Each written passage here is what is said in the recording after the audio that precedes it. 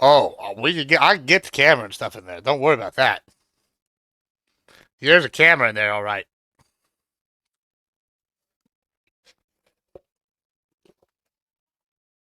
Yeah, the camera is in the other room, in my bedroom. It's Wi-Fi, but you can hook it up with direct with a cord.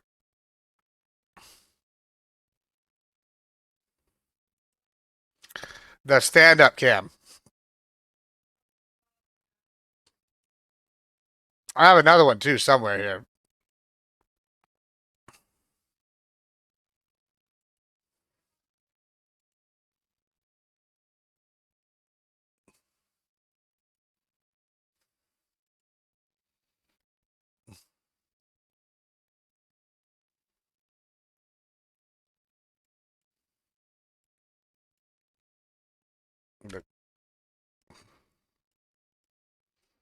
What's up?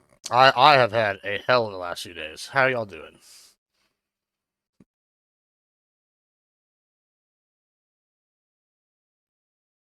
Cool. Hey, how's it going? Let me pop out of this chat too. How do I do that? Pop out, make it full. Add it to the stream.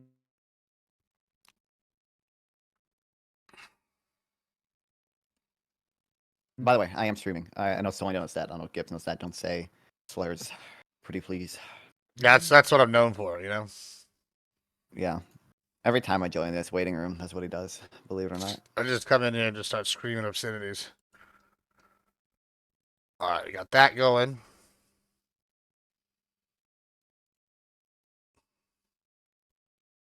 There we go.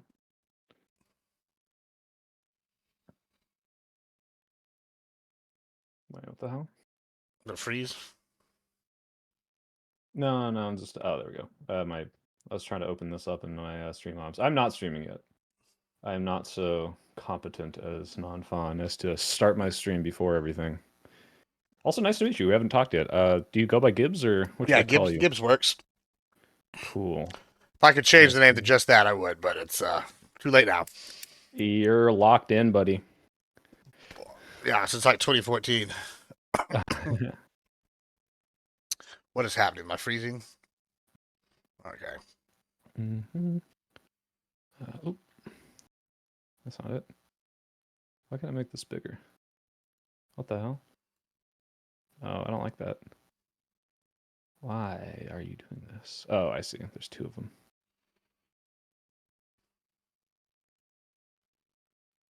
I see what's going on here. Chat box overlaid with corn for Gucci. All right.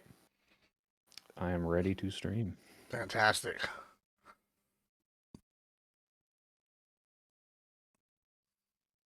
Yeah, I've been still laughing about the old bamboozle thing.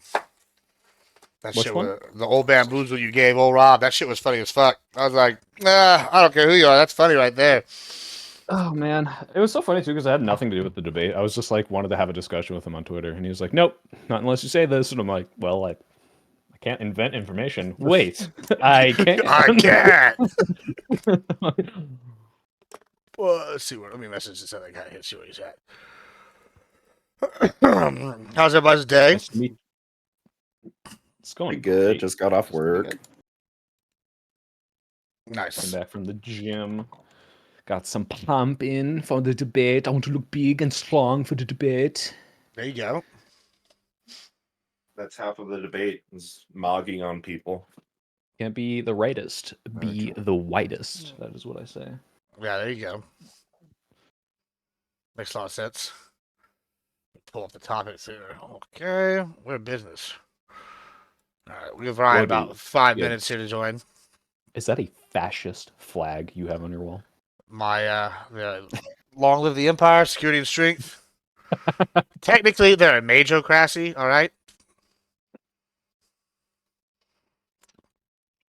Yeah, because there's a magician and his name is Palpatine. Yeah, Palpatine. Yeah. No, that's true. I didn't even think about that. He's a space wizard. A space wizard. You know. No. Yeah, but you can call me a space wizard. I had like Shit. I had a bunch of like before I changed my background recently. I had a bunch of like artwork like it's like local artists had painted, but it was too GTA looking. I was like, nah, we're gonna get this out.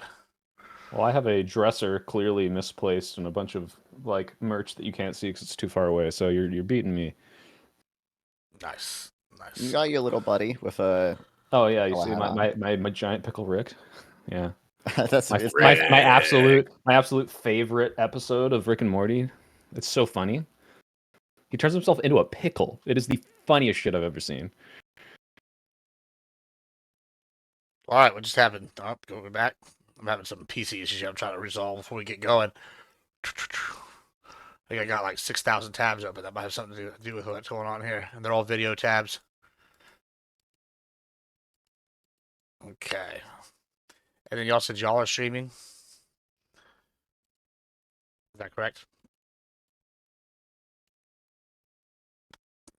What just happened?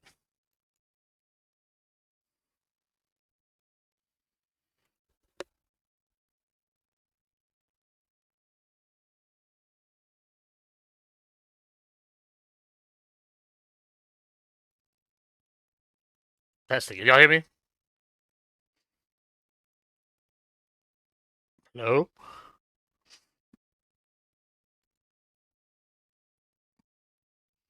What is happening?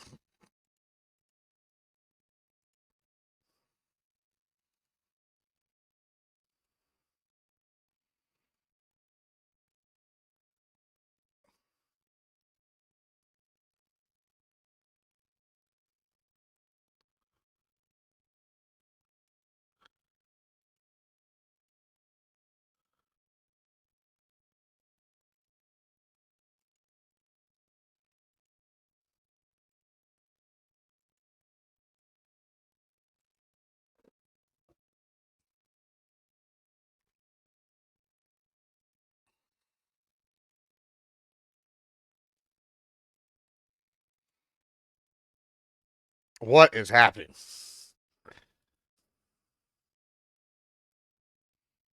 Give me 1 minute. I'll be right back. I'm gonna restart my PC. I don't know what's happening here. I'm having issues.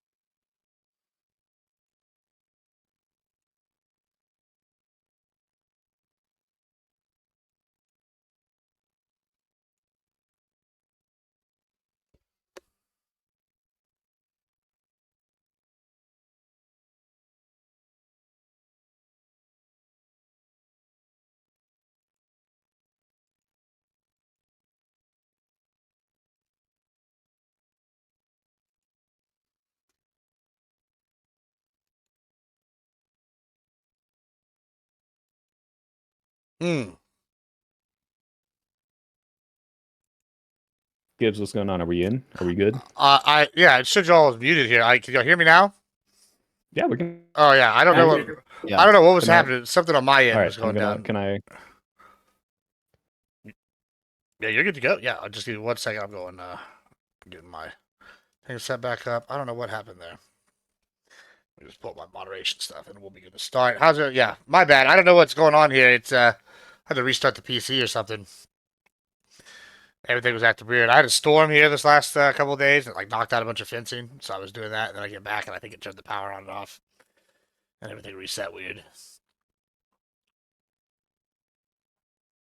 Okay. Yeah, sadly, I'm the wrong guy to ask. I was looking at Non-Fawn's branding on the bottom of his screen, and I was like, man, I got to figure out how to do that. Yeah, So, a good old snack It's can. pretty easy. You just make a little text thing with the icons, turn it into a PNG, and throw it up on OBS or whatever you use to OBS stream. virtual cam. Yep. Yeah, virtual cam. It's free software. yeah, man. I'm not saying it's hard. I'm saying it's easy, and the fact that I don't know how to do it implies that I shouldn't be.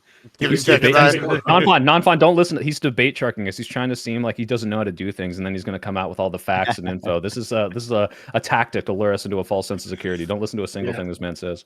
See the books behind him? He's reading those. All right, I don't have any books. True, Okay, I have a pickle true. Rick. I'm an idiot. I didn't say I didn't know how to read, so you got me. You found my tactic. I've been secretly reading. Soy Pill, are you on Twitch or just on YouTube? Or I'm just on YouTube. I don't know if that's stupid of me, but yeah. nah, it's fine. I was just gonna try to get the stream together. Are you streaming, Thorn? Yes. Okay, good. Okay, let me get everybody up here. I'll get a stream together going. We'll kick it off, guys. Sorry, I had some technical difficulties and sent us back here, but we'll get going here shortly. We will. Yeah, I hope here. Barring anything else for unforeseen. The Twitch gods can be fickle sometimes. Thorn, what is your Twitch tag? Thorny Horny or The Thornhorn. Hey. Nice to meet you, Thorn, by the way. I was going to say, it's almost like when you're on Twitch or any of these moderated platforms, everyone does kind of have their own like suicide vest, which is at any point you can just press the I say something against terms of service and blow the whole stream up button. So that is kind of scary. I sympathize with anyone who does this financially for a living. Yeah. I mean, Twitch made it pretty really- good now that if you say you said a no word, as long as I took steps immediately, kicked you and showed you, they'll be pretty lenient. They might be like, oh, you're banned for an hour or something or a day. Yeah, that's good. I appreciate that. Used to, they were like, you're Oh my done. god, wait. When I said S-Vest, is the S word also banned? Did I already do it in my own example? Jesus Christ. I mean, I don't think so. But yeah. I'll find out, I CPU? guess, when the when the VOD goes up. Yeah. They might get you here. All right, now let's try to get you in here too. Okay, I got you. Now you can actually join because you're not banned in any of our. I've been tough in here to fucking fuck Not me. to cut you, yeah. All right, let me pull up the topics and we'll get going here. Well, sorry about that, guys. Like I said, it's been a long last 48 hours for me here. All right. So here we are. Welcome to Give Me a Break. We got a little impromptu one. I don't even have lighting going, but we're gonna kick it off right here. How's everybody doing? Let's start off with who you are, what you do, and whatever that. We'll start with you, Mr. Macaulay. How you doing tonight? Oh, Mullally. So Ryan Mullally. I'm a former teacher, current lawyer, and talk about law, politics, and philosophy on X. And because I'm, I guess, an enlightened centrist / classic liberal, I tend to annoy both sides and suspect I will continue to do so tonight. Fantastic. Thank you so much. Non-fun. I'm non-fun. I'm a liberal streamer. Hey, go check out my YouTube channel. Landed That's all I near have to to say. Bonin and came skittering to rest. For a second, he thought it Oh, was a fantastic. grenade, Thank you so much. but then he Now, I got realized it was a another synapse sound going on mine. by that guy. Thorny, thank you, Thorn. Tell us who you are, what you do, where you're from, all that good jazz. Yeah, I'm the Thornhorn. I've been on a couple of Modi streams. I got my degree in economics. I do real estate stuff for profession, and I like to stream on the side, and a little bit more left-leaning, but definitely respect free market approach to a lot of things. Fantastic. Thank you so much. And the soy pill. Hey, I'm the Soy Pill. I make YouTube video essays. I also stream occasionally. And yeah, I'm a progressive. Fantastic. Thank you so much. All right, so today we're going to talk about, we got two subjects it looks like. We're going to talk about Old Peaks Hedgescuth, or whatever his name is here. Spell it. I can't ever pronounce his name right. I don't know why. We're going to say, giving out the shared info to that reporter and what we think of all those plans, if we should go to war or whatnot. And I guess the Postmaster General retiring. And how that's going to affect postmastering and the post office in general. And I think this is part of the cuts that Doge is promising. But to start us off, let's go ahead and start us off with the first topics. I will go in the same order. How do you say your last name again? Mullally. Malala, yeah. Unpronounceable. Has 4 L's, which is like a huge branding error. So, no, I fix it, but whatever. It's the name I was born with.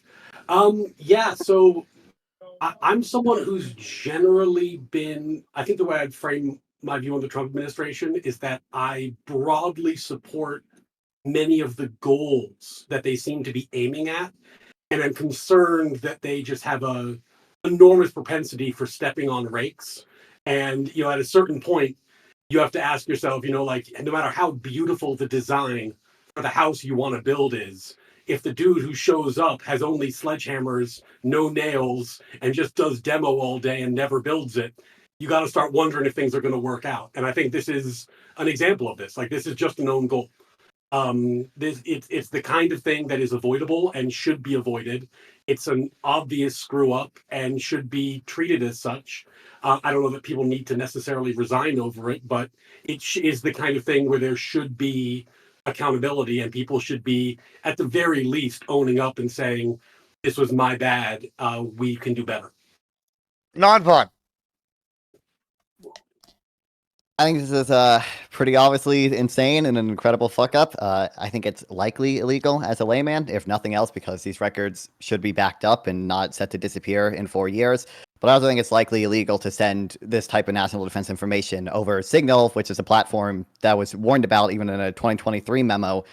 Even for unclassified information that was just non-public. I think it would have been an incredible fuck up if the Houthis somehow got access to this. And I think in a more normal time, Pete Hegseth would probably have to resign and not, lie to the media and say this is a discredited journalist or whatever. Thorne, what do you think? I think that the previous points kind of lead to a lot of other things. I do think that this is by far like a huge fuck up, and it is something that goes beyond any like reasonable mistake that could happen. I think that it is something that warrants a review on it, and also the potential of jail time for some of the people that were involved with the incident, or the person that at least instigated the incident, if not having them be released from their position. All right, thanks so much. Soy Pill.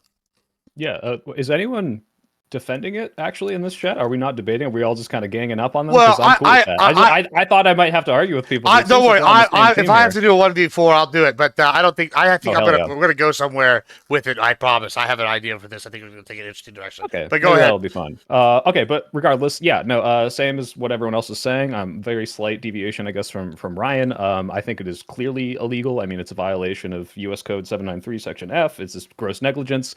It is a huge fuck up. It's negligent in the sense of not only were they told not to use Signal for these sorts of things, they should know better. It's like very clear that they should know better. And God bless the Atlantic reporter for holding off one day on releasing them to bait them into lying about it under oath. That's hilarious.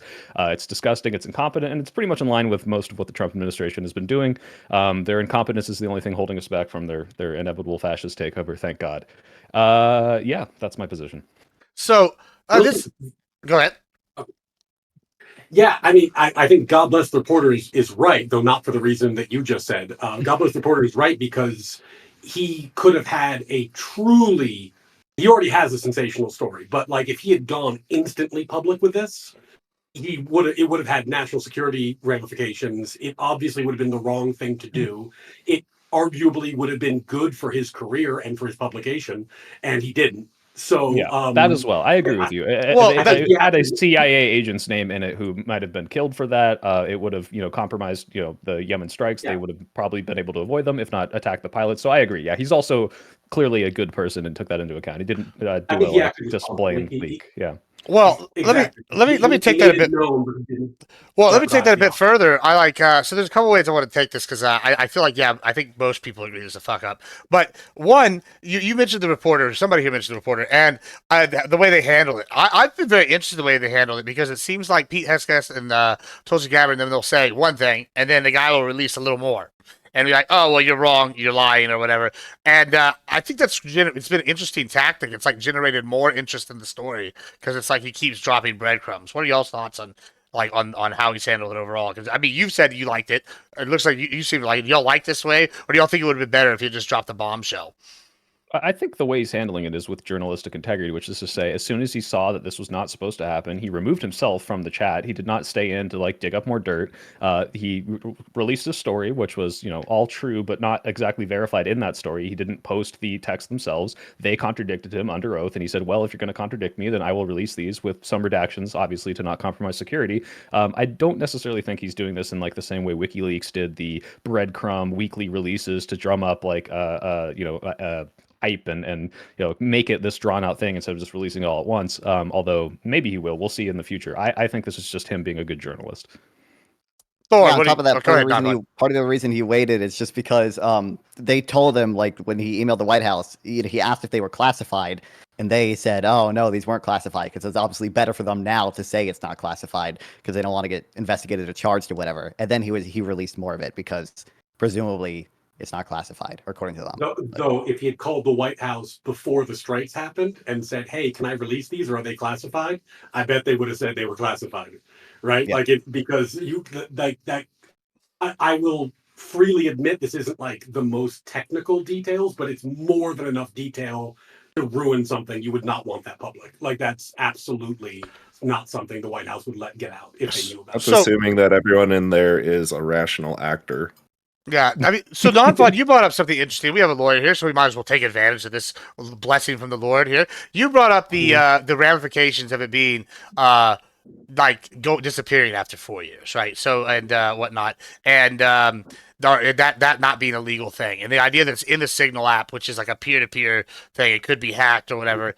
What do you think about the legal ramifications of that? Do you think that's something that non-fun has credit for being concerned about with this? Well, there's a bunch of stuff that comes up there. Like, the government is subject to reporting. So they're like, in the military, you typically can't make FOIA requests, Freedom of Information Act requests, and get documents. Like, there's a ton of exceptions that protect the military. But as a general matter, the government has to keep records and has to produce those records upon certain types of requests. So when I advise clients about document retention, I'll often tell them, like, you do need to have a policy that allows for regular deletion, because you don't want to have documents sitting around forever, because, God forbid you get sued and now you've got this document that you wish you didn't have. You can't delete it then. So you want to have kind of a regular purging that matches your business, but also matches the requirements of the law. You can't, if you're an insurance agency, you can't get rid of emails because you're regulated. Similarly, the government has some requirements. Signal, to my knowledge, it's not my area, but Signal does not meet those requirements. And one of the benefits of something like Signal is that it has rapid deletion. So, if you have a message chain back and forth, it's not going to last forever. At least that's an option. I don't know what they set their deletion protocol to. So it could have been years. It could have been days. I really don't know the answer to that. Does anybody here use Signal? Do any of y'all use Signal? I've never used Signal. I just once or twice in Europe, but I don't know. But go ahead and finish what you're saying. I was just curious. The ADHD. Yeah, I mean, the thing is, I strongly suspect. In fact, I think it's such a strong inference that I can just say it as a fact, even though I don't know it for sure, that there is an approved government message system by which senior leaders in the executive branch can communicate with each other, and they were opting not to use that one. There's an internal one that they use at every embassy, and every official has one in their house. I don't know what it's called exactly. I don't know if it's like a FUDO or whatever, but there is an approved one, and this is not it, obviously, yeah. Now, there's a nefarious version of that where you're saying, like, oh, they're trying to avoid reporting, they're trying to get around deletion. There's the more likely one, which is that, like, the government version is probably hideously inconvenient and bad. And and also made from the 1980s and hasn't been updated in 20 plus years. Yeah. That's what Granger Rogue was saying in the chat. He's saying that it's a laptop, you have to have a CAC insert, and it's a pain in the ass. So But that's like, there's a reason for that, right? I don't know yeah, I if was you're gonna saying about say, that in that's a bad probably- way, but the reason that so many government systems are outdated is because they're more secure, because they have to go through a whole process to update them, and so they don't just introduce some crazy open source messaging on like the day it comes out and don't verify that it is secure. Although that said, I did want to bring up, Ryan, you mentioned that Signal could be hacked, and there's probably is potential to find vulnerabilities because it is open source. But to my understanding, the reason that they don't want to use Signal, because even though there is end-to-end encryption, is because it's very vulnerable to mistakes, like we saw here, and phishing scams, which allows you to get people into these chats that shouldn't be there, or people who impersonate other people. Yeah, so it actually might actually be a more secure system. And insofar as in 2024, the what is it, the CISA, the cybersecurity admin for Biden, recommended that they use it not for DoD stuff, but for like, hey, if you're just texting your friend, or if you're worried about your messages getting out, don't use SMS, use Signal instead. Obviously, the right wing ran away and said, hey, like, see, they told us to do it, which is clearly not what they were intending, but it is pretty secure. Well, that's interesting because you took it kind of where it like started the direction I want to take it, right? So Elon posted, I think, memeing, something about use Signal today. Is that correct? I feel like he did. I saw it, and it's interesting because this is an issue that I know we all, I think everybody here agrees that this is a pretty big fuck up with the sending out with the reporter. But No, they should have just done it all the time. Yeah, it this should should be be the totally new public. policy. Yeah, Yeah, no, but I'm saying more with transparency. more transparent. Yeah. Well, so where I'm going with this is, what do we think about the interventionism into Yemen as a whole, guaranteed a free trade? Are we more pro that? Is that something that people are upset about? Or are we just upset about the plans for it getting leaked? Whoever wants to go on that one, just take from me. I'm upset with like the process and procedure not being followed and not being updated to include that. It's totally fine to use whatever platform is deemed acceptable by it, but this just completely blatantly went away from any sort of policy or procedure that was put in place to make sure that this sort of thing didn't happen. Right, but do you okay, that's fair, right? We agree that's a fuck up. Do you think like are you pro though intervening even to guarantee like the free trade aspect of this though? Because it seems like they're stepping up, because this is what I guess where the argument I'm going is so I had conversation recently with somebody on the right pointed this out, and is Hexcath is an interventionist, like, as opposed to, say, I don't know, Vance's isolationism. I'm not 100% sure that's exactly how I would pitch it, but that's been how it's been described to some. So the argument is, if you actually go and pursue and get rid of Hexcath, you're actually helping the isolationists, which is not what a lot of people I know on the left want. Do y'all see it as that way? Are y'all pro intervening in Yemen, or despite Hexcath's like fuck up here, or like, is this just like, terrible, we shouldn't be involved at all? Is kind of what I'm asking. I don't think anyone here is like really super against bombing the Houthis. I mean, even Biden, to a more limited extent, was bombing the Houthis. I am worried that Trump doesn't necessarily sort of have the diplomatic breaks necessary to not trigger a war with Iran while trying to, bomb the Houthis. I think Biden probably would have done a better job with that. I think Biden also probably would have applied more pressure to Israel to try to make sure the ceasefire didn't fall through. But I mean, yeah, I think my main concern is the fuck up with the messaging app, and I guess I don't know. I think Trump's foreign policy is not going to be ideal no matter what. So I'm not that concerned with like getting rid of Pete Hegseth if he's just going to be replaced by someone maybe potentially marginally worse or whatever. Okay. Quite frankly, I liked Hegseth's approach more than on the substance more than Vance's from the message they went back and forth on.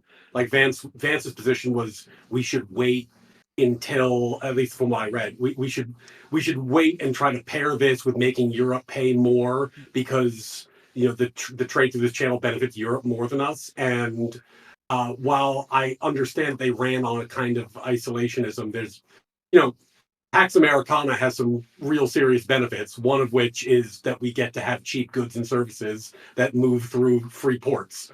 And I think getting it, even if I'm supportive of the idea that we want Europe to pay more for their defense. I don't think letting pirates attack shipping freighters is the way to do it.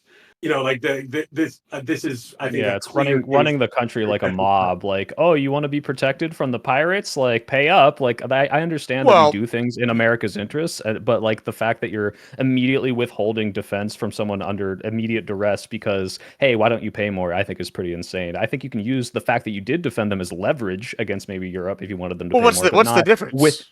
Well, the difference is you're letting Is them there be a attacked by substantive difference? pirates, and there's a very big difference between knowing you could intervene and stopping them and saying, "Hey, I'm gonna let this keep happening day to day to day until you pay up," which is literally extortion, versus, "Hey, I've been helping you defend these people because I think it's the right thing to do. Now you should be doing something back." I think that's a very different negotiating tactic. I think it's Right, just a and question the of messages priorities. say the U.S. is the only one with the capability even to, stop the Houthis. They were all complaining about that, but I think it's true. We're the only one with a navy strong enough to actually stop these. Yeah. Yeah, and look, if your goal is primarily to make Europe pay more for defense and secondarily to defeat the Houthi, then I could see Vance's position. You leverage it for a few months and then do it. But if your goal is primarily like there shouldn't be pirates, then this is a pretty easy call. And I'm pretty much on team there shouldn't be pirates. Thorn, Maybe that's a hot take. I don't know. what do you think, Thorn? My favorite anime is the One Piece, so I'm pro pop. No, I'm just kidding. I think that strategically, geopolitically, with having like those pirate people kind of around that Cape area, going into a little bit more towards the Suez Canal, that puts more of a pressure point for kind of leveraging. I don't know, as the United States, leveraging Europe paying a bit more into like the global policing that America's just assumed over the years and stuff, and that might be.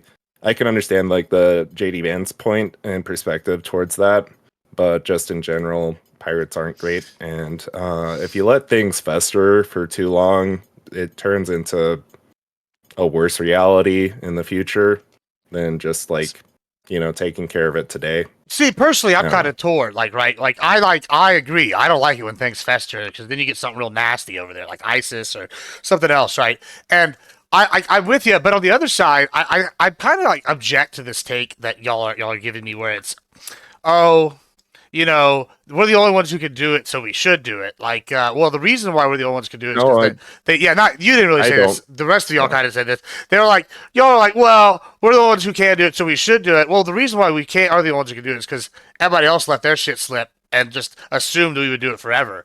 And at some point, you got to pay the piper. And now people don't like that they have to pay the piper. Right? That's what do you do in this situation? I mean, other than be like, hey, pay up. I don't think it's extortion at that point. Or just Well, again- contributing in any meaningful way towards it. Yeah. Honestly.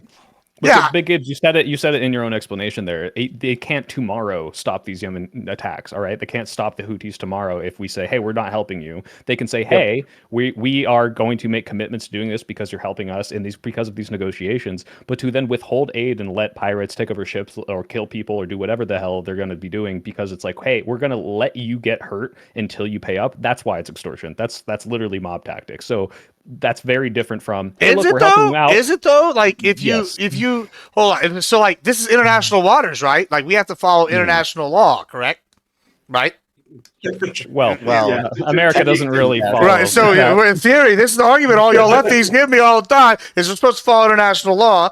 Okay, so cool. So that We're means supposed to. yeah, we're supposed to, but somehow we're also supposed to simultaneously defend it because they won't. We're supposed to front the bill because they won't, and then whenever we go, okay, well, then we want to do it by our own rules. We're the bad guys. So it can't be both. It's either y'all are I'm beholden not to us. saying we should be doing it because it's international law. I'm saying we shouldn't, if we have the capability to stop a terrorist organization from blowing up a civilian ship, and we say, hey, we're going to let this happen to you unless you give us money, that's extortion. That's what I'm saying. Not, Well, I go do it, mean, you China have to has do the it. same capability of doing that, and they aren't. Capability. Do they Well, have that's a the whole actual different ability? conversation. Are They there? have a Is huge their fucking navy? military. No, yeah. I know they have a capable navy. I'm saying, do they have? Yeah, they have the navy positions capability to do it, but in- they can. No, literally, sorry, my question, just to clarify, is not can they do it, is are there Chinese naval ships in that area that are, with the flick of a switch, within 10 minutes could be engaged with Houthis to stop them from doing what they're doing? Or are you saying they just can because they have a good navy? They can because they have a navy, and they choose not to invest themselves in this area. Right, And also, apparently I the don't. United States always wants to invest itself in Well, every single area. I don't necessarily. That's in our best interest, though. We don't want to Yeah. cede Chinese influence to Europe and say, hey, now China or Europe is now beholden to China in the same way. Yeah, but I'm just saying, Yeah, we're I not mean, I the was only ones gonna- that can do something. I was going to add, and Gibbs, we've kind of had this discussion before. Part of the reason the U.S. has so much power in the world is because we are the only people who can do this, right? Like, if you obviously, if Europe expands their defense capabilities, they're probably going to have more of a say in NATO and things like that. Like, the reason we rule the world is partly because we're the only one who can do these things. Or Sure. we're the only ones that actually stepped up to it. There are Well. blocks of power that have very, very different worldviews. And while we're bickering with Europe right now, the West is still very distinct from like Islamic Middle East, from China, from Russia. These are very distinct geopolitical views. And I do think we can, get Europe to pay more for their defense and contribute more and like have these disagreements while still maintaining the idea that, like, you know what, like Western values are good. The West is worth defending. And if we need free trade routes in order to like make sure that, the Western way of life it persists and flourishes, then America should do something about it because we can. And I don't think that's that hard to call personally. But. Well, so like when I look at this though, I see them like slowly ramping up like defensive production, right? But and like y'all are right about something about the here and now. But if we look at other examples of where Europe has lost military power, and we look like Africa, for example, what have they done? Well, they've outsourced. China owns Africa. Well, it's China and Rwanda basically are carving up the continent. Like, and you know why? Yep. Because the Rwanda is now just being outsourced for by the EU and the US. Basically, like they're taking over all the contracts. They provide the most people in Africa to the UN for peacekeepers. So when y'all say, oh, well, we're not going to do it, they're going to outsource it. Yeah, they're going to outsource it, sure, but like. I don't know. Like, you think Rwanda is going to be able to take over for the United States in that region? I don't think so. Like, is China? I mean, yeah, I don't agree that I want China going in there, but China's making these people pay up front for a lot of this stuff. Like, it's not like China's doing this out of goodness of the heart. When they go and do Belt and Roads, this is the same thing with the USAID. Like, I thought USAID was a good one to cut first because I didn't think it was very efficient. I like soft power, but Belt and Roads much more efficient. We're building trans operas or secret black ops, and they're over there building roads and bridges and like railroads and stuff. Like, which one do you think the people are going to like respond to more? I don't know. I don't see it as efficient. So when I see like China stepping in, Gibbs, yeah. We do infrastructure, but like you're Yeah, talking about sure, trans opera, like it wasn't like a $50,000 thing. Hey, listen, compared to like the other I'm not saying it billions was of the dollars more. that I'm just stuff. saying China's been more efficient at it. It seems to me in the short time they've been doing it. But then why should we cut it all off, right? Like that isn't that just going to make them more strong? That's and never have been more my influence? argument. To be fair, I think that it needs to be gutted. You just said we should cut out USAID, right? Yeah, I think we should gut it to some degree, and then we should like reevaluate and like get the efficient programs going. That's that's well, my they're take. not doing that, but that's Yeah, I mean, a little more reasonable than the Trump admin. Yeah, I mean, at least reevaluate the use of NGOs and that's a good point too. How that's handled, just because that's essentially like an accountability black box on many levels, if only because like comparing these two situations, when Trump orders a military strike, it's going to be a topic of political conversation. People vote for the president. It's going to be a big thing. By the time you get like USAID money trickling down to an NGO and then figuring out how that NGO is using the money, it's so outside the public eye until very recently that it's essentially a black box. What do you mean? I mean, maybe the specific audits are, but all of this stuff was completely available to everyone if they wanted to look it up. The only reason no one did is because no one cared, because no one talked about it. But then everyone started complaining. You can look up which NGO is getting the money. Yeah. Can you look up what the NGO is doing with the money? That's probably harder for a lot of them. I mean, I don't know if that's on the government websites, but like none of this stuff is like, the stuff that people complain about, like the trans operas or this LGBT funding in Serbia, like that wasn't secret. That was never secret. Here's the example I give. There's an organization that I frankly, I like them. It's Catholic Legal Services. When I do immigration work, I often partner with them because they do a lot of asylum work. And I'm not an asylum specialist, so they can provide expertise in case law and help me do asylum cases, right? So I'm a fan. They're great lawyers, good people. That said, them getting money to fight for broader access to asylum in our system is clearly not a Trump administration priority, right? Sure. So the fact that they're getting USAID money, which they can then use for this purpose, which is contrary to the administration's stated positions, seems odd. It seems like it's outside the political like the spectrum of political accountability. Sure. When you And if vote. I were the Trump And admin, I would lobby Congress to pass some sort of amendment to the spending bill and have them remove Okay. that program. Well, But hold on. that's a whole other story. This is an argument I've heard recently, and I'm not sure how. I'm like, this is not my argument, so don't anybody run with it. But I'm sure y'all can poke holes in it, and that's why I'm bringing it here. What if hypothetically Trump was to just go, okay, y'all want to stop me from getting rid of USAID instead of these left-leaning NGOs, I'm going to give them to I don't know, right-leaning ones. Would that be a problem then? What's going to be the objection then? I mean, objectively, I disagree with the policy, but at least he wouldn't be breaking the law by subverting Congress. I would have a lot less problem with him, being a person who is dissolving the powers and checks and balances and just say, hey, I don't like the thing he's doing, right? Like, I can be upset that they get rid of, the Roe v. Wade protection, but I'm not going to say, oh, this was illegal. This was clearly part of the process. I just don't like the policy. Fair enough. Non-thought, you seem to be object. Oh, go ahead. I mean, I was basically going to say like this. Oh, sorry. Yeah, no, go ahead. I was just going to say basically the same things, like Soy Pale said. Like, I'd just be upset at the policy at that point and not like upset at the process and procedure that I think he's violating. But fair enough. Go ahead.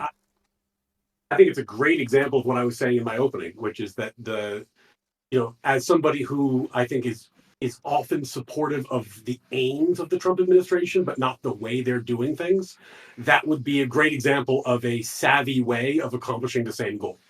Like, you look at what Congress passed and it says, it's never going to say you give money to this NGO.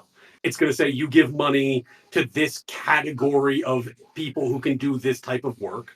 And then you find organizations that you prefer and give the money to them. Like that's a savvy operator move that's designed to survive legal challenges. And if they did a little more of that, I think they'd be more successful in pursuing their aims. I have an interesting question from my chat, actually. Can anyone here name like a explicitly right-wing NGO? I know you said this like Catholic thing that's helping asylum, but I guess that would be counterproductive to the right-wing goals. Is there like a right? I realize I've never thought about this. Is there a right-wing NGO? Yeah, the Heritage Foundation's a good one. I mean, that's the one that everybody talks about. Isn't it the guys that did the Project 2025 that we keep hearing about? Okay, yeah, like, I was thinking more along the like aid in other countries, but yeah, I guess that is an NGO. But yeah, I mean, I didn't have one on top of my head. Like a think tank and not really like a NGO. But I don't know. Maybe there's. I'm sure you could find people who want to teach abstinence in Africa if you wanted to. Good luck. I found out. Not that it's going to work. I'm just saying, I'm sure they exist. What I'm saying is, it's just interesting to me that no one off the top of their head can name one. I could name like several left-wing ones. It seems like left-wing biases, or maybe this is kind of cart before the horse sort of thing. But a lot of these places that want to go to other countries and help people who are impoverished seems to be more of a left-wing idea. Well, but you just stumbled on the whole game. That's the whole game. The whole purpose of the kind of Doge type gutting of these agencies is that exactly what you just said.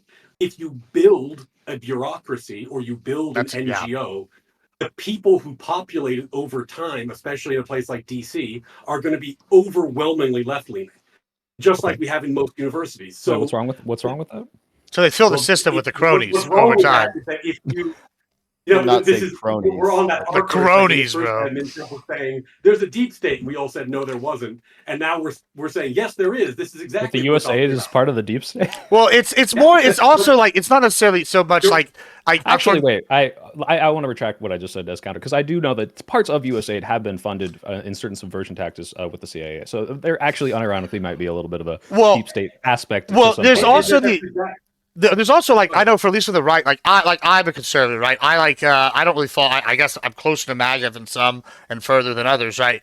But like when I go and look at it, there's also the uniparty aspect that's very appealing to like the MAGA side of people. When they see, they go, oh, these guys, the Bushes, the Clintons, all these guys, they're all in cahoots. They push these. And when you said there's no right-wing NGOs, well, of course, I guess the Heritage Foundation. But now that I'm looking at it, there's a whole bunch. And I don't want to do the dance and rigmarole I usually do. But a lot of them are like Jewish for some reason. And I don't know if you've noticed, there's a lot of anti-Israel sentiment coming out lately, saying over and over. So it's kind of like I feel like there's the same groups of people are going, look, they're on the left, they're doing this on the right, and they were like, we want to gut out all of it. Like, and I think that's the sentiment. That's why the Doge is going in there the way they are, as opposed to doing it within the system like I proposed, let's make right-wing NGOs kind of thing.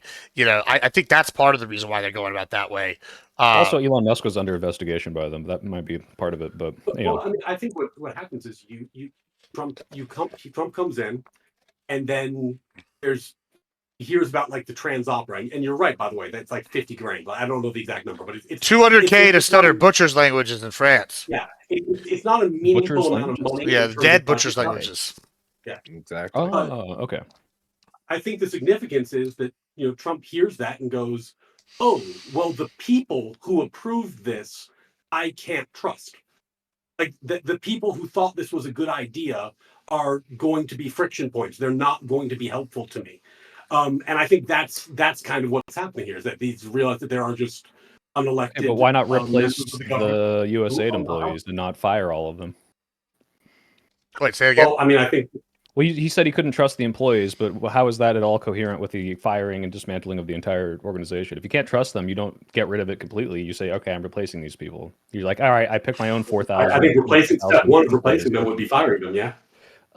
Yeah, but that's clearly not what's Okay, happening. so He's just there you dismantling go. it. He's just dismantling it. Period. And the rhetoric is not in line with what you're Well, saying. this It's is- not, hey, I don't trust these people. Let's get some of my people in here. It's let's get rid of this thing. Well, this completely. is kind of moving to the second topic. I guess we could go ahead and start that. I don't care. But Can I ask wait, can I ask before we ahead. move off the thing, because we totally obscured this, and I know there's no one really far third left than me, and I don't even understand this to a degree. But when we're talking about Yemen and how you said whether or not we agree with it, one Well, thing, yeah, we can get back to that. I mean, why are the Houthis even doing this? Their stated reason, I don't know who thinks this is legitimate or not, is that they're doing it to stop what Israel is doing, and if Israel stops, they will stop. Does anyone here have any more insight on that, of whether or not? No, like, we they're should address this lying. at They've been all? fighting Saudi Arabia for the past decade. I don't think that that's why they're doing this. I mean, sure, they might tangibly get some support from Iran and get money and weapons and training and stuff, and I'm sure that they do not support Israel because they're a radical Islamic terrorist group, right? So I'm sure that all those things are partially true, but yeah, I think they would be attacking shipping regardless. I mean, they're just like Al Shabaab and Somalia. Yeah, they say they do it for all sorts of reasons, but they're really just pirates. Were they you were know? they doing it before October 7th? Like, I'm actually uninformed on this. Not really. I mean, they definitely had some drone attacks on ships and shit. I don't know about anything I mean, big. I think the Houthis benefit from chaos, and they are taking Yeah. advantage of the chaos after October 7th. I do think they, probably just don't want Israel to exist, right? Like, I don't think they're actually, or a lot of them, or their leadership at least, is not like righteously fighting for the Palestinian people. But I do think if the ceasefire stuck and, stability in the Middle East kind of got back to where it was pre-October 7th, they might, stop attacking just because they can't take advantage of the chaos anymore. And I am worried that, some shit could go down with Saudi Arabia again, by the way, because of these attacks with the Houthis. If Saudi Arabia tries to take advantage I of just wanna chaos for say- their own sake as well. I got fact checked by well, I didn't get fact checked, Yeah. but my dad is fact checking, and they say, and I found the link for this as an NPR article, that during the Gaza ceasefire, the Houthis stopped attacking ships in the Red Sea. So whether or not they're doing that because it's expedient to do so, I'm at the very least they're consistent with their messaging, and like they would do this or stop doing it if Israel were to stop doing what it's doing in Gaza. So it's interesting that we have all this rhetoric of whether or not America should be bombing Houthis, when clearly, apparently, if you wanted this to stop completely, they'd just tell Israel to stop what they're doing. But it's kind of an interesting little tidbit there. I don't know what you guys think about that. Yeah, I mean, I don't know. They've done some pretty bad stuff. The Houthis, they're some of the biggest slavers in the world still. I believe. I'm I'm not not. defending the Houthis. Yeah, I'm just no, saying, yeah. you know. You're not pulling the old sign and getting old. What's his name, Luffy on Tim here? Houthi, Charlemagne. Yeah, It's like that's One a- Piece. Yeah, Thorne brought it I up mean, already. Yeah. ultimately, man, geopolitics is a team sport. They're not on Team West. You know what I mean? Like that's kind of what this boils down to.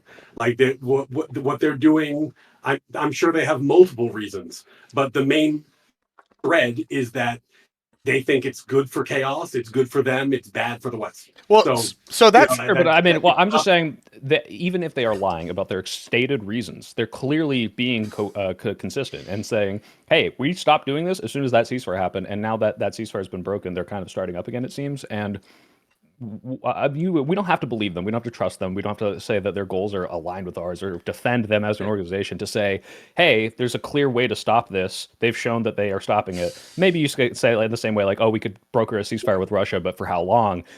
Do we trust them? Sure, Well, but then what's next? Yeah, well, after we give up on Yeah, let's just let Israel 'em fester. because the pirates were bombing, well, were attacking ships. that's what I want to What's go. the next demand? Well, so like we brought the If chaos that's- thing, but one of the chatters brought it up, and I remember this now that they detained a British oil tanker, if y'all remember, and I do remember isolated reports of like drone attacks. But the thing is, they have been fighting Saudi Arabia since 2015. They're our ally, right? And these guys are Iran's ally.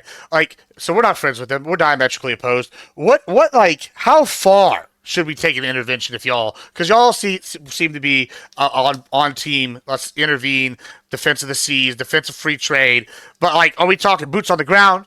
Are we talking like just airstrikes? Are we talking like what are we really talking about here when we want to intervene and stop the Houthis? I mean, you made a pretty interesting argument, Soy Pill, like, oh, well, maybe we rein in Israel and that gets them to stop. I have my doubts personally because we have evidence of them doing this before. I just don't think they were tech ready as they are now, but what do we think? How far should we go in intervening on the Houthis?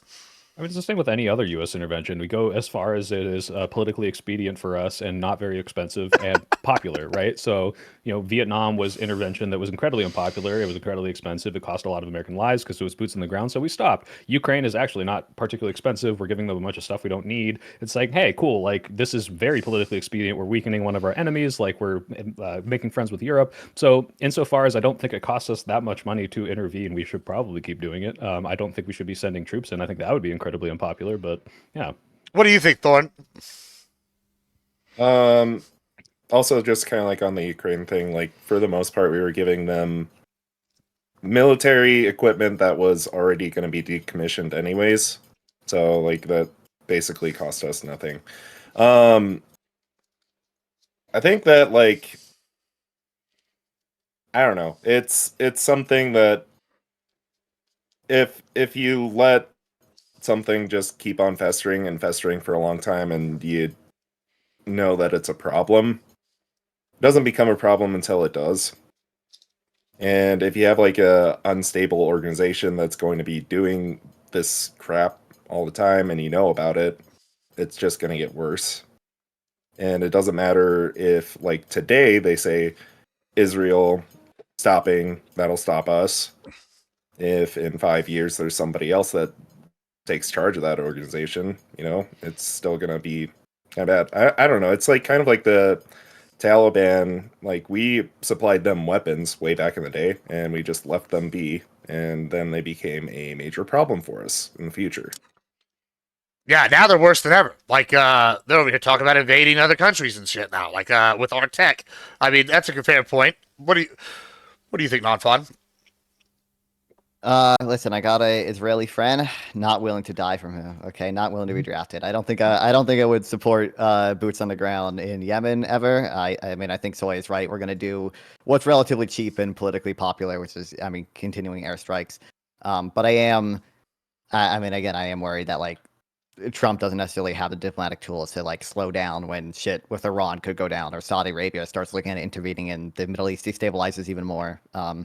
And I also don't Do you think Saudi um, Arabia would like? So say we do strike the Houthis, would you not be pro Saudi Arabia taking over Yemen or something? I don't know what that would look like. I'm just throwing a hypothetical at you. I mean, I probably not. Listen, it's not like I haven't done a ton of reading on the Saudi Arabian Yemen war or whatever, but I mean, from what I just don't think it would be good for the Middle East as a whole. I think it would basically cause more chaos. It'd be more destabilizing. I mean, if I'll grant you, if they were successful, like if they were able to like literally destroy the Houthis and some civil government got in Yemen, I probably support it then. But I don't know how well Saudi Arabia could do that. I really don't know. All right, Yeah, Mr. Ryan.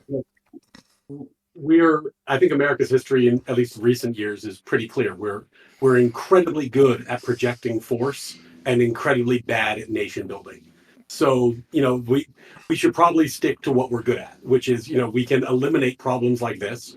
We can project force globally in a way that benefits us and our allies geopolitically. We can make them pay their fair share. And what we should avoid is getting to situations like we've been lured into, where we have to be there for years trying to build a stable government that we think is going to look like a Western democracy, and it never does, and then it collapses and gets replaced by something worse. So what we need is, partnerships and allies and diplomacy with regional powers that can be friendly. In the Middle East, that's challenging. Saudi Arabia does seem like the best bet. Certainly, if you wanted to go back to Israel-Palestine, I don't think there's going to be peace there until Iran gets involved in a way that is in favor of peace. But that's the path forward. I think we've tried nation building and we suck at it. Well, that's interesting. So you said that unless Iran gets involved in a way that means peace, what if, the current Iranian regime was toppled or replaced? Would that be something that could lead to peace in the region? Like, I mean, because traditionally they seem like they're the opposite power to It's always the replaced with something worse. It's always something worse. Like, it's Is it never though? like Is it regime always? gets toppled and you're like, oh my god, here we go. It's this wonderful democracy. It's always worse. Well, as terrible as I think this would be, I mean, Ryan, It's and I always don't know who worse. else might support this, maybe Gibbs. The current Trump admin plan is to support Israel's ethnic cleansing, i.e., expulsion of all 2 million or whoever's left of these people. I think if you remove in its entirety one side of the conflict, that probably will end up in peace, as awful as that is. That may or may not need Iranian involvement, no? Well, that is. I don't know. It's interesting. You would still have the West Bank, but Well, they're going to get annexed by Israel. That was the whole next thing that they've just claimed. Remember? Well, yeah, I mean, will this is. shoot myself. Wait, hold on. Wait. Whoa, Gibbs. In GTA. With the Nerf gun, In with the GTA. Nerf gun. With In- the Nerf gun. yeah, wait. In Minecraft, obviously, in the game I'm playing on stream right now. Okay, I'm just super curious. Do either of you guys think that if Israel annexes the West Bank, like large portions of the West Bank, maybe the entire area C, I'm curious, do you think, one, Trump would support it, two, that would be good for peace in the Middle East? I might be the only one on this panel that's trying to say this. I personally don't believe in the idea of like permanent nation states. I think they change all the time. They've changed throughout history. So if they decide tomorrow that they want to conquer the West Bank, which they basically already do, I feel like almost assimilation might be the best thing at this point. Just take it over, make it all one country, whether who that's at it, whatever. Let them figure it out. Because I'm tired of sending people over there to die and not getting nothing back. I feel like next time we go over, we need to stop nation building, and maybe Mad Gaza doesn't sound so bad if we own it, like permanently, in perpetuity. But I don't think that people. What was it called? Magaza? Magaza, yeah, Magaza, yeah, Trumptopia. Oh, God. If like he comes in there and like decides he's going to repave it and turn it into the Riviera of the West, and U.S. troops are going to occupy it, I would be more pro of that if we never gave it back, because if we're going to have people dying over there, then we might as well get permanent benefits from it. I don't know what those permanent benefits would be. What do you do with the 2 million people who live there? I don't know. We could make them. We could maybe assimilate them into a wonderful company of Magaza, where they can be part of the special economic U.S. economic zone. Keep them there. Yeah. Don't Hear that Listen, I don't know. McDonald's We can figure out something, right? Like I don't know. Like I'll work on that. But my point is, I think I don't think the nation building's worked. I know that's going to be the least popular opinion of even in my own group, is just going in there and conquering shit and keeping it. But I feel like when we leave, it's always worse, because it's like we leave these half things, right? So there's a whole generation of Afghani women now who lived under U.S. rule for 20 years, and they went to school, and now they're more oppressed than they ever were, and they're going to have these little seeds of Westernism in there, and that are going to get stamped out brutally. I think that's much worse than if we had just stayed there for 100 years, which with the U.S. public would never have the stomach to do, and actually cultural change them, just like the Romans did. That's why every European country wants to be Roman, right? Like the Afghanistan's where empires go to die. I mean, because nobody wants to sit there for that long for a country that just doesn't have the resources. Same thing with like Iraq. It's just a permanent turmoil. On the flip side, though, I don't know that it is always worse, because with Iran, yeah, it turned out worse. They got rid of the Shah, who's a brutal dictator, and they put in, Kawami. I can't even think of the Ayatollah's name, right? Yeah, there you go. And he's real bad. Yeah, it's bad. But in some ways, it actually has stabilized the region. I know this will be hot, because we now have almost two clear sides. You have the Iranians and you have the Saudis. You have the people that back the Saudis, you have the people that back the. So it's almost like which powers that be. And if you take out the king on the side, which is the Iranian guy, these people are just going to be like small little groups. And how are they really going to do anything? I don't really know if that's the real solution here. But I mean, do y'all think that these terror groups are going to be able to recover and be as sophisticated without Iranian government backing? I don't think so. No, I mean they do rely on Iranian backing, but the thing is, it just you look back at like the Arab Spring. It's the rule of consequences. Yeah, You that was don't know bad. what's going to happen next. You destabilize the region and you create the next horrible thing. I think honestly, yeah, unless the neighboring countries want to get involved and start And they don't. accepting Palestinians, they sure don't. That would be one solution. Then Israel's going to do what Israel has done every time it's attacked, which is decisively win all the wars and then expand its borders and expand them until someone tells them they can't anymore. And then that's the new borders. And then people will say, "Oh, you violated international law," and they'll say whatever. And they'll be the status quo for another 10 years, and then it'll happen again. And then Israel will win another war decisively and expand its borders again. So I mean, I think like the West Bank stuff and the Gaza stuff is almost the inevitability if we just keep this pattern like that. I agree. Israel's going to do that eventually. Thoughts? Any disagreement? I mean, I don't know if I entirely disagree, but I just think it's really unfortunate that like we are potentially headed for a situation where like Palestinians are basically just put on like reservations within Area C or within areas A and B, which they still have control over, and then Gaza. I don't even know what'll happen to that. I just think that's sad. But well, y'all brought up Yeah, but to other countries taking them. Well, Jordan took a bunch of them. What happened in Jordan? I don't necessarily blame these countries for not wanting to take the refugees, like because what did Jordan did them? They took like 40% of the total population is now Palestinian. What did they do? They immediately tried to assassinate the monarchy, and then which they like in there in Jordan, and they immediately tried to assassinate the monarchy, and then created a civil war for like 10 years. So I mean, would you want, if you were another country nearby, this group of people that's clearly ready to like try to take over your country, come in like large numbers? I don't blame them. For this, I don't really know what we do in this situation because it seems like everybody's a hostile actor in the region. I mean, I'm just against the whole ethnic cleansing thing, but I know that's a hot take here. I don't know. I don't think ethnic cleansing is not a hot take in general. I mean, I don't particularly like the idea of forcing 2 million people to move either. That's why my plan is like we annex them, make them Americans or something. Like put them back. Maybe we move them for like a little bit. We build the Riviera, and then they get the Riviera. Making it their own actually independent state that they have control over. I think you probably find more support for that on the left, but I know Trump's not going to do that. So yeah, it'd be the 51st state in Gaza, bro. Like I'm saying, like. They would love Republicans that would never win another Senate election ever, by the way, because you know who they're voting. Well, actually, I don't know. Once they got their independence, they take a little while to get progressive. Yeah. Demographics are not destiny. We found this out. Yeah. Interesting. So we were talking earlier. We'll move to the other one because it seems like we were diving into that a little more. We were talking earlier about with Doge, right? Postmaster General stepping down. That's directly related to Doge. He's talking about cutting out 10K people. Part of what we were what that was is replacing people. Y'all said y'all don't want to fire them and replace them. And that's not what's happening. That's exactly what the Postmaster General said. A week ago or 2 weeks ago was the reason why they're willing to fire people is he wanted to fire them, hire better qualified people at market rate that could do the job of 2 people for better pay with half the cost is kind of the implication. And now he's gone. What are we thinking about all this? Is this a damning of that plan, or is this you're not getting a job? What are we thinking about this? So, I think the post office, the way that Republicans have been attacking the post office, at least since 2006, but probably before that, I haven't looked into the history before that, is pretty disgusting. I think the idea of treating it like it's a business that needs to make a profit is silly. It's a service. It's supposed to be a universal service that every American is guaranteed to be able to get mail. They want to privatize it. They want to make it inefficient.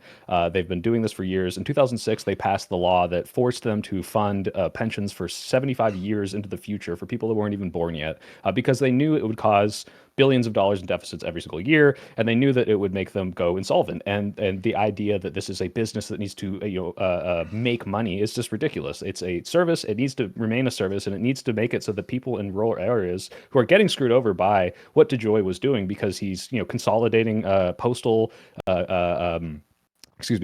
centers and making it harder to deliver mail to people that have the guaranteed right to receive mail through the U.S. Postal Service. It's slower, it's more inefficient, and yeah, it's going to cost us money. It should be a drain on our funds, because in the same way the military is not supposed to make money, we're not supposed to make money to guarantee something to someone. It is simply there so that you can spend 55, I guess it's 73 cents now for this forever stamp, and send mail to your grandma who lives on like the top of Mount, I don't know, Appalachia or whatever. It's not supposed to be like Amazon. Thor, what do you thought? We'll go. The U.S. Postal Service is something that's really deeply ingrained in what is America, and I think that it really goes down into a lot of First Amendment rights and stuff with that, and what they enable to the American public is something that I think that it's not a place that you want to cut. It's something that is deeply American, and it needs to be like protected under that. And I don't know exactly stuff that DeJoy has done since in his tenure of it, but I know that like he did kind of revamp a lot of things that made it so that it wasn't as resource depleting as it was. That being said, I totally agree with it is a service at the end of the day, and there are certain things that don't get solved by the free market. And the postal service reaching those people that can't be reached otherwise, that's one of those places where free market does not solve the solution to it. A government organization does. All right, Mr. Ryan. I mean, this is a weird one to say the free market can't solve the problem when the free market basically has solved the problem already. No, it doesn't hold on. grandma on the top of the mountain. Yeah, well, No, hold on. Hold on. We'll do openings and we'll give a response. Go ahead. Privatizing things that can't, with failing to privatize things that can be privatized when they can be privatized. Like when the Postal Service was founded, I would agree there was no way to run that business. And almost everybody was grandma on the mountain back in the day. Today, grandma on the mountain is a niche case, and you could probably come up with a very small government program to subsidize and solve that niche problem if you felt you needed to. But like when you get into a situation where you're saying what we need to do is use taxpayer money to make a solution, regardless of cost, that solves for the 0.0% that has a specific problem, you end up inefficient for the sake of inefficient. Like the post office doesn't use taxpayer money. Hold on, we're gonna come back around. We're gonna non-fun after him. Yeah, we're gonna. Why the fuck do we care about the deficits that it's running? Yeah.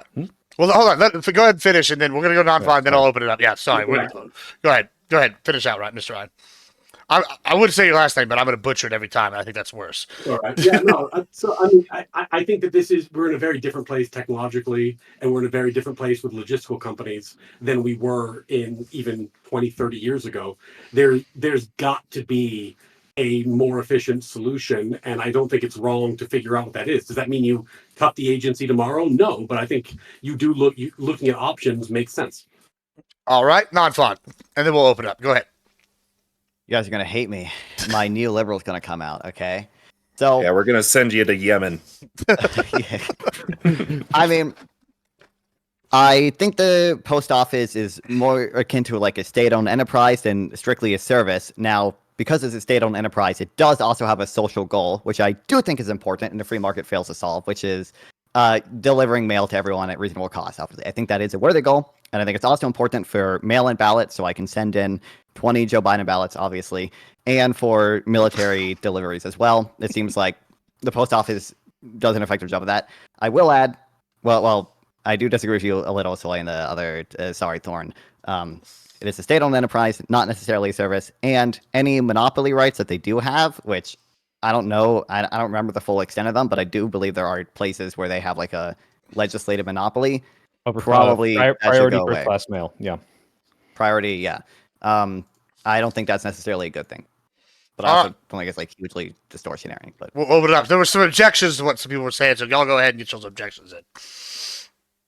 I wasn't objecting to non-fun. I was just saying I might even potentially agree that like I don't know how much a monopoly is helpful or not. I'd have to look into that specifically, whether or not it can or should be removed. But my objection was with Ryan, which You're is right. the idea that this has the free market can solve this. It's the free market solution to this is it costs too much for me to send grandma on the top of Appalachia a letter. I mean, I will do it if you pay me 40 times what the U.S. government is charging you for it. And it's like, yeah, sure, but like the whole point of it is to guarantee that anyone can get a letter to anyone. That's the guaranteed. It's literally constitutionally guaranteed that exists. And the idea that first of all, the taxpayers have only funded it insofar as to make up for the deficits that were caused by this ridiculous retiree program that was intended to destroy and make this insolvent. It had no basis in reality. They've never done any sort of retiree pension thing so onerous as 75 years in the future. It was literally just to get rid of the post office.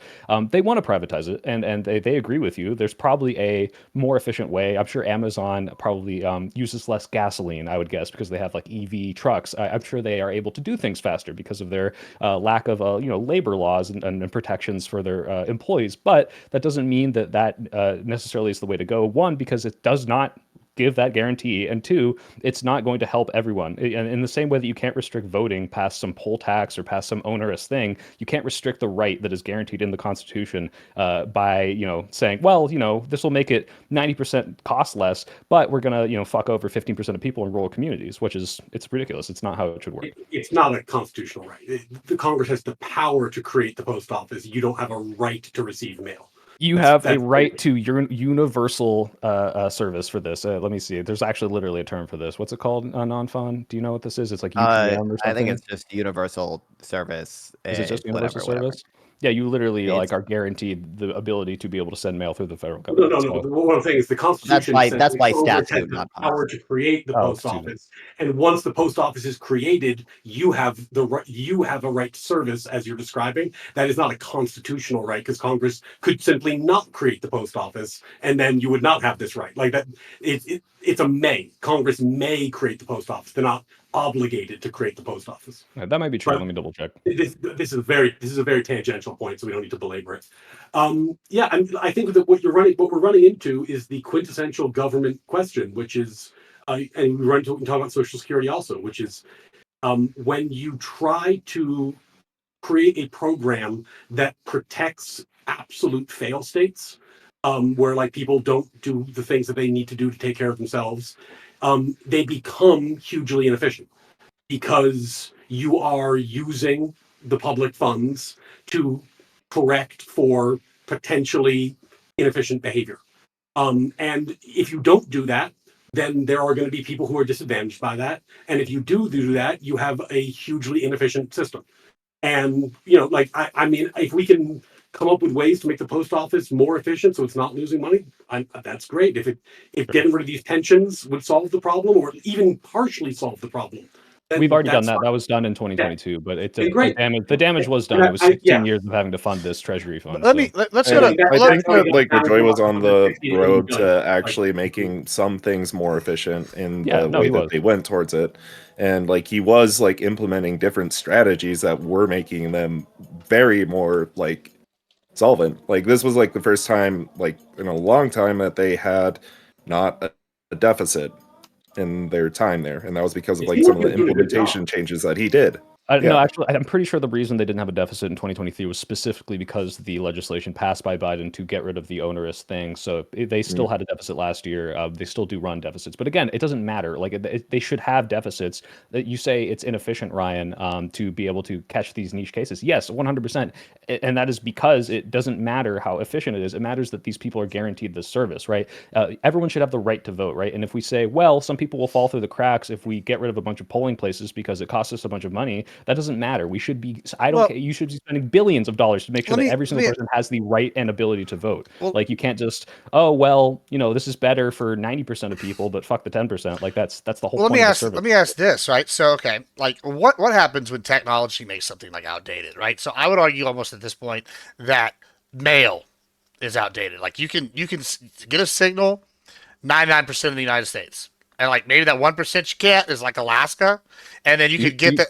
Do you listen, support voting by email? hold on. Kids? I'm not talking about voting by email. We're not talking about voting by Okay. email. Okay, but I'm Okay. talking about like regular, normal mail. Like, I mean, personally, I want like in-person voting only, personally. But we could get into that later. But what I'm saying here is with this, when I go, okay, the service completes 99% of like people. Like we can email anything, right? Cell phones, texts, they can that does the same thing for mail. Packages? Like packages, maybe not, but whole lot. Like when I look at this, what's whaling, for example, disappeared overnight with the invention of petrochemicals, right? We've had telegraphs have disappeared. I don't even know if there's telegraphs anymore, right? Where are you gonna get this stuff? So it's not like industries haven't gone like been replaced by stuff before, right?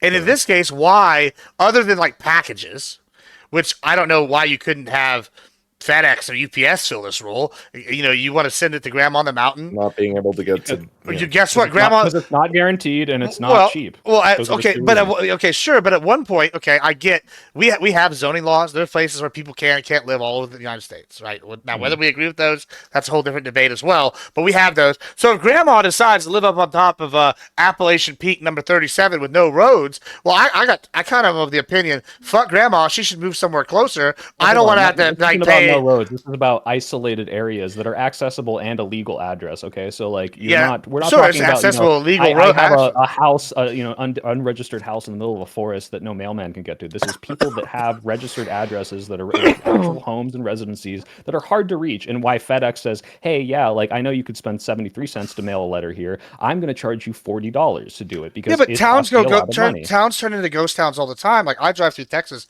there's ghost towns. You just drive through them, nobody lives there. Right, those are legal addresses. I could buy property, I guess, in this ghost but town. if they live there, they should be guaranteed the ability to get mail. That's what I'm saying. Why?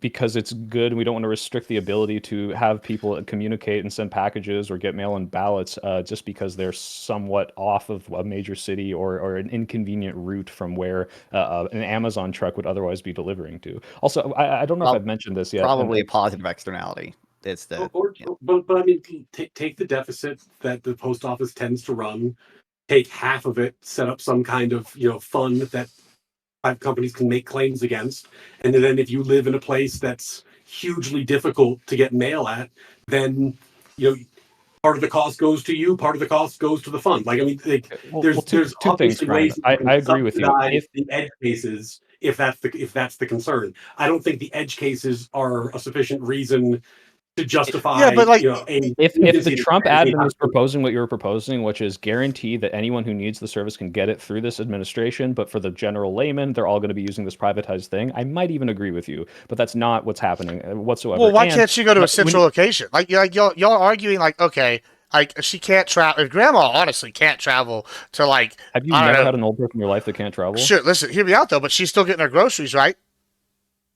I don't know. Maybe someone delivers groceries. Oh, somebody delivers groceries to. Okay, so we expect this person to live out in the middle of nowhere, and somehow we're gonna have groceries delivered to her. We're gonna, which is not by the USPS, as far as I know. I've never seen any USPS. That's by maybe they're doing a side gig.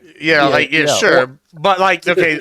You know what I'm saying? Like, so she's already able to do that. Like, why? Like, why would we want to like fund this when we could just put a central location and just be like, all right, if you want to live out here, get to that central. Wait, hold on. If you're advocating for putting more mailing and post office locations, so it's people don't need to be able to travel farther, I 100% agree with you. But that's not what's happening. They're getting rid of post office locations. They're trying to gut the agencies and the ability to deliver to these places. So if you're saying, hey, let's expand access, yeah, 100%. But that's not. But I mean, are you advocating that we require Walmart to put a Walmart in like, I don't know, the top of like Mount like Timbuktu in Alaska or something? It's a private corporation.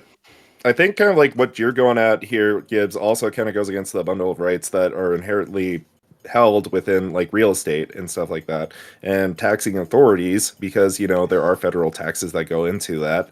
Like, it's going against that as like just a fundamental right of buying the property. But I mean, this is the thing. Like, all this stuff gets priced in when you're talking about real estate, right? Like, if you have property, no, it's priced into the taxes that they get levied against them.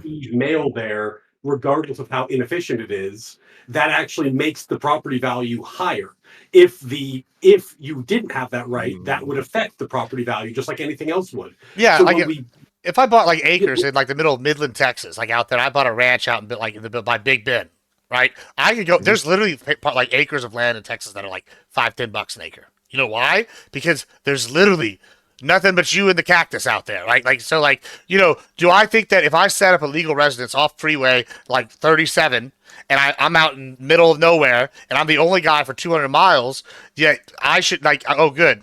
It's going to cost them $500 to deliver spam to me every day, and they're going to deliver spam to me every day. And this is something we want the taxpayers to be paying for. Like, wait, hold on. This is the second thing. Not First of all, I like the straw first of all, man yes, argument. they should. But second of all, it's not taxpayer funded. It's funded by the postage. Okay, so it's like the only time that taxpayer money even comes into this whatsoever is when the ridiculous retirement plan comes in, and Congress might have to bail them out because they're hemorrhaging an extra $5 or $6 billion a year to pay for people that haven't been born. So taxpayers don't fund this. This is funded by the post office, and the rate increases under DeJoy are what actually help it able to get into those like positive areas. It's like, yeah, okay, 55 cents is no longer it's great that we could have done it before. Now we had to raise it to 73. That sucks that they had to raise it, but like sometimes those things do need to happen. But that's very different from saying, hey, taxpayer, fuck you, pay for my stupid decision. And even if it is a dumb decision, yeah, I still but think hold on, we gave them billions of dollars during the pandemic. Yeah. Like that's like.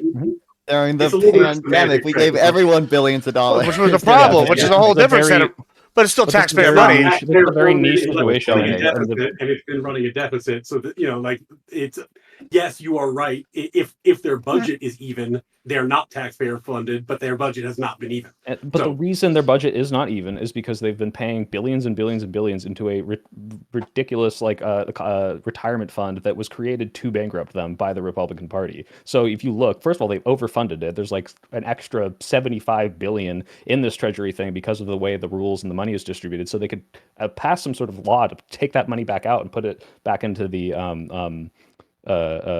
post office, but also primarily it is funded with its own services, which is good. Like, and again, this is Well, off are you saying, topic. I don't even care. I think the taxpayer should fund it regardless. But it's is it going? You think it's gonna be neutral? It's gonna be net neutral this year?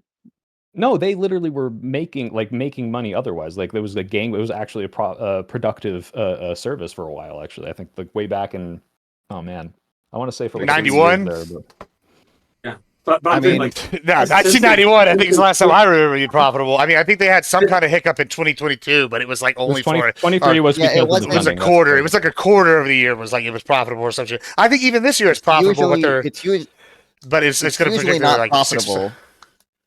But they are like relatively close. Usually, I think on average, it's like the revenue is like 89% of the spending, and that's not a big deficit gap or anything, especially in the context of the entire U.S. budget. And it's kind of dumb to expect them to make money so long as we give them a goal explicitly to not make money, to deliver shit to military bases, to do all the mail-in ballot stuff, to serve rural communities who otherwise would have to pay absurd amounts of money for the mail. Like.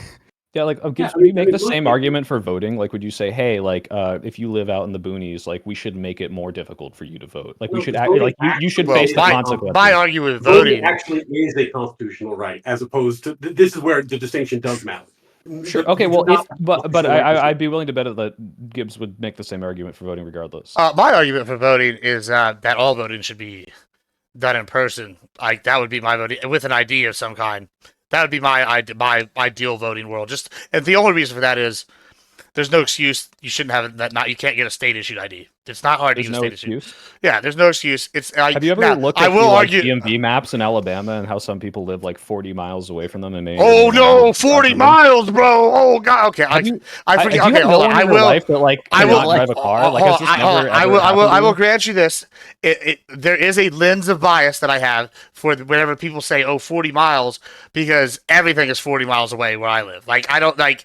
You know what I'm saying? Right. If I want to go I'm across, assuming you have the able body to drive a car. You have people in your life that might be able to help you get somewhere. What do you do to the citizen who should have the constitutional right to vote and cannot access the DMV? Which, by the way, they're shutting down on purpose to make it harder for people to vote in these areas. you can What do you order. say to Most that of the person? states now issue state IDs that count, and the real IDs that you can order online. Wait, how are they gonna get them though? You just upload. Oh, that's a good question. I have the answer. Texas has Yeah, but this. how are they going to get transferred to? Yeah, them? how would they? Yeah, How's it receive going to get these, delivered? Gibbs? Amazon.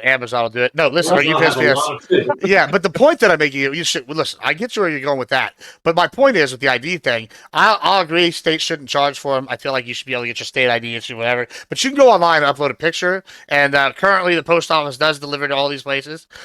So there's no reason you shouldn't be able to get an ID and be able to vote in person. And honestly, if you are not physically capable enough to go vote in person, then You should have the be postmaster able to come vote. to your house and Oh certify my it. God. There we go. Perfect. You want the postmaster of each place coming to certify? Yeah, he has to go to all those ones out in the boonies. And he's Well, gonna I'll say this, he's with a notary and then notarize Yep. each vote. Gibbs, I'm assuming is your audience more like right leaning, right, Gibbs? It's like 60-40. Okay, because I'll say this. Look, you look at like Europe and these places, and I lived in Germany, and this was the case there. Everyone turns 18 and they get a free ID. It just is given to them. Like they issue that automatically.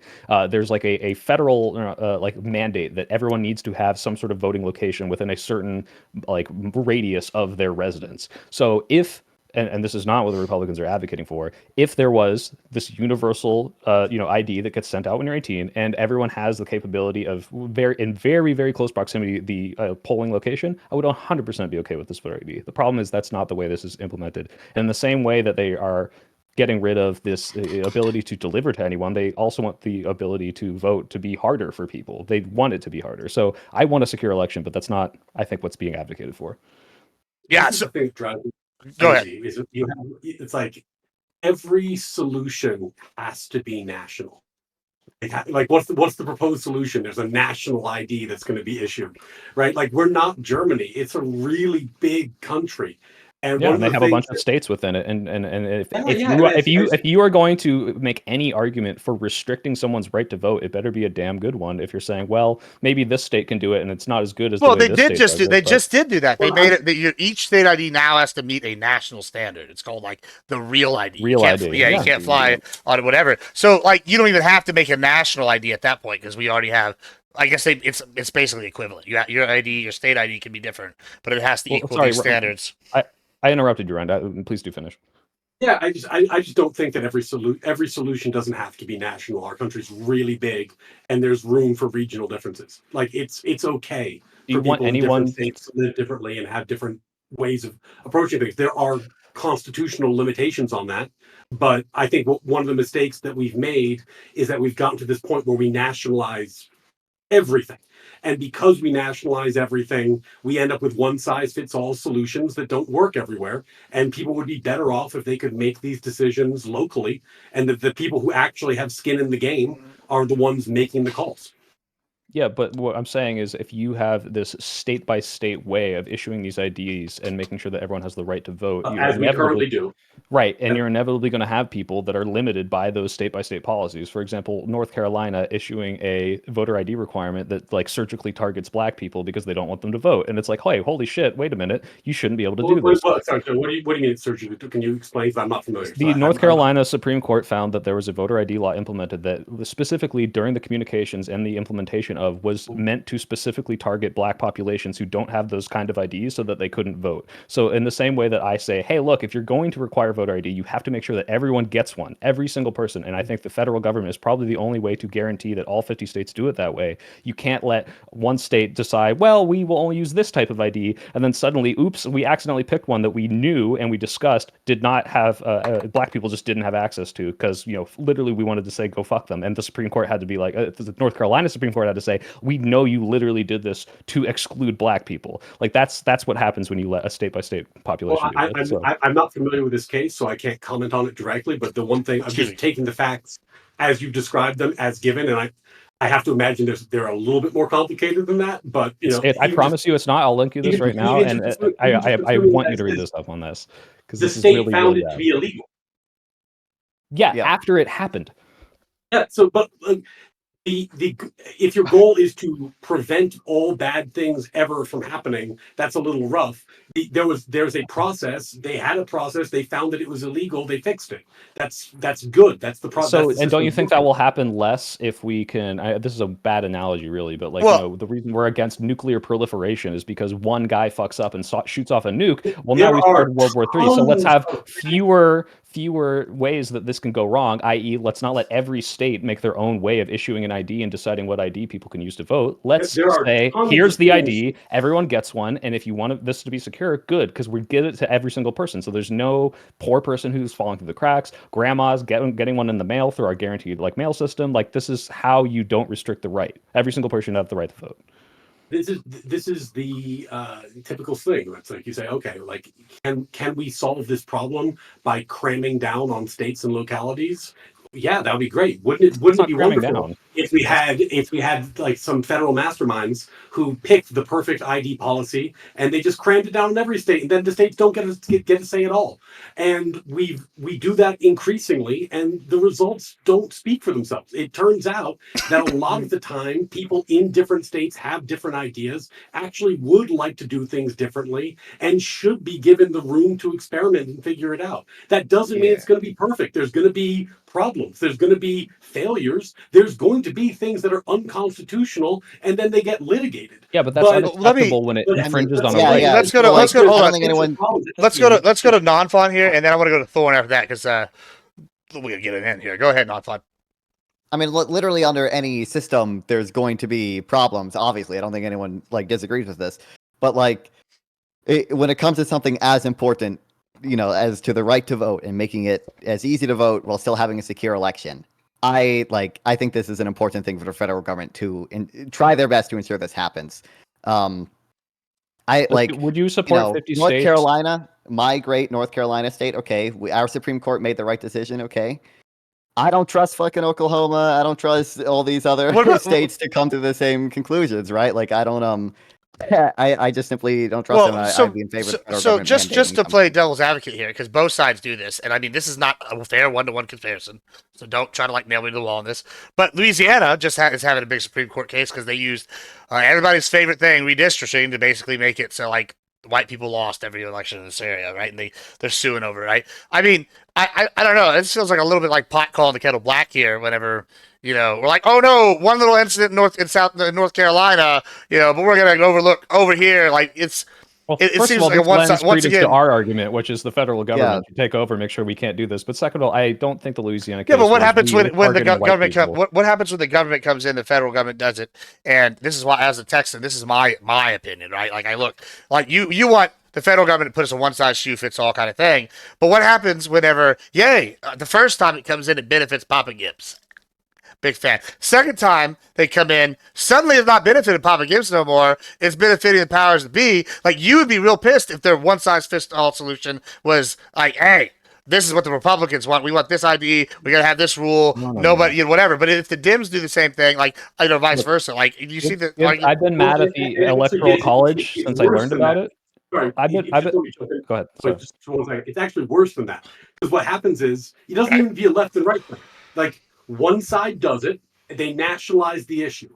Then, like you said, the other side says, oh, this is a national power now, so I get to do it. And I'm going to do it the way that benefits me. And then the other side says, no, the way you're doing it's unfair. We're going to take this to the Supreme Court.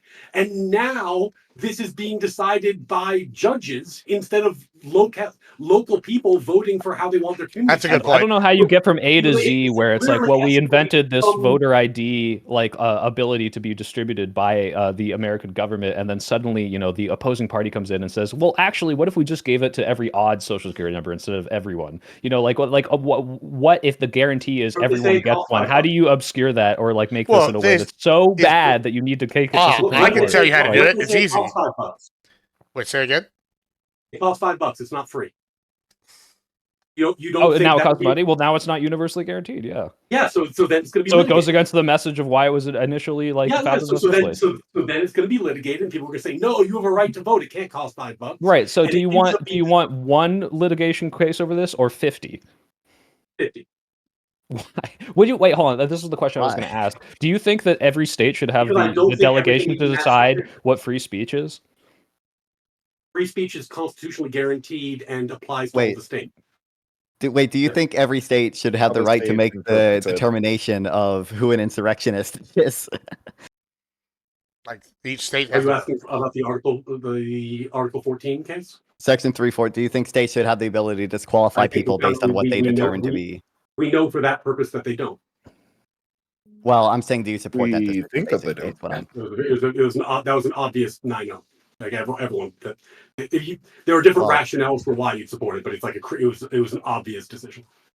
I understand it's 9-0, Yeah. but you can disagree with the 9-0 decision. Like, I mean, Well, you can I'm not- disagree with the I'm not- 9-0 decision. presumably- When you say, "Oh, the presumably Supreme Court's there- 9-0," but me and my wisdom, I disagree. I think the answer is, well, fuck you. Well, to be Who cares clear, what you think? I'm Yeah, not I even mean, necessarily but hold on, supporting hold that. on, to be- I'm Papa saying, like, Kid. it's not. Yeah. To be, I have taken an anti-9-0 position against on some of the shit in the Supreme Court before, and but I think that the way you can do that is that you recognize that you don't have a legal basis for that claim, and you say the legal basis is oppression. Fuck those bitches. That's about the only way you can, I think, do that with any Right, well, like substance. I think to that argument, and be like, I'm not a "Oh, lawyer. awesome." I'm not necessarily commenting on the court case, but I do know, like, it's not impossible for even lawyers to disagree with a 9-0 decision. I was more just using it to kind of prove a point that, like, clearly in some ways we do let the federal government have control over elections, at least when it comes to the federal ballot.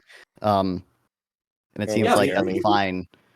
We absolutely do. Like there's no question that there are things that need to be federal.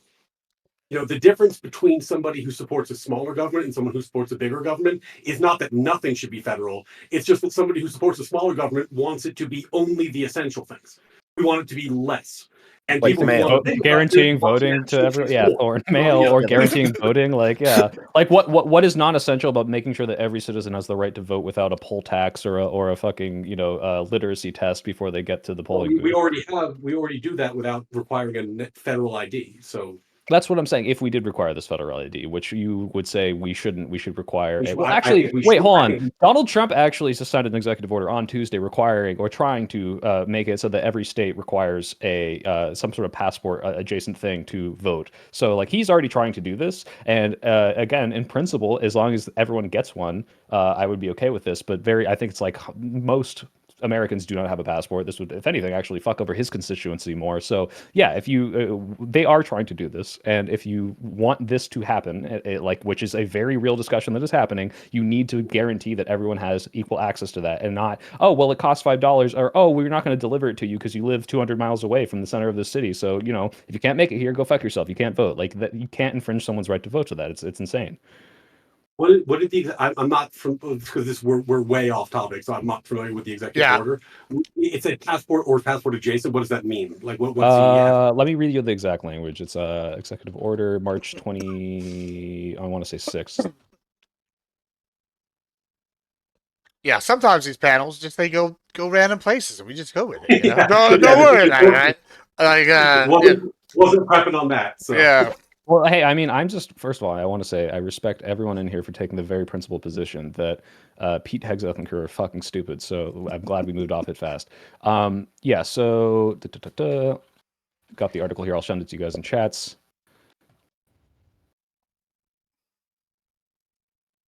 This was on Tuesday, and what I think it says, I think 146 million Americans don't have a passport. Yeah, so that's like almost half of people do not have this, if not more than half. You can get. I forgot what our population but, is. Okay, but like you're arguing this is a pretty heavy obstacle. Okay, I'll grant you that not very many people have that passport, but let me just throw this out there. My friend Mel is in the other room. We've been planning a trip, and I'm like, okay. She's like, oh, I don't have a passport. It's like I don't. My passport ran out in January. I was like, okay, I need to go get my passport renewed. And I'm like, what do I do? How hard is this? They have at some of the post offices now, and they have dedicated centers in like major cities, 24 hour passport. Yeah, like you're speaking to what we were talking about before, though. They're shutting down these post offices. No, what happens if you don't live close to one of those? What if you're not in a major city? I mean, tough tits. Because you can do it the old-fashioned way. You can't say that about voting, though. Tough tits. It's voting. This is pretty fucking important. I just feel like there should be I don't know about requirement. I feel like everybody should vote. I just feel like how do you secure it without some kind of ID? I feel people are 200 feet away. No, sure, but make sure everyone can get this ID. But like, there is going to be a barrier of entry to this, no matter what kind of ID you put. Like, if you do say, okay, we're going to require ID, you're going to have to go somewhere and get a photo taken.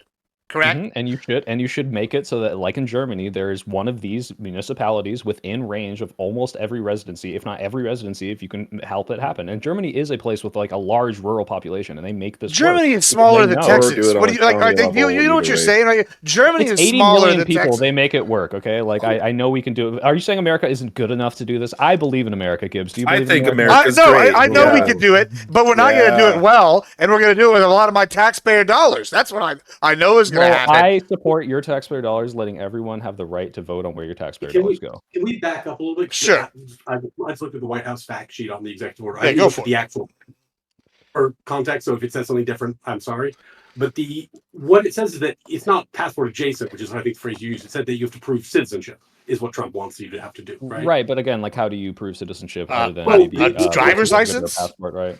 So I think is this is not a proof of actually a little bit citizenship. more not citizen. heavy than that, because one of the issues that we have right now is that state IDs don't differentiate on the grounds of citizenship. Mhm. Right. Right, and So- if this said, "Hey, we're creating this new ID that says proof of citizenship, and every state has to issue it," I'd be totally okay with it.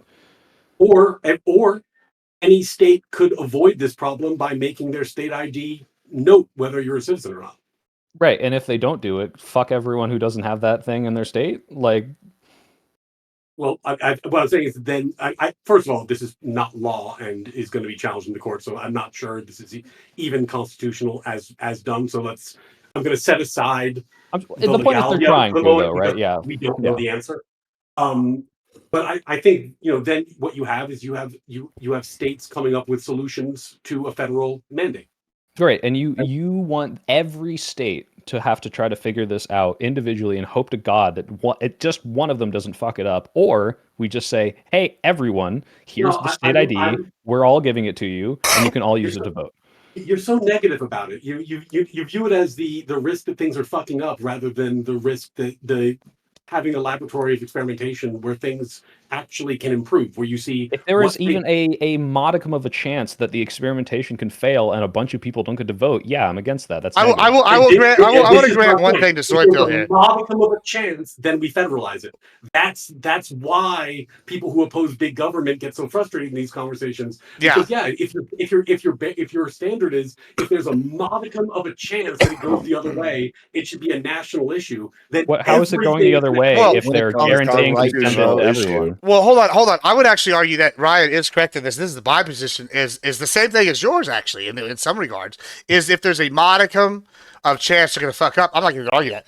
I think there's like a 99% chance that they are going to fuck up if they go to the federal level. Like, what federal program is run well? Like, I can't think of it. The Like, FDIC. oh, here we go with some shenanigans. BLM. Yeah, there's no federal programs that work like Bureau like of Land perfectly. Management. So whenever you're like, Yeah, they're like, if there's a modicum of like possibility it's going to fuck up, well, that's to me, it's almost a guaranteed possibility it's going to fuck up if we do it at a federal level. So like, what's worse? I think that's worse. Well, maybe we shouldn't then make it so you have to get an ID to have your right to vote. Maybe we should just say, hey, we're going to. Well, then how do you secure it? Like in this regard, because y'all advocated for based on mail-in every ballots. investigation we've done in the know. past like 20 years, it seems that signature verification and every other way has turned out very, very, very few cases of voter fraud. So it seems to be working out pretty well. But if you insist on doing it, we better make damn sure that no one's not going to be able to not vote because of it who should be able to vote. If you're a U.S. citizen, you should vote. You should be able to vote, regardless. Right, but you should be able to prove you're a citizen, right? Like how do you? Okay, I get that this is going to be a very small group of people, but like, like say like I'm Bob and I live out in rural whatever Timbuktu, bumfuck Egypt, here in Texas, right? And I don't, for whatever reason, I don't have a social security number.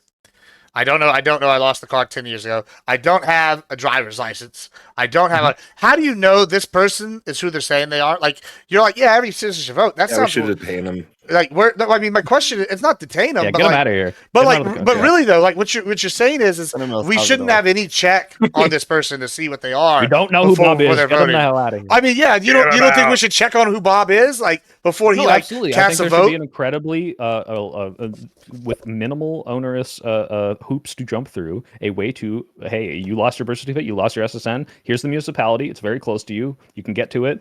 go figure it out. We'll expediently get you your new ID if you are indeed who you say you are. However, if you're completely off the grid, there's probably, I don't know what happens if you like lose your passport and your everything that would otherwise identify you as a U.S. citizen, how they identify, birth records or go to the hospital. But that's a whole other story. That is a very niche case, but we should have, yes, a government institution that deals with that. And I think we do, at least for. Well, do you let that guy vote? So say he shows up at like. Oh, if he has nothing and he's not registered the address, no. If you can't verify he is who he is, he filled out a voter registration signature. form somehow. And he just showed up. Now he's ready to go. You think this guy's the guy we can let vote? If you can't if you can't verify who he says he is in the way that we're currently doing it, if you can't verify that he has an SSN or a birth certificate or any of that, yeah, like maybe he shouldn't vote. But again, if you want to put any sort of restriction or check on this, it needs to be in such a way that everyone has access to having that check or whatever it is.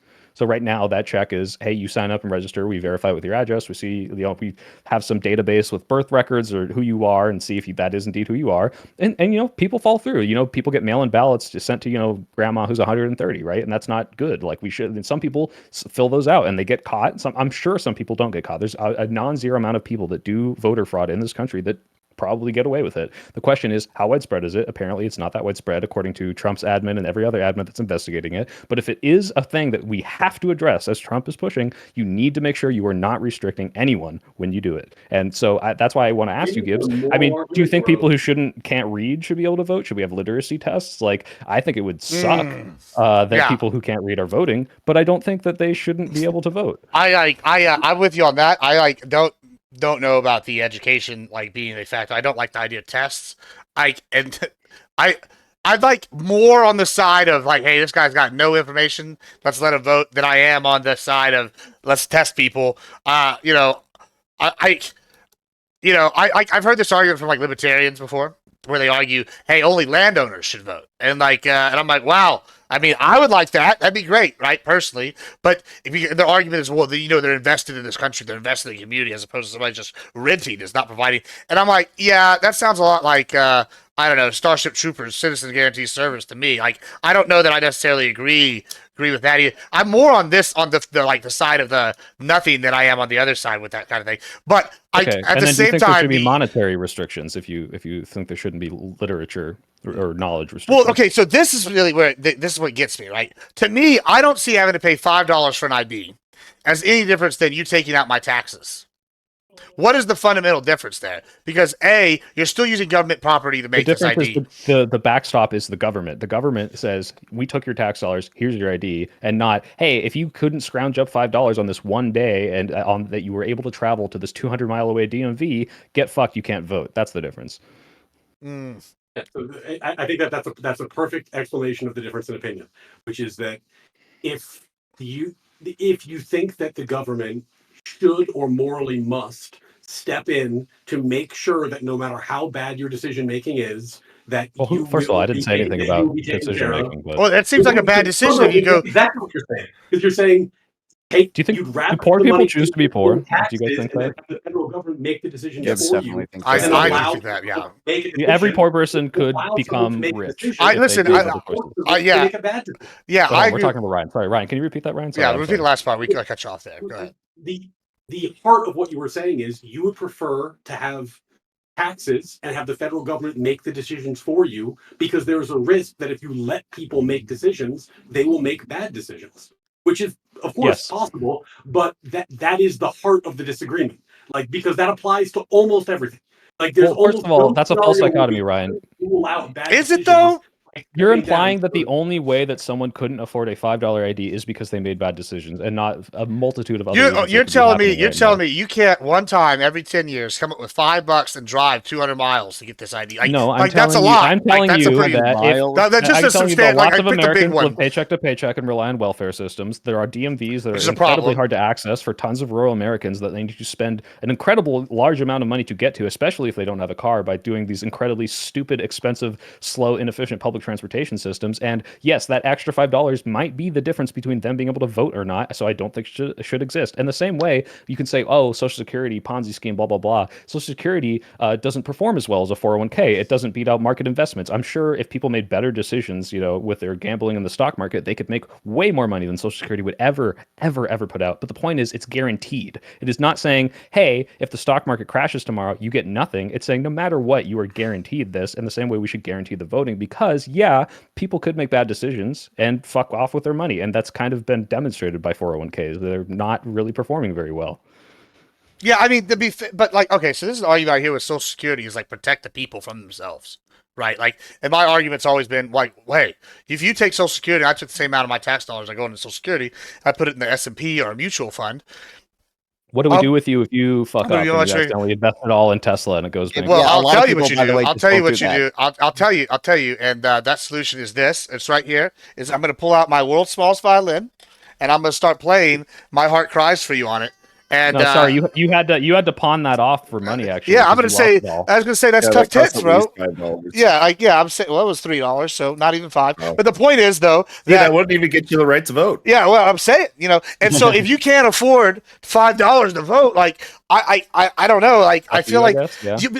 this is kind of the thing. I bought a whiteboard as a joke because I keep going on these panels, and non-FOD can co-sign this. I go on these panels, I argue economics a lot, and it feels like I'm talking to Plank from Ed, Ed, and Eddie.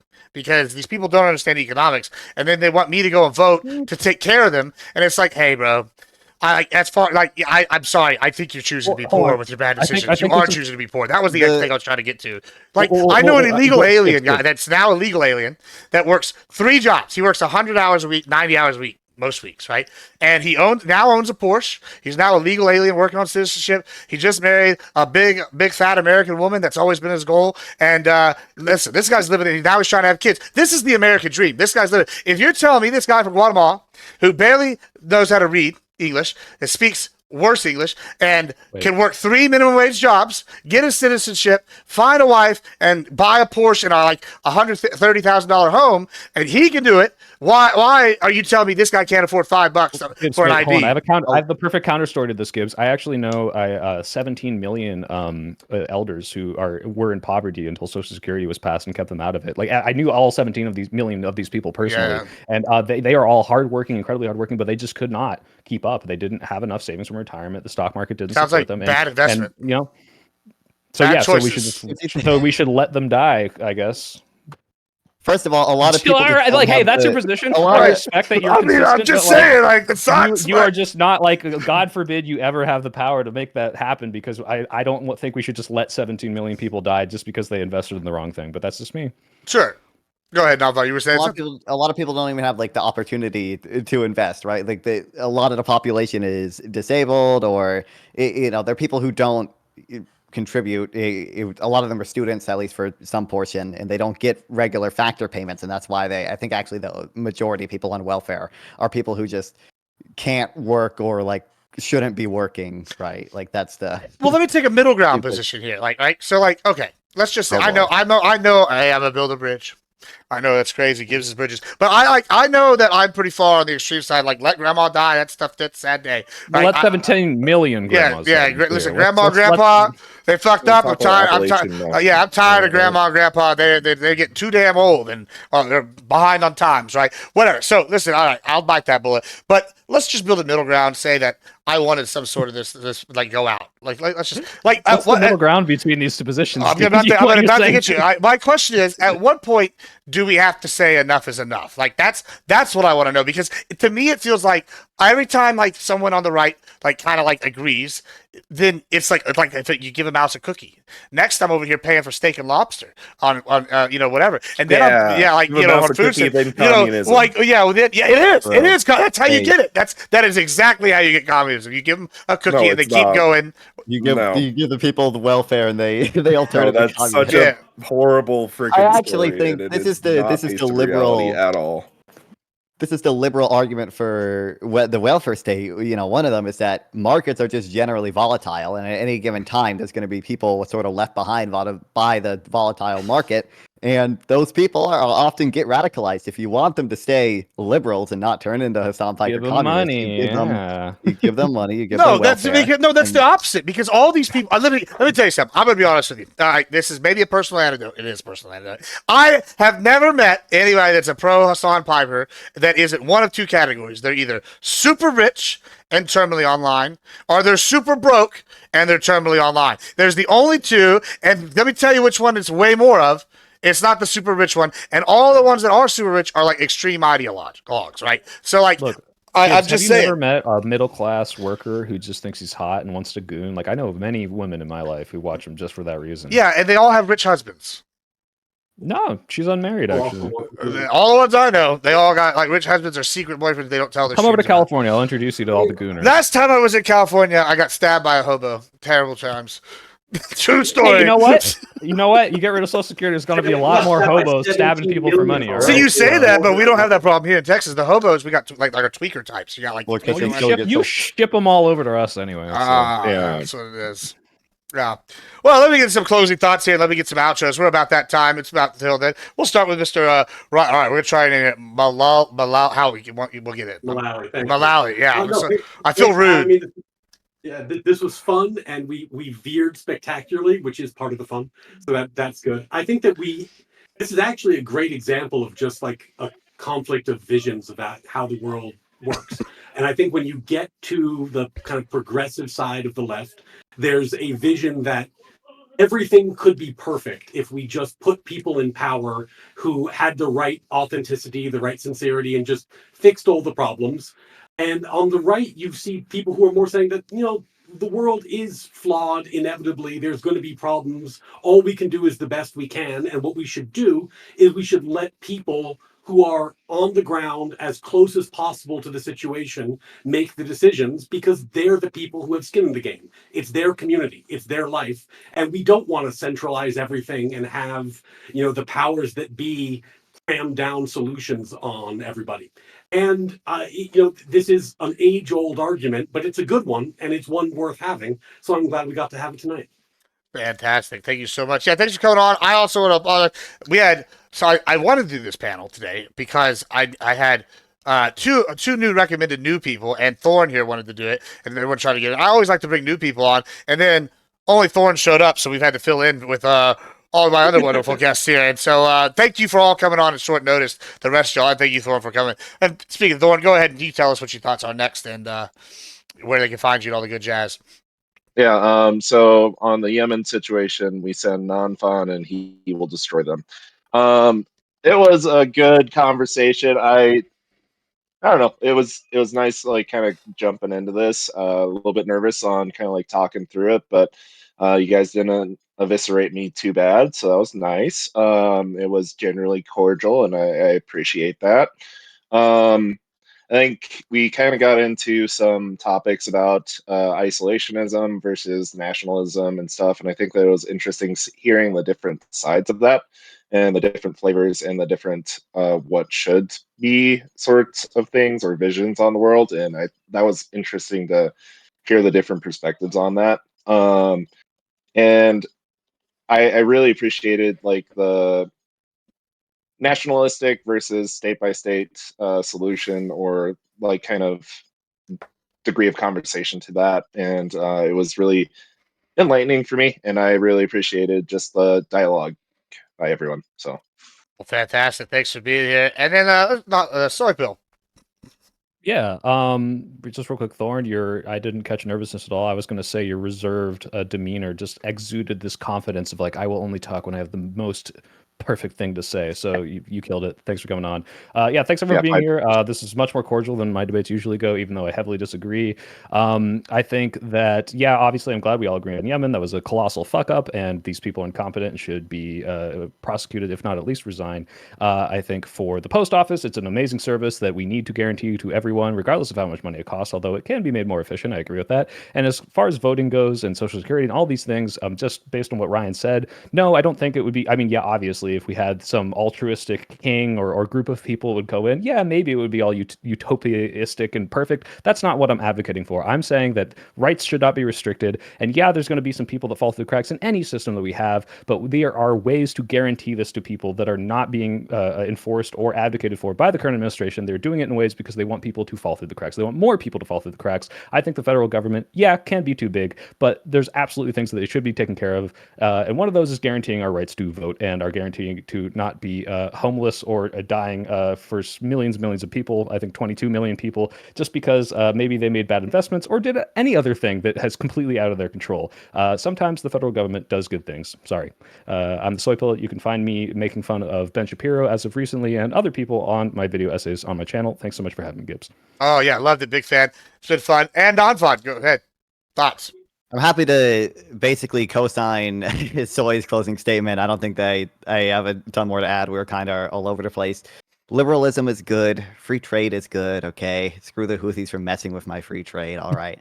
And I will add, there is a perfect federal government institution. It is called the FDIC, the Federal Deposit Insurance Corporation. It is so incredibly fucking based. Since 1933, no one has lost a single penny of an FDIC insured fund, and I don't know for sure this is true, but I believe since 2008, no one has lost even a uninsured deposit. Like it was Silicon Valley Bank, even the uninsured deposits were kind of implicitly insured.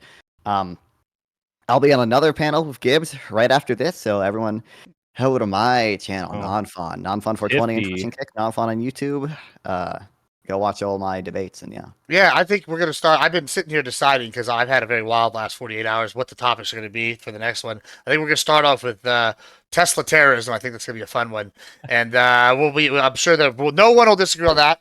Also, I want to say it was an echo chamber today a little bit. And that's okay till about middle of the second topic because, that's fine. The righties didn't show up this time. And one of the lefties. But to all my critics saying I'm going to run out of lefties. Never. There's a lot of them. I can find them all the time. I'm going to impregnate 10 women every day just to make sure our ranks never diminish. See, he's got the right idea. See, you know what I'm saying? So, just like old Harry Sisson, ass is the future. Anyway, no, sorry, joking. But yeah. So here about 30 minutes, we'll have another panel going on. I'm going to put something on in a minute, but Non-Fun, if you want to stay in the call so you don't get booted out of the call when we do the share together, you're welcome to. Hey, if anyone leaves, Gibbs, throw me in too. I love talking about Tesla. Yeah, absolutely. We'll see. We'll see who's gone here. If we got room, I'll hit you back here in a couple minutes. We might have room. I don't know who's coming or not. And then, because like I said, it's been a wild last 48 hours. I'm very sorry about being as unprepared as I usually am today. I usually have set things, but I was out there. Bigger shows. You're on Tim Pool. You're like, oh, sorry. Well, no. What happened? Busy doing my $1 million show. What happened was Tuesday. We had Teeny come down. She's a partner streamer and does DJ and stuff. So obviously gonna do DJ. And then yesterday we had storms and they washed out all my fits. FEMA, where's my money? Send me some of these illegals that are working on ag. I need them to come fix these fences. This is a bullshit. I don't see nobody out there. It's me. You made bad decisions to live in a storm area, and the government should not be. Listen, it's me and me and it's me and Fabian out there. Not Fabian, my guy, and we're out there posting holes at 12 in the morning, covered in mud. No FEMA, no illegals helping us. Where are they at? Yeah, I want to know. The best solution. That's the best solution. Gibbs. You know what? Beef price is going to keep going up, and guess who's going to keep benefiting? Me. The rest of y'all, no, not so much. But that's my little soapbox there. I was sitting here getting pinged for topics last night, and I had mud up to my eyeballs. I about fucking snapped on somebody when I got pinged about a topics DMs. But so in about 30 minutes we'll be having another convo. Hopefully we get you all back on a more spicy panel soon, and we'll go from there. But until then, just we're gonna wave bye, everybody. Woo! Bye. Thanks for coming, everybody.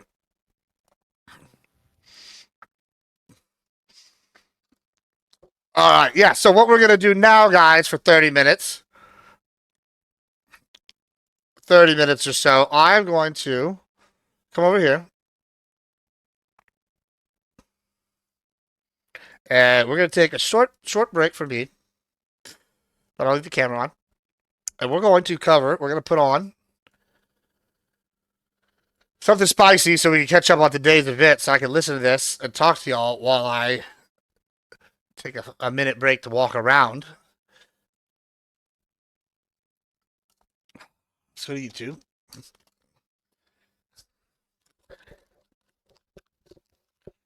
You know what we could do? Guess who was on the Crucible last night? The Beta Enjoyer.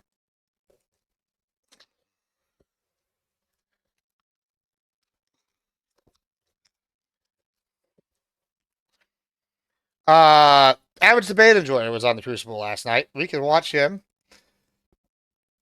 It's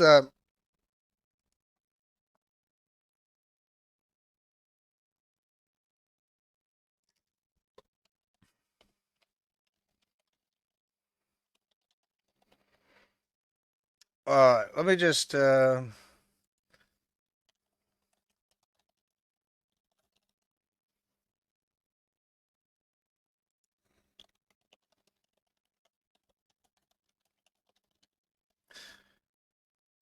yeah, average Beta Enjoyer. Let me yeah, I'll go ahead and message Soy. If he wants to come on the next one, I'll go ahead.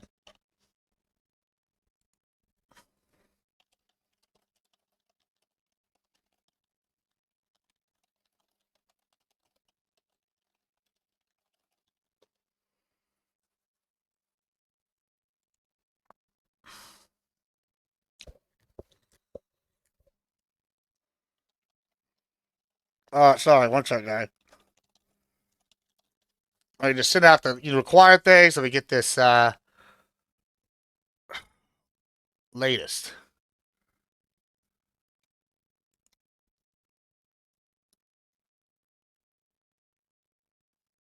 Where is this debate, ADE? This motherfucker didn't give me the debate.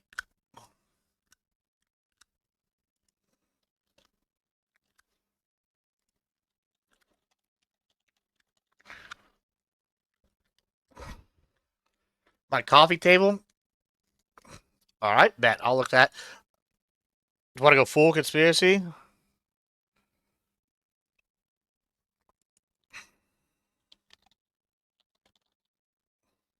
I wanted to put this on because one of our streamers was on the thing last night.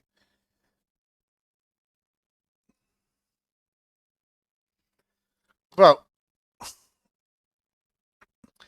this guy's fucking killing me, bro.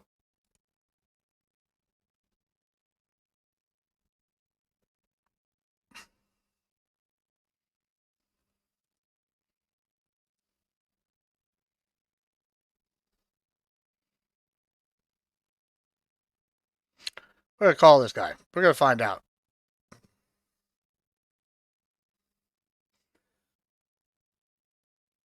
Talk with Lavloon. How is Lav? Hey, you.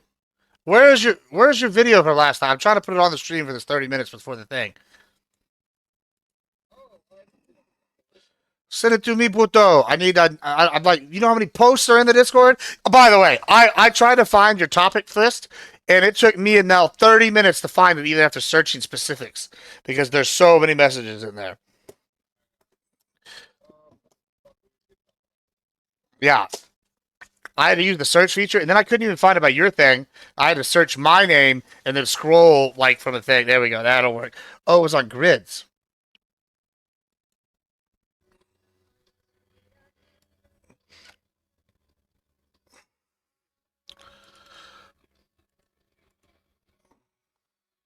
Holy shit, this is loud. All right. Good, good. All right, cool. I will see you here in 30. Tyler. All right, bet. I'm gonna start this. I'm gonna go take a break. We're gonna listen to this and I'll comment while I fucking do a couple things around the house for this next panel. Woo! All right, boys. Bet. All right, sorry guys. We're gonna get this going here. Let me get this.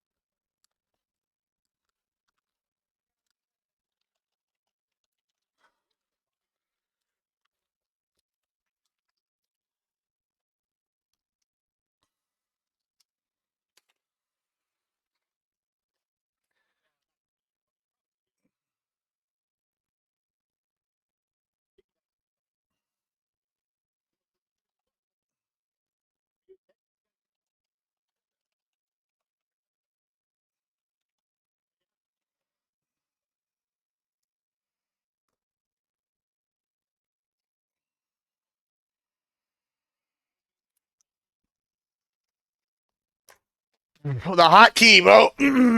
That's the secret right there. All right.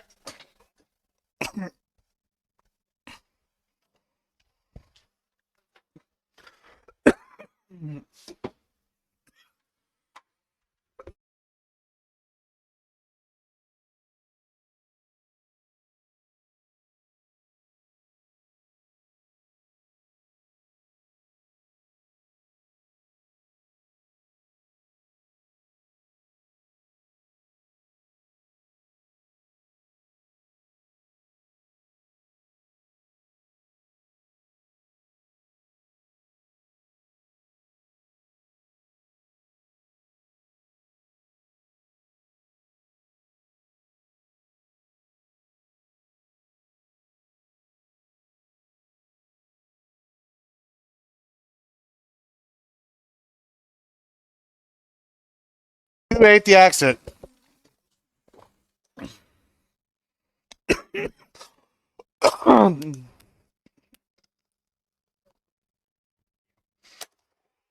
Hey, Garfield.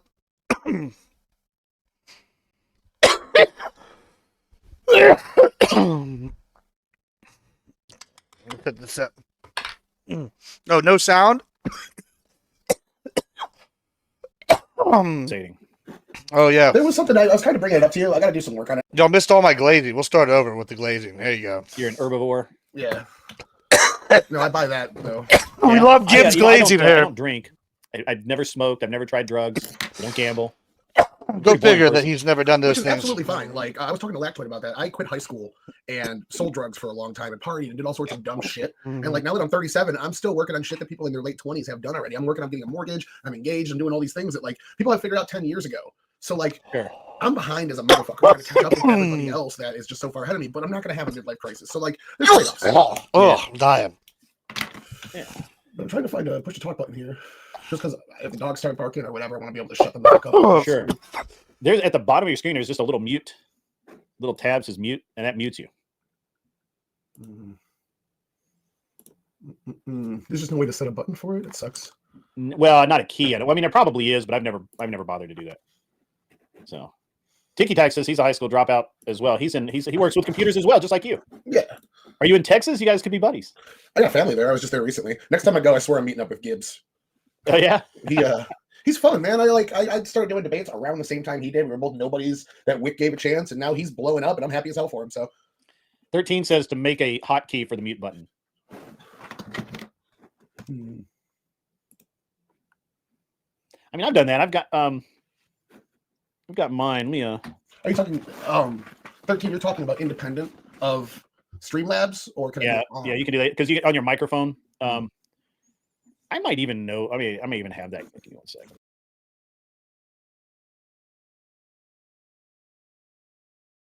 GibbsCon, the most base social media party, but it's a bring your own strippers thing. Listen, that's true. I will have my own strippers for sure because I love strippers. But you know what I do hate? I really hate strip clubs. Like they feel really grimy to me. I love strippers. They're really fun. Like people, like they like to party, right? Like they like to party. But like, I don't like the idea that I'm paying a woman for attention. Like that just. I mean, I guess you're always paying a woman for attention in some ways. You know, but yeah, well, you know, okay, so platinum, sometimes I have done this. Say I like go out with clients. Like there's two types of clients. Some are like rich old men that like want to just like strip clubs because their wives are boring or they just are pervs and they're rich, right? I've also like the international people, they like American women, so they like strip clubs. But I've also encountered like rich nerdy types that like, yeah, they can't get women, and they're not really like they're really good with money, but they're not used to like having attention. So what you do is like you take them there to the strip club like early in the day or like right at shift change, like 5, 6 in the afternoon, and then you like start there, and then afterwards you go out to like the club where you know the owner, and you get the bottle service, and by the end of the night they've like signed whatever they want to sign with you, and like they feel more confident because they've had women hitting on them, and then you go to the regular club and you like they're like, oh well, there's women here, let me go talk to them, as opposed they would usually just never talk to them, so they're much more like confident and they have a really good time. I've definitely done that on several occasions, and because you gotta play your cards right. Yeah, exposure therapy. And like they think of this, they're like, oh, it's fun time. And when they're signing like several $100,000 contract, I don't mind spending, I don't know, like $600 or something between, there and the bar, right? Like kind of thing. So like, that's not that bad. Between 600 and $1,200, and I'm gonna make like 20 grand on the contract. Yeah, that's 14. Like, and that's just up front, not even counting residuals. Yeah, that's 14K. Probably like, oh, that's not even. That's way more than that. Yeah, if it's 20 grand, you spend 1,200. It's like 3,800. I don't know, 38,800. 38,800. There you go. So I was like, no, it's 18,800. You know what I'm trying to say? Whatever. We're not doing math right now. It's a small percentage, and then you get residuals. So like, I don't know, but I generally don't like strip clubs. It's not my thing. But I do love strippers. They're fun people. Most of the time. Sometimes they're fucking addicts.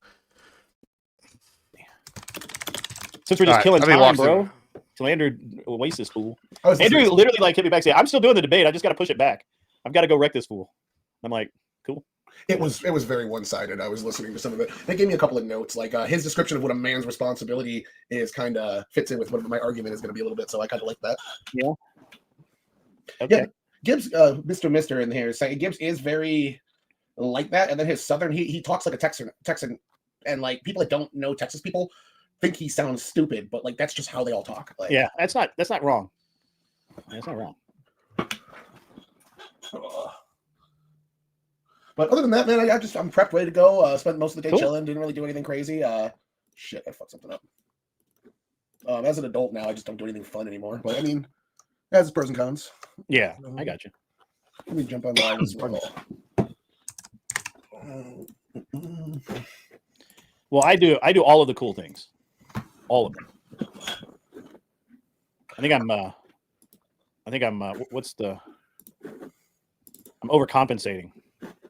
There was something I was kind of bringing it up to you. I got to do some work on it. So I looked at a bunch of left-wing housing policies over the last like 50, 60 years, kind of got a fundamental model for what they like to do. And then I looked at right-wing ideal housing policy and tried to work them together into something we haven't seen yet. I just took it in front of like a left-wing think tank to see like, and let them rip it apart and blah, blah, blah, do their thing. One guy actually works in that. My next step in this, after I've taken all their critiques and compliments and blah, blah, blah, and work them into the policies, I want to get together a group of smart right-wingers that lay out the situation. Like housing policy is the issue this election, and whoever comes up with the one that people like more is going to win the presidency.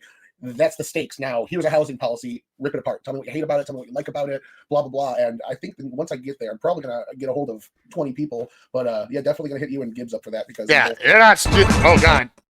I just clicked too far. Whatever. Due to groups co-opting polite society to their own ends, and you say feminism. The parts it's not stupid to talk like that. Feminism. Yeah, I will grant this. Like, I feel like sometimes I do slur words, sure, but sometimes people are like, because I'm talking fast, because I'm trying to get a point in, because they got us in these panels, they want us to like get like each point in under like 30 seconds, right?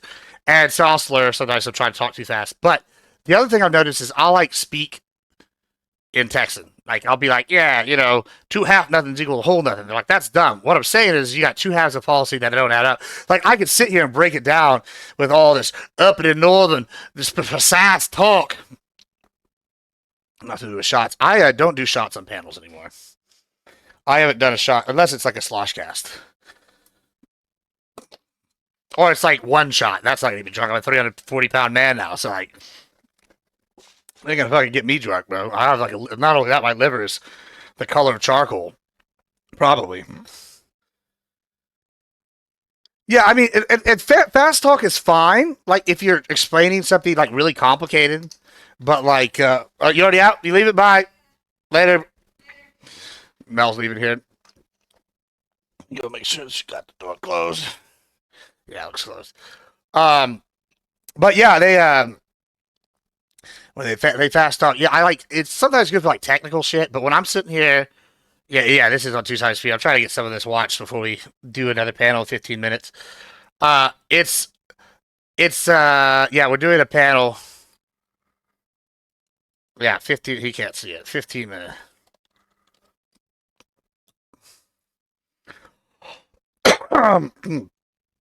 But yeah, I don't know. I'll speak colloquially on. They're just like, oh yeah, this guy's dumb as a rock. And then I'm like, okay, let me just hit you with my fucking credentials because y'all been sitting here going whatever. And I'm like, yeah, let's fucking go. Like, I'm ready for it. Kind of thing. Of neo-Marxism. Well, feminism is ultimately socialism, right? For feminism to exist, you understand that men have to allow it to exist and support it. If all men tomorrow said, fuck that noise, we're not doing Feminism it. and socialism. Do shit about it. What are they going to do? Not cook? I can cook. What are they going to do? Not suck my dick? Okay, that's fine. I can go a long time without getting my dick sucked. I can't. Okay?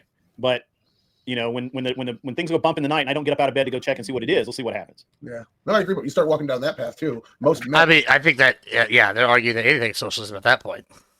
and also get put in that same position where they just comply or die. You end up starting to get like the strongest faction that basically can't be told no is who the new leader is. So that's something I'm going to argue actually with my argument here about small L liberalism. I know people. I know. I've listened to you enough to know that you think of yourself as a classic liberal, a Jeffersonian liberal. But I do like some modern day. Men fighting, yeah, because women get to stay home. Yeah, socialism. Technocrat policies as well. I think that a political elite are the best skill. You're not going to pull a Johnny Mnemonic on me, are you? No. I think having a political elite, people like Mitch McConnell, like you might not like his policies or what he's about, but the fact that he knows what levers to pull when to get things done. Listen, it's not my take. I'll tell you that. Is to me a skill set. Listen, nobody is a bigger feminist than Gibbs. That's why we're having women's panels on Wednesdays. Well, we would have had one yesterday, but I was on the ranch. Over a long career, so we should have experts in those roles.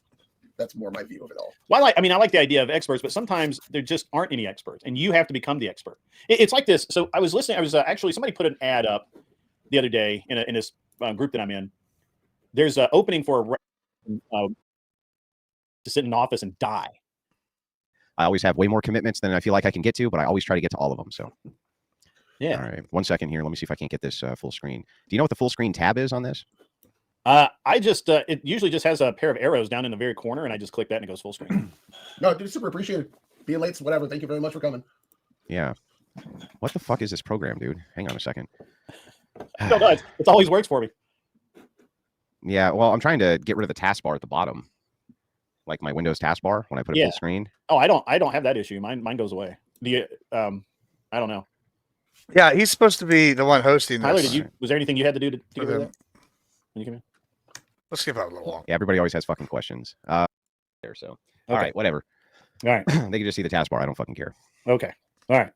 It's just super annoying. How long did because I asked you, Tyler, but I don't think you got back to me because we're working out the perceived moderator issue at the time. How long do you need for your opening? I'm not picky about it. 5, 7, 10. I think we settled on 7 because I didn't want Andrew to be here all night. So you challenged me. I can lead off. You can lead off. I don't really care. Your call. Doesn't bother me. You pick. So hang on, a chatter got it. He said F11. Awesome. Thank you, chatter. Send that guy a fucking hat, Mystery. Send whoever said F11 a fucking hat. If it was 3 people who said it, send it to fucking 3 people. Anyway, go ahead. I can start off. Yeah, I got a hat. Yeah. I had to buy it. All right, so first of all, let's do this the correct way. Yeah. So we have to do the intro music. Perfect. Okay, we can't do the intro music because I'm on your shit. But here's what we can do. Ladies and gentlemen, welcome back to the Crucible. I'm your host, Andrew Wilson. Tonight, we'll be moderating a debate between Tyler and Grid One Motorsports scumbag extraordinaire. What we'll be debating tonight is, gentlemen, what are we going to be debating tonight? Interventionism, and I'm trying to sell you guys on it being the most based foreign strategy. Okay, got it. And I will be taking the non-interventionist. Got it. So we're going to be discussing interventionalism. Who has the positive position? You, Tyler, have the positive position. So, Tyler, you're going to be opening first. But the good news for you is that means you get the last close. You open first, you get the last close, right? Because it always puts you at a slight disadvantage, but you get the advantage of being able to have the last word. Gentlemen, before we dive into this, Grid One Motorsports, where can everybody find you? And tell us a little bit about yourself. I am Grid One Motorsports. I am at an Unreasonable Man on YouTube. This is the first debate that I've had on this on my own channel. I normally do not debate on my channel, but since Tyler challenged me, it was such a great timing on his part. Here we go. We're going to debate on my channel, and I asked Andrew to please moderate for me. He is one of the best and fairest mods I'm aware of, and he happens to be a friend, so I knew I could trust him on all accounts. And yeah, we're going to dive right in. It's going to be a great time. Tyler. Average debate enjoyer, Tyler. YouTube, Twitch, Twitter, all that fun stuff. You'll probably see me on Twitter being an asshole. I kind of just am here to argue politics. I love it. I'm looking for like-minded people that give a shit about things, to learn from, tell me where I'm wrong and stupid, and hopefully at the end of the day, I walk out with the sharpest damn sword I can get. So come check me out if you want to see shit. And right now we're working on an open source think tank, trying to move the think tank process of developing policy online, getting smart people and professionals in to comment on it and build it from the ground up. Okay. So, gentlemen, I'll explain very quickly my moderation style. I'm going to intervene as little as I possibly can, but I do expect you to adhere to moderation. Yeah, I didn't know that. Shut That's up. kind of It's not funny. your turn. I tell you to mind your own business. I tell you we're moving the topic on. I expect you to adhere to it. If you don't, you instantly lose. That's how it works. Also, Tyler, what the fuck is wrong with your lip, bro? What's wrong with your lip? What happened to your lip? It's pretty dry down here in the winter and just crack skin. Yeah. All right, that's fair. The chat was freaking out about it, so I just figured we would get that off the table immediately. With that said, gentlemen, in this case, Tyler, go ahead with your opening statement, and you have 7 minutes on the clock. All right, so I want to say thank you to the gracious host, the audience, and the gentleman here whose mind I'm going to attempt to change. I am a little bit different from you guys lined up politically, but I did a bit of research, kind of trying to get the vibe of what you guys are about when I was trying to develop this this sales pitch, essentially. So I'm here to push my worldview, and I want to do it because I think my worldview is not only correct, righteous, and just, but to those that aren't given the opportunity to even learn it or live it, or somewhat succumb to live in the fiery pits of their own damnation of their shithole countries. It's kind of our responsibility to spread a liberal, small L, liberal. Oh yeah, I was there for that. I was there for that when we were arguing like in the channel. It was hold on, who was it? It was Grid, and who was the other guy? It wasn't Bam. It was GSU. Yeah, that's who it was. GSU. GSU brought up an interesting point that I've actually been using quite a bit lately. So he's an engineer, and he makes like a lot of money, right? He makes like I don't know, but basically he's the same tax bracket as Elon Musk, which is like what, $438K a year. And his argument was like, I shouldn't be in the same tax bracket as a billionaire. And I agree. Actually, I think like that's a little bit interesting. Like personally, I think we disagree on the solutions for how we should handle that. But yeah, I don't think someone making $438K a year should be in the same tax bracket as a billionaire. I think that's a little ridiculous. Interventionism as to what people think about. They think about the Iraq War, the Afghanistan War, which is pretty fair. These are modern things, but I want to go and expand the term to more what it actually means. Interventionism, essentially. Tell you what, I ain't giving out no fucking 2K worth of subs to fucking nobody. Broadest economic forms means that we use our influence generally to push our worldview. They get 50 cents from me. No, I'm just kidding. They'll get like one sub. Say if you want to do X with us, we do Y for your human rights. And this is the idea that the UK used to end slavery with its trade partners and neighboring nations. And eventually when the US ended slavery here, they came on board and we pressured most of the Western Hemisphere to end the worldwide practice of slavery just by pushing our post-Enlightenment worldview onto them. And at the end of the day, now we have... Oh, you want a flat tax, huh, goddamn? Hundreds of years later, very strong allies that are very... yeah, I don't know about that one. I thought the British were the ones who kind of stopped the slavery. The British and the Spanish empires, because didn't Spain, like, wasn't that a whole thing with Spain and the UK? They were like fighting over that because Spain outlawed slavery, and then Mexico did. Yeah, I'm pretty sure the Spain, that was a massive thing, and that's part of the reason why they had the fucking pirate republic in the Bahamas, is because Spain didn't want to go in there, and Spain would like whatever clean out, and British was tangentially like supporting them, kind of thing. They're very on board. They're not flat tax market. Yeah, that's what we're talking about now. They're sold on our. We're gonna be going on a panel. We're gonna be hosting a panel here in about 8 minutes. Investments in these other countries to spread what we think is right, because the bad guys are out there doing the same damn thing at the same time. So we have different types of economic intervention. We have the negative economic intervention that we see a lot with things like tariffs, sanctions, threatening to stop aid for a country if they don't get on Earth with or don't get on board with our deals and want to end a rare earth deal. So anytime you see something like that where we're threatening, that's a form of interventionism as well. It's a negative economic. We also have the positive. Less for you guys, but the USAID was a lot of what we saw with the positive, the soft power. The favorite word of Democrats right now is soft power. That was giving people money to incentivize them to be on our side. Here's some money. We're going to invest in your school system, and then you're going to be our boys. And that's what China's doing as well with Belt and Road Initiative. So if we cede that ground, they're picking it up. And it might seem in the short term like we're not losing much, but if those dominoes start falling, you see a world that's sided against us. So I would argue not only is this worldview of protecting the weak and spreading our liberal freedom principles worldwide is not only righteous and true, but it brings out the best in our nations. It brings out the best in our allies and partners. It forms these strong bonds. And if you look through each one of them, like liberal principles, Blackstonian law, checks and balances, federalism, representative government, capitalist economy, all these things are tried, true, the best through merit, the best we've developed so far as a humanity. There's no reason why we should keep them to ourselves. So liberal principles like freedom of expression, are the way we turn around and use this system to push it outward. So thinking of situations like after slavery ended, we have the churches in Maine and New England area went down to the South. They built schools for the freed slaves. With these religious schools, they pushed Christianity and they pushed literacy. We saw black slaves, this is all out of a Thomas Sowell book, we saw black post-slaves have a higher literacy rate than Southerners, partially because that's what they needed to vote at the time, do the grandfather clause and literacy tests. But because of that situation, we saw a very Christian, very literate group. To this day, they are one of the most faith-adhering American demographics because they made this religious institution, this investment into this community. And I think in order to keep pushing forward, you need to constantly be pushing outward. If you sit on your hands and become complacent, something else is going to happen. And to relate to you guys, you see that Christianity is no longer the #1 growing religion anymore. It's Islam. They're out there pushing it. Judaism doesn't incorporate people. They're down to what, 2% of the world's religions. You have to get out there. You have to spread the mission. I say we have to do the same thing with our worldview. Not only again to protect the weak, not only again to push the most righteous system onto other people, but to make a better world for everybody. Then we get to the actual, away from the ideology to the practical points. We can talk about U.S. hegemony and trade being as best it's ever been. We can look at like the Biden administration taking sanctions off the Houthis, taking them off the terror watch list. 2 years later, the Houthis turn around and now they're attacking shipping lanes for everyone besides China. So we can see that if we don't keep the foot, You know what's to intervene on Canada, bro? Are going to come and fuck up our economy abroad. We need to make sure that that trade.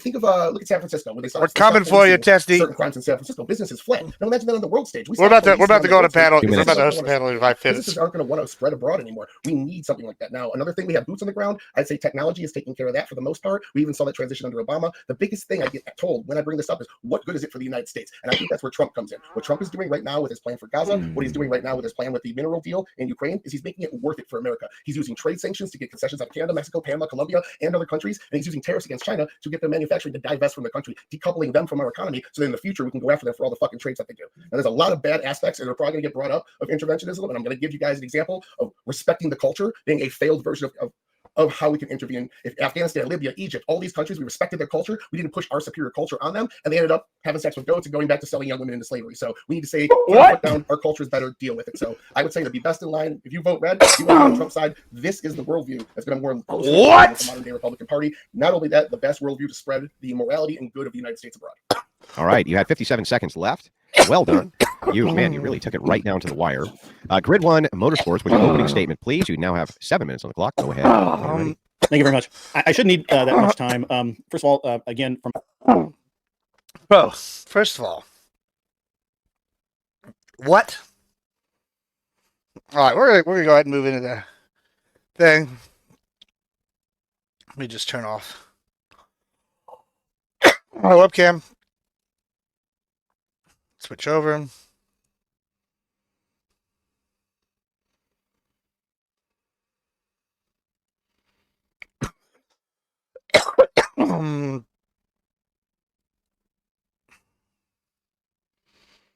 Well.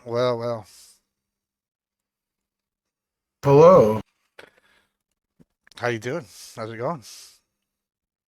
Oh, it's going. I'm just reading through this list of things. Remember that list of things that was in Project 2025 that everyone was posting around before the election? Oh yeah, don't even get me started. Do you know about the Project 2025 tracker? Oh, is that a thing? Oh yeah, and it's total bullshit. But it says like right now we're at 60% complete. I know. I love I'm reading the definitions for this. Like, I love how they combined like DEI policy with civil rights policy, and then used the getting rid of the DEI policy to say that he's getting rid of DEI and civil rights. Yeah, I've seen a lot of that. It's really disingenuous, like the 2025 tracker. Someone brought it up on I don't remember where they brought it up, and maybe it was fucking was it Prime? It might have been Prime. I don't want to say it was Prime. I don't think Prime would be that disingenuous, but like it was. Somebody brought it up, and I'm like looking at this, and it was like 60% completed. I'm reading this shit, and I'm like, what in the fuck is this shit? And like, it was just clear they were combining stuff into there. You're just like, yeah, we can. It was the most partisan thing I've ever seen. I just, like, out and out, pure propaganda. Some of their points are right. Like, it says reinstate remain in Mexico, and, you know, Trump did that. Yeah, but hold on. This is the problem, is that not Project 20, Trouble brings this up a lot, is Project 2025 is like a 900-page meta-doc. Agenda 47 has a lot of these things that are also in Project 2025, because Project 2025 is from some conservatives, right? So, like, yeah, they're like, anything that overlaps, that counts towards Project 2025. I'm like, that's not fair. like this is like if he ran on this as a campaign project that was outside of this, and Project 2025 wasn't published till like what, like halfway through the election season, I don't think it's fair to go, hey, he's over here on that old bamboozle. Like what I'm saying, like they're doing Project 2025 when it's like clear that they've done like 90% of what Agenda 47 was. Are you streaming? Not at the moment, no. Okay. Are you going to be streaming? Yeah, jump on so we can all share and get more views. Why am I not following you? Oh, I am following you. I don't know why it said that. Yeah, it's just a lot of what they're saying on this website is they're making like very broad summaries. They're just like expand national gas infrastructure. It's not saying how, it's not saying the plan that they're going to use to do that. It's just saying generally they're going to do this. Well, like the Democrats also wanted to expand national gas infrastructure. Does that mean they're also abiding by Project 2025? Like, it's so fucking stupid. No, it's totally nonpartisan. It's such a dumb, and it's not working. It's like the worst, because you can tell these people, like, you have to go read this 900-page document that we fearmonger in order to know what we're talking about. And the normal person's like, no. Actually, Trump's talking to me like I'm a human being, and I'm liking what he's saying, so I'm going to stick with that. And I think you brought this up while we're waiting. Are you coming on camera? What are you doing? I was just gonna. I'm setting everything up still. I was just waiting. Good. Yeah, I'm sitting here going. I think your point is interesting, and I've been saying something similar about the elitist attitude from the left for a minute now, and you kind of put it nail on the head, hit the nail on the head. I think with the give speaks like there's text thing, because I feel like when I do talk fast, sometimes I slur my words, but most of it is I think the accent, and people immediately are just like, he's a dumbass because he said 2 half nothings equals a whole nothing. And I'm like, because I speak colloquially. I don't want to sit here and be like, well, you have 2 halves of an immigration policy that are 2 half solutions. Like, I don't want to, like, sometimes you can just get a point illustrated with less words with like a example or an analogy than you need to do when you sit here and break down a point by point breakdown of each, like, I don't, you know what I'm saying? I think that you hit the nail on the head the other day when it's like, oh, people want to say they're dumb just because they sit here talking like a Southerner. And I think that's a big problem with the, Democratic Party in general right now is they've gotten too elitist, and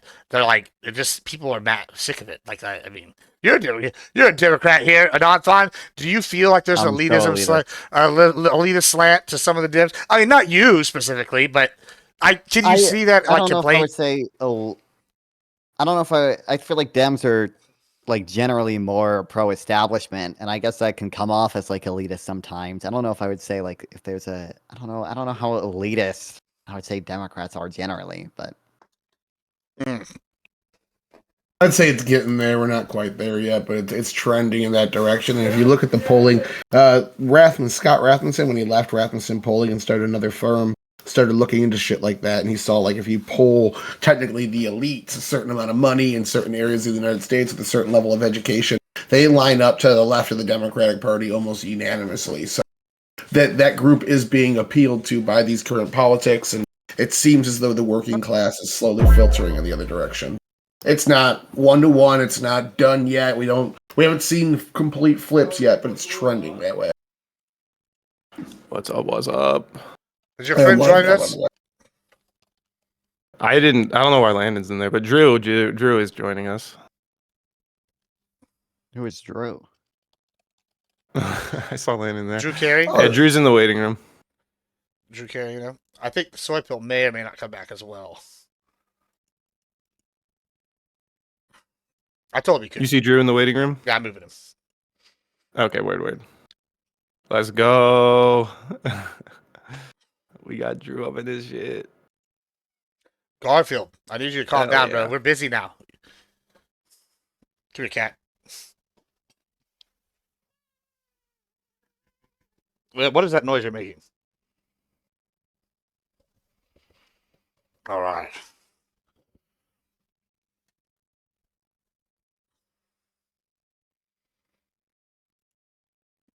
Yo, what's good, boys? How you doing? I'm just waiting. Doing all right, man. How you doing? Good. Let me just get like another 3 or 4 minutes. See who else is popping in here. I know. Did you settle on a topic? Yeah, we're gonna Or are start you with gonna let Tesla. me choose? We're gonna start with Tesla terrorism. I think is what we're gonna start with. And is it Okay. terrorism? Like, what should we do about Oh it? yeah. And go Obviously. from there. I think is what we're gonna start with today. And then we'll get a little. Nice. We'll go into. So I have some other ones that we can go into. Tyler over here sent me the same topics we've been arguing about for the last 2 weeks.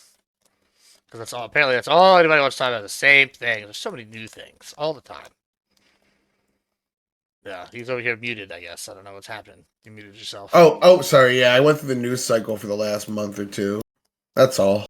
Yeah, Or a so week or two. I'm sorry. he asked Grok for the topics. We're on to you. Drew, how you doing today? You doing all right? I like the blue suit in the background. Thanks, man. Thanks. Yeah, I just recently got that. So, yeah, man. I meant to clean up my background stuff. I just never got around to it. So, There's it is what it is. A lot of white men on the panel. First of all, I'm a person of color. I'm Hispanic, so we got plenty. Yes. Well, I actually identify as black. Yeah. So, I don't know if that's how that works. What was the chick that did that? Zoe? I have black friends. Rachel Dolezal. I have black friends. Isn't she on OnlyFans now or something? I saw. I feel like I saw that recently. Yeah, it's pretty boring. It's not the best OnlyFans I'm sub to, I'll say. I bet. dude, I know Tyler was screenshotting it too. He's screenshotting it and sent it to everybody. Probably. If I don't know, Dude, I don't Tyler, pay. I don't pay for no OnlyFans. They send me their stuff for free, and they pay me. Tyler, for you my gonna pics. get on the? My bad. Go ahead. Tyler, we got to get you on the Whatever podcast. Now that you have that connect through Andrew Wilson, I would love to see Tyler on the Whatever podcast. I play Dota with a dude that lives like 20 minutes away from there, so like I don't even have somewhere to stay. Yeah. You like call them hoochie mamas to their face or what? No, I would probably be on the other side, to be honest with you. I'm pro OnlyFans and all that shit. He's pro gooning. Pro OnlyFans. Yeah, he is pro gooning. Me, I am also not for my pro-gooning. daughter though. I'll raise them right, but if you didn't raise your kids right, they want to earn some money being degenerates. Fuck them. Hold on, listen. Well, you're telling me if Camilla from the Bop House was your daughter, you wouldn't take a new Ferrari? Yeah, that's what I thought. Yeah, that's what I thought. Sophie, Sophie Rain is enough. You'd be like, listen, my daughter may be a whore, but she's the best whore. You know, and what's your daughter done? Oh, she's a doctor. Well, my daughter makes more than you.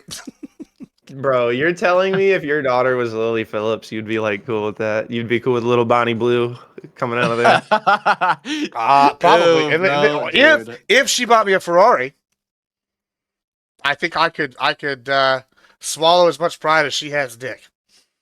I was about to jump on you over that one. You ever been in a Ferrari, Pen? That was a good one, right? Pretty fucking nice, man.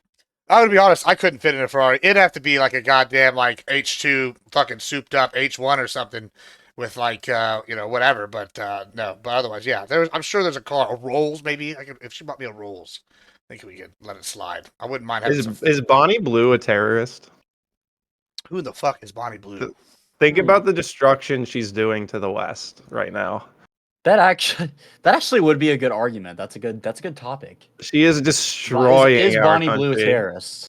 I don't want Gibbs to know who she is because his innocent mind is protected. I'm a Gibbs, she's the one that had sex with 1,000 guys in one day. Oh yeah. I did. Hey, I'm gonna be honest. When you said Bonnie Blue, I thought Bonnie Rotten. So I don't know how innocent I am. To be totally honest, we're gonna be going to hell for our poor tastes. Bro, if you just look at her, it's like, dude, she's just like so disgusting. Like, have you noticed that? She looks sticky. Yeah, bro, she just looks like you. Like, I just wouldn't even want to like. Imagine she was like, dude, if she was like a Walmart employee, I wouldn't even want to be around her. Nevertheless, like what she does, bro. No, you know what cracks me up? You know what God. cracks me up is I saw these armchair psychologists, It is like after the impressive. Lily Phillips thing. They're like, yeah, if you see her face, she's just like dejected from this traumatic experience she did. And then I'm like, well, I saw her do an interview about 20 minutes after the thing finished, and she was like, it was fun as fuck. And I'm like, I don't know which one of y'all I want to believe. I'm leaning more towards that it was fun as fuck one than she had the dead eyes. She's probably wore out. There was 1,000 dudes or 100 dudes. I feel like anybody could have died from that. 2 weeks later, she's like, you know what? I want to times it by 10. Yeah, didn't she say something like that? I signed up. I bet you did. Yeah, I'm the guy number 648, and I signed up for the a-hole. Yeah, you know that they. Oh, that's something. Let me tell you. Oh, Tyler's taking the road less traveled. You know, he's really paving his own path here. I'm sure that road's been traveled enough. Yeah, it's listen. Like I think we did this on a panel one time. We were wondering like how many miles of dick that is. Somebody figured it out. I don't think we need to do Well, it. it just depends. What race were the contenders? Nope, we're not going there. Don't do it. Nope. Now you're turning into Really, Tyler. Turning into Tyler over here. Listen, this is how we get canceled. Is we do that. All right. My question is, if there's a demand for it, why are you guys trying to gatekeep supply? Because you just don't like it, just don't buy it. Because Christ is king and atheism is wrong. Sure. All deities are kings. Okay. Yeah. Okay, moving on. All right, let's get into the first topic here. Let's actually talk. Let's give intros. Tyler, go ahead and start us off. You just on the Crucible. Tell us how and why you should have won that, but somehow lost the grid. Tell us. Oh no, Grid was great. Andrew was great. I had a fantastic time, and I in my mind and heart, getting 26% of enemy territory to vote for me is a fantastic accomplishment. I had a great time. I'd do it again tomorrow, and I'm always right. And the only thing that matches my intellect is my empathy. So like, I get where they were coming from, and average debate enjoyer on everything. It would find me and shit. All right, thank you so much. Let's go to our new guest here, Drew. Tell us who you are, what you do. What's up, everybody? My name is Drew Chandler. I am a streamer, podcaster, and I talk politics, culture, I'm kind of a jack of all trades. So, yeah. Fantastic. Thank you so much. Non-fun. What's up? I'm Nonfun. I stream on Twitch and Kick, Nonfun420, YouTube at Nonfun. I'm here to defend liberalism as always. Fantastic. Pentuple. Hey, I'm Double TV. I'm a Twitch streamer. We do politics and baseball. MAGA headquarters. Fantastic. The Soy Pill.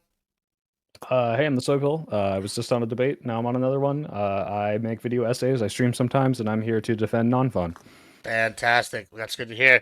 I'm excited for this one. I think this one will be a little more spicy. Let's talk about the Tesla terrorism. Is it terrorism? Should they be tried for terrorism? It's interesting that allegedly the makeup of the perpetrators all seem to be rich white people or white people in general. I thought that was interesting. I know we don't usually dive into race, but that's been brought to me that they're all a certain political leaning, whatever, and the right has never done anything like this. Allegedly, I might have taken some umbrage with that declaration, but let's dive into it and see what's happening with Tesla terrorism. Average debate enjoyer, start us off. I'm gonna go with I'm trying to be consistent here. I liked the upgrading of the charges to the January 6th protesters based off of terrorism. I like the terrorist upgrade charges here too. I think we need to put a foot down to political violence.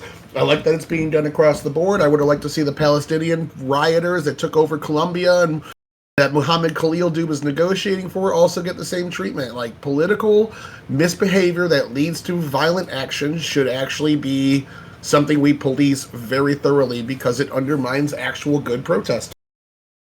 Fantastic. Drew, go ahead. What was the prompt again? Tesla terrorism. Tesla terrorism, no good. A lot of it seems to just be stemming from a hatred of Elon Musk due to his support of Trump in this last election. Keep in mind, liberals loved Elon Musk up until he supported Trump. So it's a funny phenomenon going on where all of a sudden they're just crashing out and whether it be destroying dealerships, destroying individual Teslas. I saw a video the other day of a guy keying a Tesla, which is retarded because, as we know, Teslas have cameras on them. So, it just seems very low IQ terrorism and pretty gay. Thank you so much. Go ahead, non-fun. Yeah, I mean, I don't think I have an issue with any of these people being charged as terrorists or whatever if it fits the definition of the law, which I think it probably does. And I don't think it's really an effective form of protest or anything. You're not going to find that much disagreement on that, but. All right. To double. So I'm not going to go all lawyer and try to do like a legal analysis on terrorism or anything, but generally terrorism is violence carried out for political gain. I would say it seems pretty obvious here that the political gain here would be is trying to dissuade Elon from participating in government. So I think it is arguably terrorism. There's the political element there. I don't know how this would hold up in court necessarily. I think a lot of the cases will probably just be, pretty basic charges for, like arson or whatever the, most extreme cases are that we're talking about.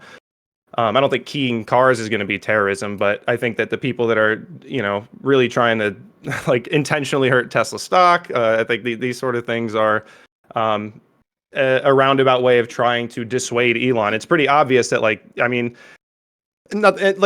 not that everything that's aiming to dissuade Elon from participating in government would make it terrorism, but political violence, political goal. The political goal is to hurt Elon, try to get him to step away from, the administration. So I think it's certainly the closest we've gotten to terrorism, probably domestically. All right, Soy Pill. Yeah, just like on its face, obviously, I think there's very easily ways you could say this is terrorism, this is vandalism, they should be charged. And to the, my lawyers advocated that I don't advocate for any of those things. However, I think the more interesting question is why is it happening to Elon? I realized, sorry, I don't know everyone's name here. Drew mentioned, oh, they're crashing out because he's supporting Trump. I think it's much more serious than that. You see a man who is promoting a lot of Nazis on Twitter, who has done a Nazi salute, who's doing things that I heavily disagree with. And to be fair, I am a liberal, and I thought he was a dumb piece of shit when I worked for him back in 2016. So I've been kind of ahead of the curve, but now he's just made it way worse. I think there are, in the same way during the Mario Brothers debacle with the United Healthcare CEO. Yeah, I don't think we should advocate for the kind of behavior that is happening, but I think there's a very interesting discussion to be had for the people that are being materially harmed by the actions that are parties that they're taking action against. So if you are one of these people who are losing their cancer medication, who are losing their tuberculosis medication for any of the fucking dumbass Elon cuts through Doge, if you can't do anything about it by protesting peacefully in the streets, what do you tell those people when they are being materially harmed, if not maybe literally killed by Elon's policies?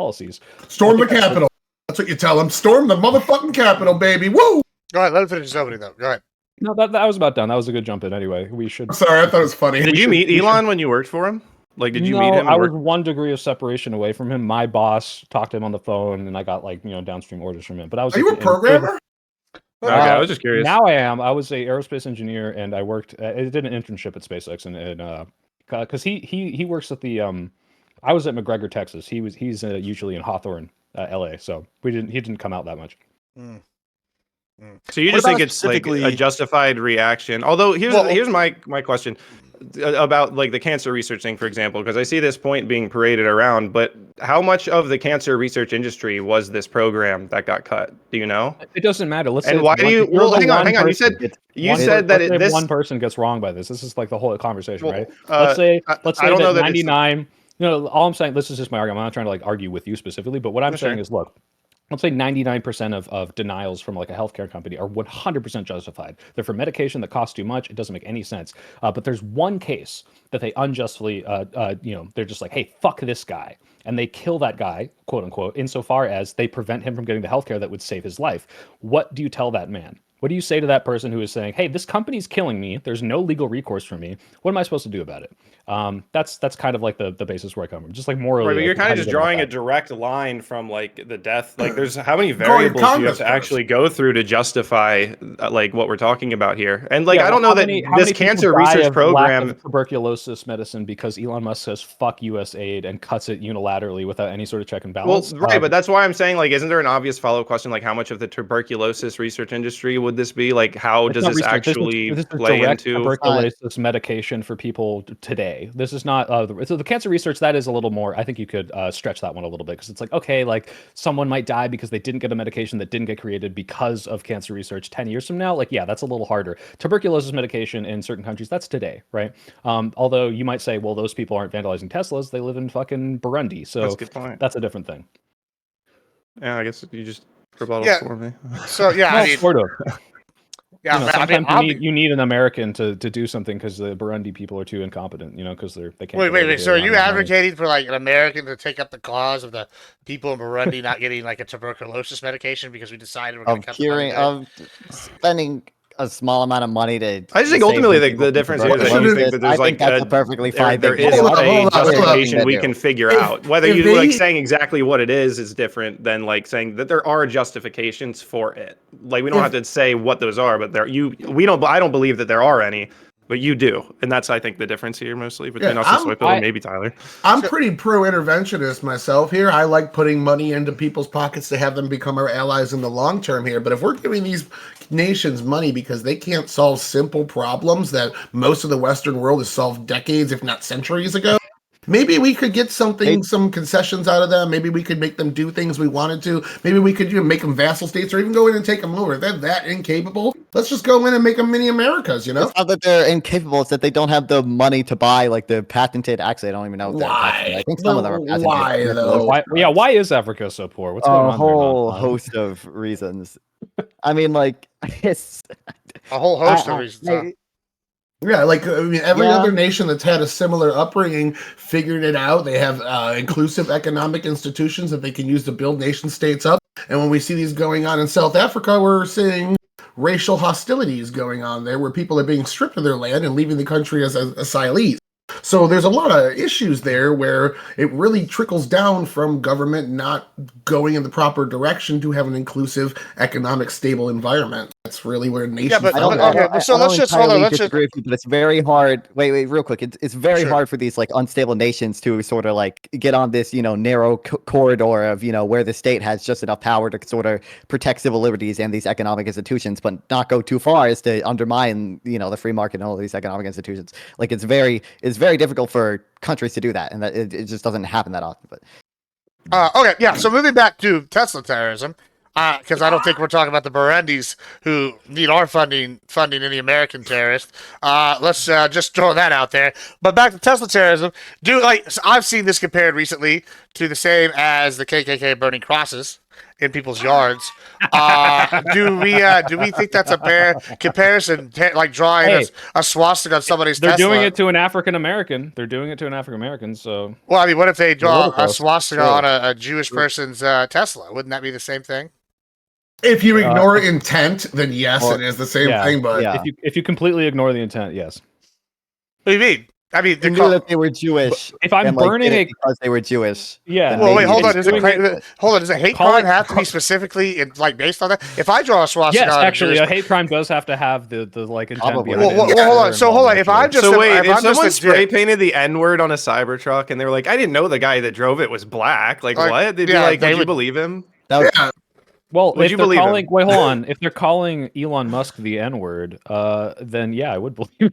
But yeah, it's kind of silly. The point is that they're drawing the swastikas not because they think that the Tesla owner is a Nazi. It's because the CEO of Tesla they believe is a Nazi, and they're trying to implicate the people who support him financially in that.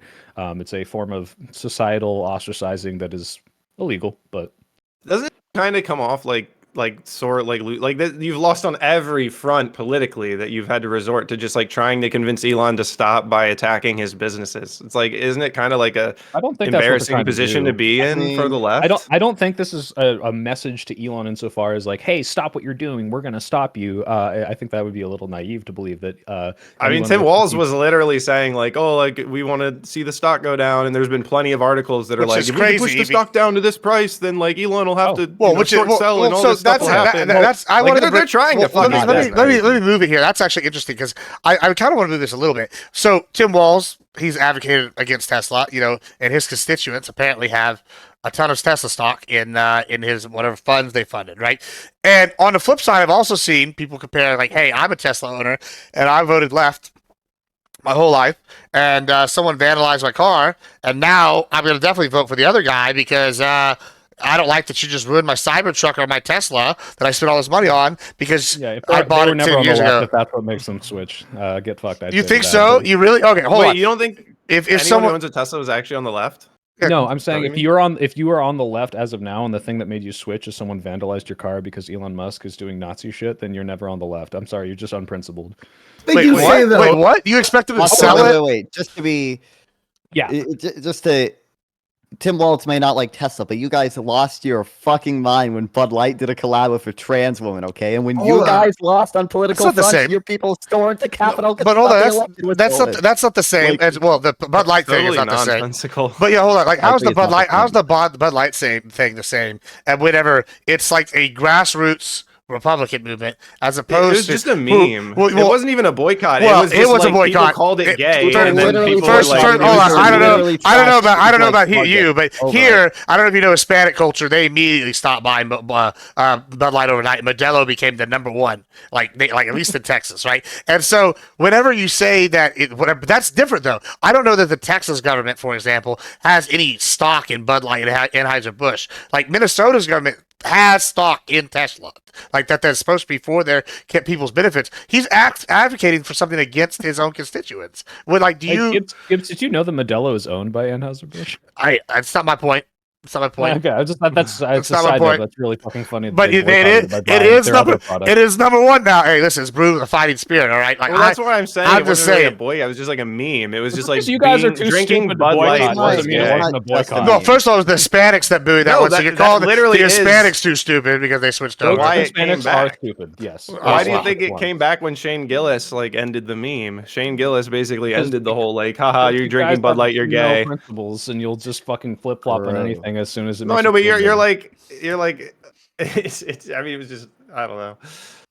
There were absolutely people unironically boycotting it and cheering that the stock of. I mean, yeah, on some of social owns them media, was but it's going like when we're down. talking about what actually happened to the business at scale, People, I can it was do you just want me to find the basically videos of bad people going marketing. into Target and like Yeah. trashing all the Bud Light section? Like, And to be fair, wait, Dylan Mulvaney didn't Nazi salute in a bathtub, and because I would have boycotted Bud Light as well. I just think he had you're done basically that, saying so. like, oh, people didn't buy it equals boycott. It's like, Hey, Well, hold on. more- Didn't Jasmine literally Crockett? what a boycott is. Well, Jasmine Crockett just did a Nazi salute last week, like a couple days ago, right? Like, Don't talk Right, about right. my honey That's bear. very Don't talk about my true. honey Holy bear shit. like that. Do not talk about my honey bear like that. It's like, hey, look, just like it's not racism when black people do it, it's not a Nazi salute if a black woman does it, okay? Because a black woman can't be. a Hold Nazi. on. Isn't the Nazis' number one fighter right now? According to Gemini. A Hispanic guy that's an incel named Nick Fuentes and Kanye West. Yeah, by the definition those of are- boycott, those are it Hitler's really biggest- wasn't a I'm boycott. joking, Gibbs. I think a The- Nazi. for could the Those are record, Hitler's it's biggest fine. guys But that's now. all I right. It believe was a in meme. DEI Nazis. Okay, I believe that they should also. Can you imagine what Hitler is like thinking? Would be thinking right now if he could see that the Nazi movement is now buoyed by fucking what's his name, Nick Fuentes and Kanye? I don't know what he'd probably roll over his grave, but that's okay with me. He can roll over his grave. So, real quick though, you guys get this persecution thing going on for Elon. Elon knows the bed he made and he's laying in it. He picked a side politically, just like Nike, Hobby Lobby, Chick-fil-A, Disney, all these people over the last decade that all picked a side and they reap the consequences of the other side boycotting them. So, it's absolutely fine. And for some people, it's a smart choice. Like Nike knows their demographics. The people that they pandered to happen to buy their clothes the most often, a particular demographic. So they Who are actually they? went up in sales.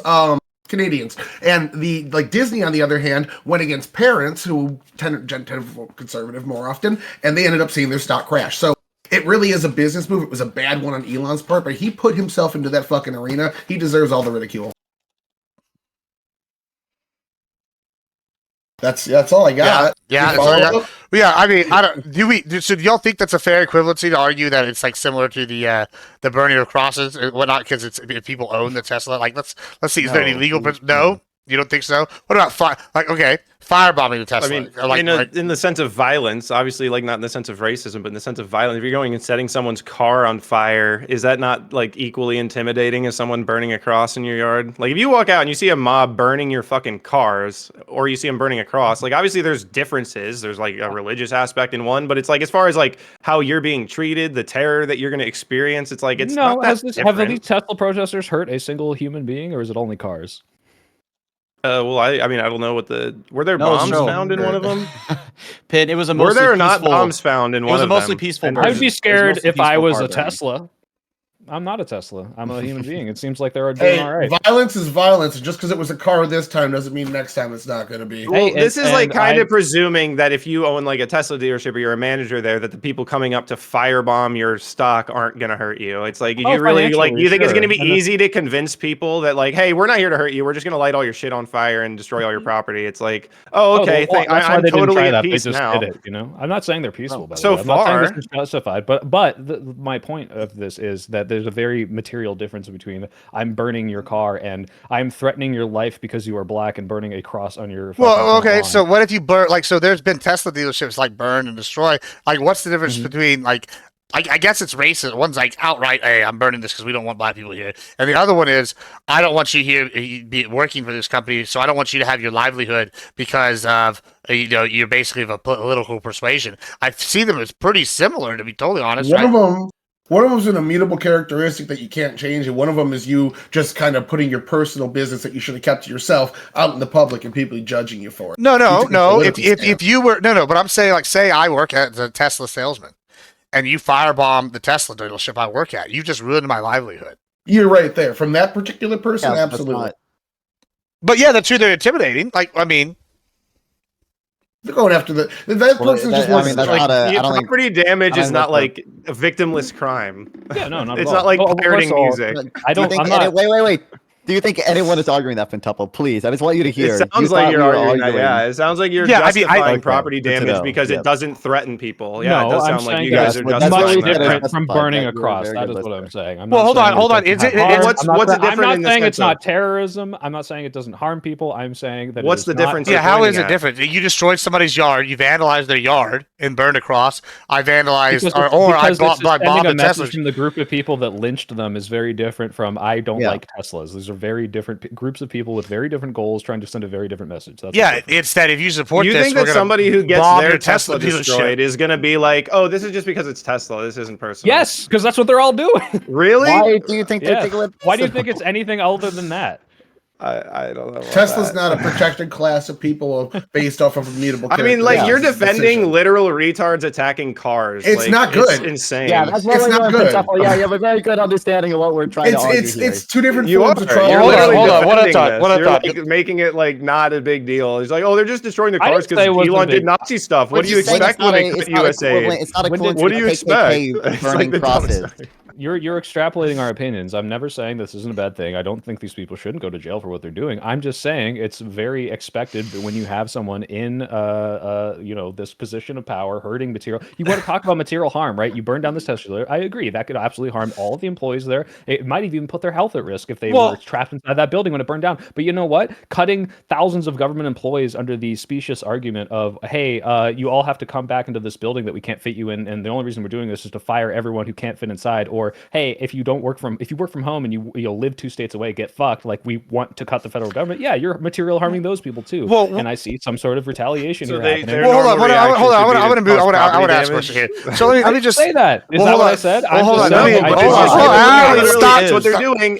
Here's what you're doing. You're treating these people like they're reasonable. You're like, well, they're not attacking people. They're just attacking Tesla. No, I'm just saying I understand. Out of what the government's doing. The what Mario Doge is Brothers doing, guy, about right? Because of USAID. It's like I don't pretty think the Mario weird Brothers argument. One at a time. Yeah, one at a time. I don't think Mario Brothers guy was reasonable, right? Like, he had some unjust thing where he got fucked over by his back surgery, but then he went and he shot the CEO of a complete.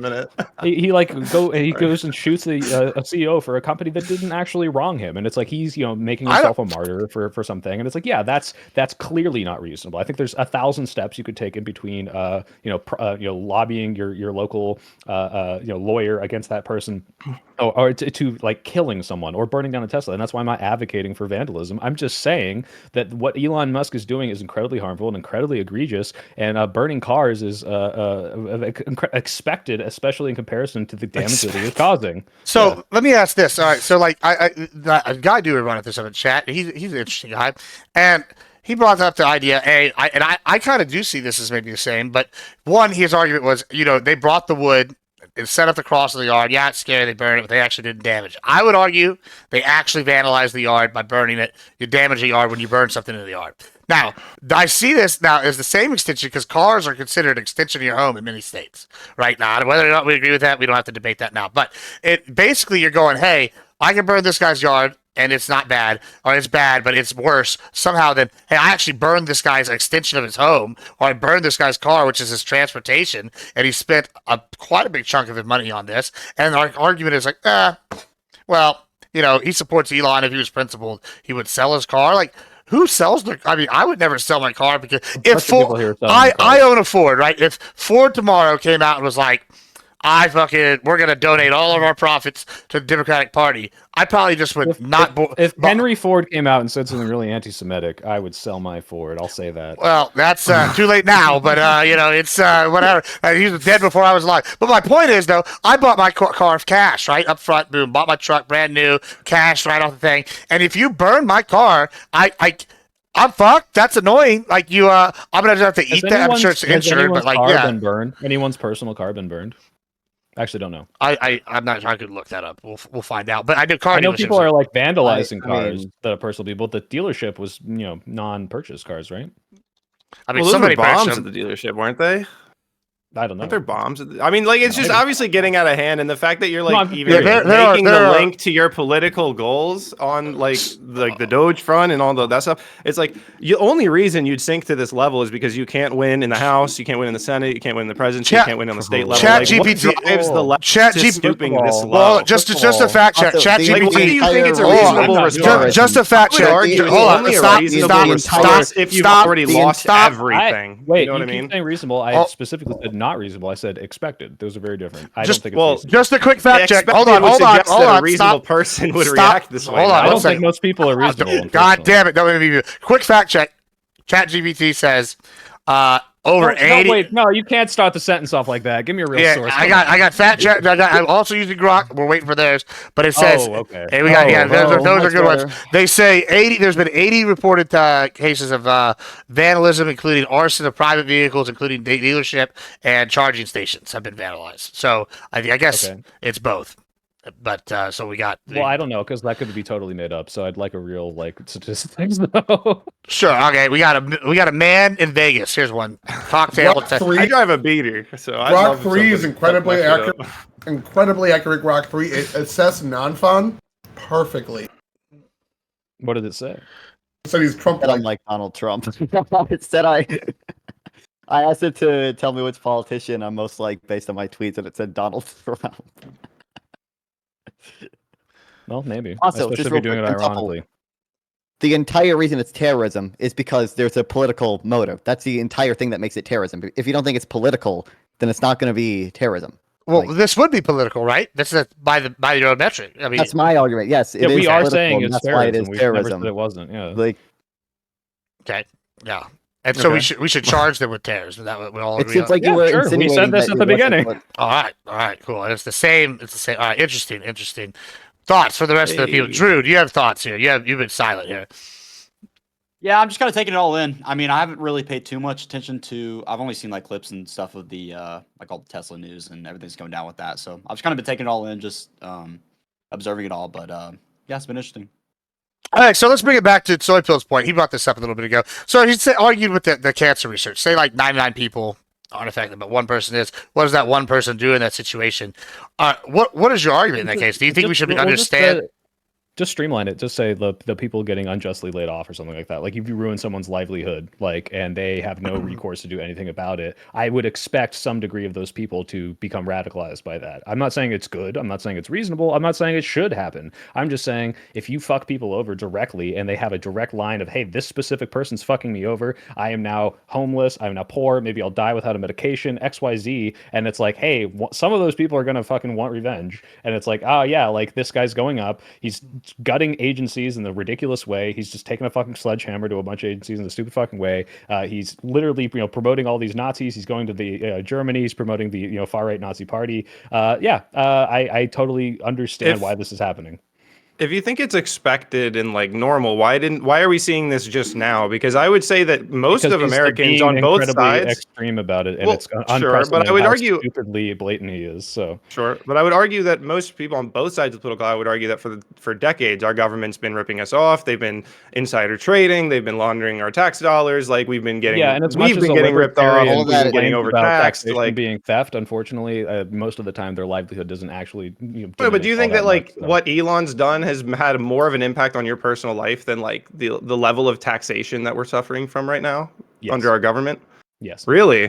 Yeah, I have tons of family members right now that are losing their jobs in government for dumb bullshit reasons. I have friends of family members being deported. I have friends of family members who can't get their passport because of dumb regulations they're implementing. Yeah, it's much worse this But time. are you arguing we should consider them when we're talking about government tax-paying like jobs? Because if not, then why don't we always hire more people? Because then more people have jobs. It's just good. When we're talking about the government, you're not entitled to that position. Livelihoods getting fucked over for a dumb if you're bullshit getting reason. fired, that happens in the private market as well. It doesn't happen just in government. Okay, and if you're and getting if- fired and you're like, the oh, I'm entitled to CEO this federal job. I'm I have this not cushy saying job, anyone is 200K a entitled to year. this. I'm This going to is ridiculous. radicalize because I Come got on, no. fired. Okay. You got to listen. Either look, if you don't repeat back what I'm saying in a way that makes any remote sense, you're clearly not listening to me. Look, if you're in Amazon and the CEO of Amazon just said, "Hey, fuck 80% of these people. I'm just going to arbitrarily come into your warehouse and just fire you for no fucking reason without any notice, and maybe even violate labor laws to do it," I would expect some degree of those people to be radicalized by that, especially if they lose their ability to pay for their health insurance. Wait, if they so- go home, if they're going to become homeless. I'm not saying that they're entitled to those jobs. I'm saying if you come in and you do some stupid bullshit, you're going to radicalize some people. So what do and you also, do? like Soto mentioned, this stuff is unprecedented. Like, we've been getting taxed at what you think is an absurdly high rate. It's actually not that high rate for a while now. People aren't used to what's going on with fucking Doge right now. So my first question is raise one. taxes. First, what Doge is doing is Hey. just the audit. They're not actually like doing anything. They don't have authority to do so based on That's how a their dispute constitution right is. now. You know It's that's a not. dispute right It's now. not. I saw the What do you update of mean? it the There other aren't day. pending court cases about Doge firings. I've been really? watching Tanya Chuck and cover it. They're trying right now, and there was a ruling I think this morning where a judge was saying that they can't this sue for morning. that. Can we not play this game? We know it's Elon Epic. Musk is spreading these initiatives. It's Like, not- it doesn't no, it's matter not. if it's this organization. No, or no, this see, that's what I'm specific saying thing, here or is doing it's it. actually- Hold on, one at a time. No, One at a hold on, time. hold on, One at a hold time. on. Wait. Hold on. Let Hold Tyler on. finish. Go ahead, Tyler. Yeah, because that's what I'm saying is the game here is what you're playing, and I'm telling you the reality of the situation is he's not even the head of the department he's in, let alone has zero authority to actually do any of these things. Okay, So- all right, hold on. Let me. Look, I'll fight you on this one as the Republican. Come on. We all know that he's the genie behind the curtain, like that. Like, don't act he's like doing that's. an audit.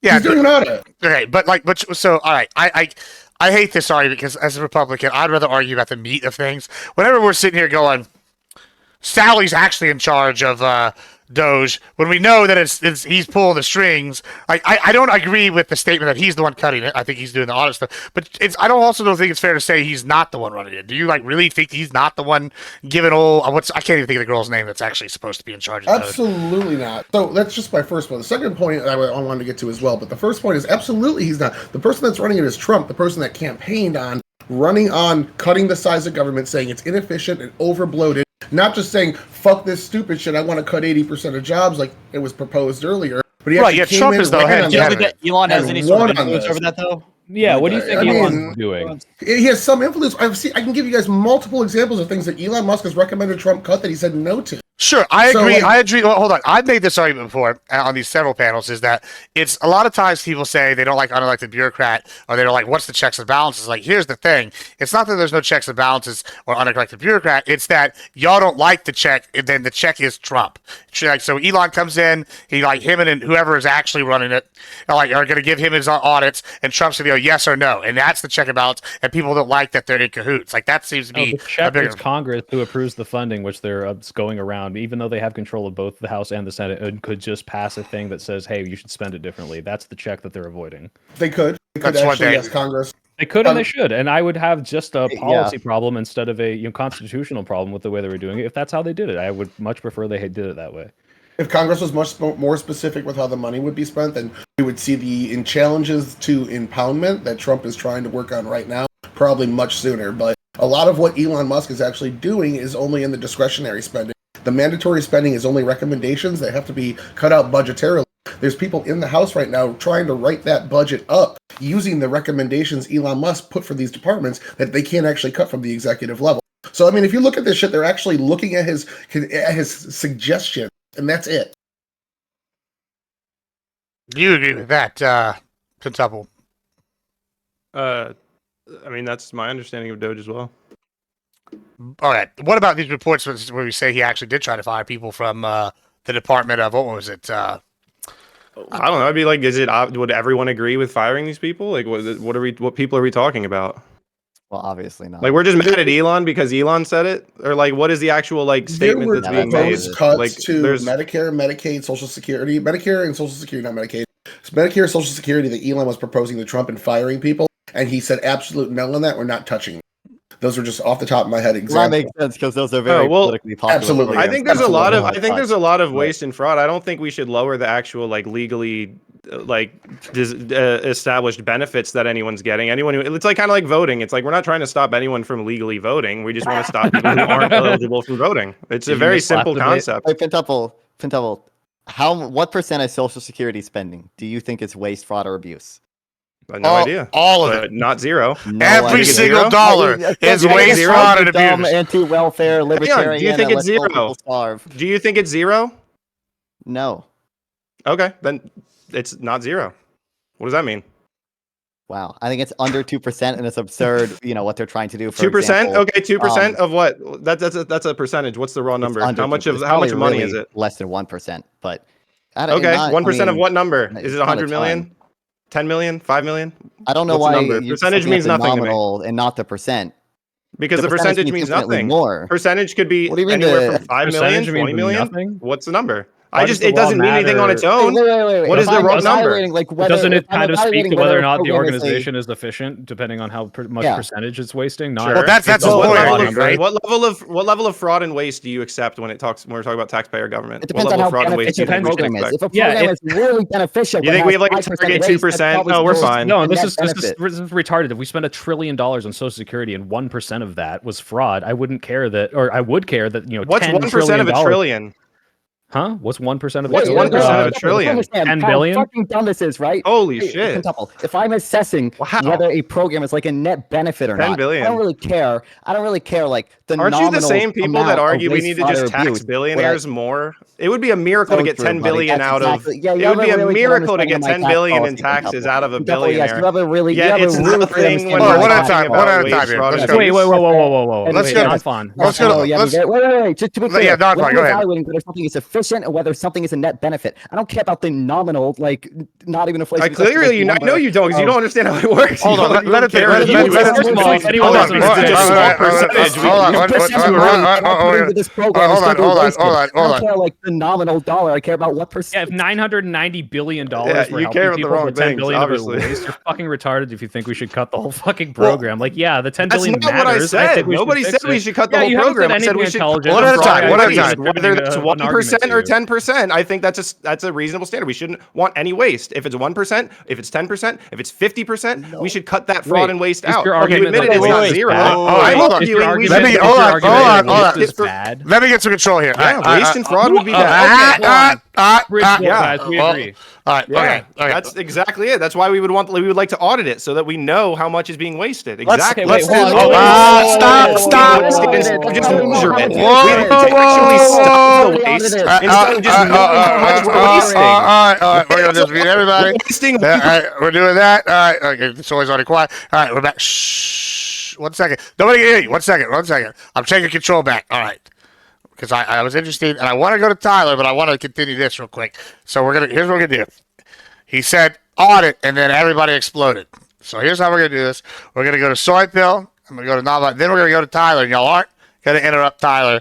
And then Pentuple, you can get in there afterwards. And Drew, if you want to get in there, just raise your hand. All right. Yeah. All right. Perfect. So that's what we're gonna do. We're going to Soy, non-fly, because they both objected to the audit thing, and we're going to Tyler, and then we'll go to you, Pentuple. So I know you're gonna want to rage at something somebody says in the near future, but let's let everybody go so we can hear the full argument that you're going to hate the most, all right? Because it's always Billy Mays, but wait, there's more. All right, go ahead, Soy. Oh, I'm not mad. I'm reveling in the fact that my enemies are this dumb, that the arguments they make are, oh, well, 1% of it is waste, but I really care about what the total budget is and not the effectiveness of the program and whether or not we should cut it. Yeah, waste is bad. If that's your argument position, cool, we agree. I don't think there's much else to say about that. If it was $1,000 was the budget of the Social Security and 1% of that was waste, I would also think that is, still a very good program. And also, the waste would be a lot less relevant to cut. I understand that $10 billion is a lot of money. Social Security isn't a huge fucking benefit. It keeps 22 million people out of poverty, 17 million of which Gibbs is okay with dying from last debate. But I think it's really good, and there's some fraud and waste. It's not that big of a deal. Non-pod. Yeah, the reason I know how much waste there is in Social Security is because it's already been audited. And unlike Doge, the people who audit actually know what the fuck they're doing. So rather than saying like a million, bajillion, quadrillion dead people are on Social Security, they say this is the number of people who are dead on Social Security. 98% of them don't collect benefits. We know the reason because, again, the audit states the reason. A lot of times they don't have electronic death records for these people. And guess what? To go through the Social Security database and get rid of the dead people would cost millions of dollars to do. And that's might not be worth it because the money we save from 2% of like 60,000 people collecting this money is not worth the is not worth the cost of going through this database. Like there are actual real cost benefit analyses and reasons that these things happen that the people who actually audit it every year do, or I think it's every 2 years, do. Doge doesn't do that. They just lie on Twitter. So what does Big Ball think? Hold on, Tyler's gonna go. Tyler's gonna go. Then we're gonna go Pentuple and Drew. All right, go ahead, and then we'll open it up again. I was gonna spit some facts here. First, Pentuple, you're first. So what you're doing here is similar to what the ampty capitalists do. They say everything's not perfect, so let's throw the entire baby out with the bathwater. What we had when hold on. What we had when the greatest president ever, Bill Clinton, was in office here we go. It was welfare reform. What he did was pass it on to the states, let the states do their own versions of reform, and we saw fraud on these entitlement programs drop to the current levels of below 2% where it is today. Praise Bill Clinton. So going into that point, what Doge is actually doing, what Navfon started to allude to, is yes, we have all these people on the records and probably not receiving money, but the fact that we're still using paper records in a fucking silo in the middle of Pennsylvania shows us how inefficient and behind government is and how much Doge is needed. What they're doing, I linked an interview in the group chat the other day with the Doge and the NIH. They have 48 departments. In each of those departments, they have their own HR team. They have their own IT team. None of them are communicating with each other. So what they're doing is they're instantiating one or two big IT teams, firing 2/3 of those employees that are no longer needed. And if that's the type of efficiency that they're doing, that's the exact thing that Trump ran on and got elected on. So I'd say they're doing their job, at least in the NIH, pretty good too. Is that all? That's everything? Oh, you said that was Pentuple. Okay, cool. Ben. Oh, that's what everyone. That was. All right, go ahead. Penn, then Drew, and then we'll let y'all fight again. Go ahead. I mean, I don't have anything to add right here. All right, Drew. Platinum got me. God damn it. Yeah,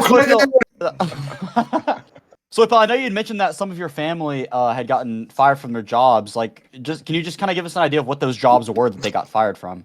I don't want to name specific jobs, but I have people that work for, DoD, NAVAIR, NAVC, who are subject to these ridiculous, stupid policies that are, ostensibly to make things more efficient, but very obviously meant to cut government, spending for employees that, may or may not be doing an amazing job. Obviously, I'm biased. I think my family's doing good. One of them is getting fired because she has worked out of state for things, and she can't return to office because she lives, 500, 600 miles away. And it's like, this is ridiculous. Like, I'm doing a great job remotely. Why the fuck are you implicating this incredibly stupid thing? Oh, so we can fire everyone who can't make it. Another one is, didn't respond to the email that said 5 points because he got a directive not to respond to it from his boss. Then a week later, now he's on the chopping block and he's going to get, kicked the fuck off because he didn't answer the stupid fucking email that is just an arbitrary reason to cut people. I mean, we look at what Doge was saying before Trump got elected. I mean, Ramaswamy was literally saying, hey, what if we just, Thanos'd half of all federal employees and said, if you have an odd social security number, get fucked, you're out, right? Like, they just want to cut arbitrarily. They're not looking at,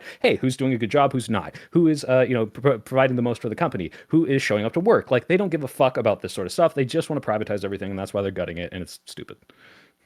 Well, to be fair, I'm not a fan of Ramaswamy either. I don't like Ramaswamy, but also is the email directive that you were talking about, is that the email that was like, give me just five things you did this week? Things you did this week. Yeah, that's stupid fucking. What's so bad about answering that? Well, hold on. So he actually, Soybill brought up a good point though, right? Where he said, this is actually something I might have taken umbrage with. Is okay, Elon sent this out, right? Or whoever, somebody sent it out, and then his department head said, don't do it because I run my department. And then if you're fired for not doing it, and your boss told you not to do it, I'd be pretty fucking pissed off. Like, right? Like, would you be mad? Like, if your direct boss for your department was like, no. And then, like, some other guy from a different department was like, yeah, you're fired now because of that. Like, I think I'd be kind of mad. Would you be mad, Drew, or Penn? What would, like... Yeah, of course. But, like, it's also, like, is that how we're gonna make our decisions?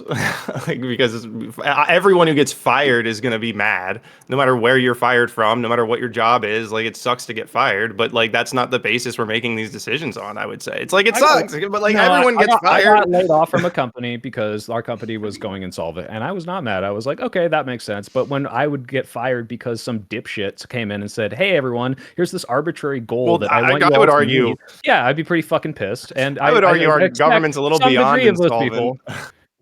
But again, it was just the five. Like it was. It's not like it's anything insane. It was just like, give me It's five not things about you did this it, week. it is like, not about, first of all, some people do one thing every week and they do it really well. But second of all, the idea is true. not to, hey, I actually want to see what you're doing. It's, hey, I'm going to do this arbitrary dumb thing that I know not 100% of people are going to go for, especially when they're directed not to, because it's coming down 7 or 8 degrees from like your direct boss. And it's like, who the fuck, like, he's not looking at all of these? Who's looking at all these? They're probably feeding it to an AI. Yeah, it's because it's like, hey, this dumb thing now I can use to justify firing people that otherwise are doing an amazing job. But oops, they missed this one email. Maybe they're on vacation that day. Get fucked. It's just a very transparent actually way of getting rid of people for no good reason. In the same way they wanted the Thanos half. Well, hold on. The miss the email thing, I'm not as sympathetic to, because I mean, I've been all over the world. And I get, like I said, I mean, even in like third world countries, when I was in Belize, I was doing work emails in like the rainforest, right? Like, so you're telling me you can't respond to an email on your phone with five things?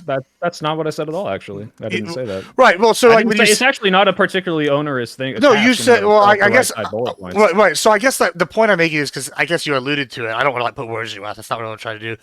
You said you missed work one day, or you're on vacation. You missed that email.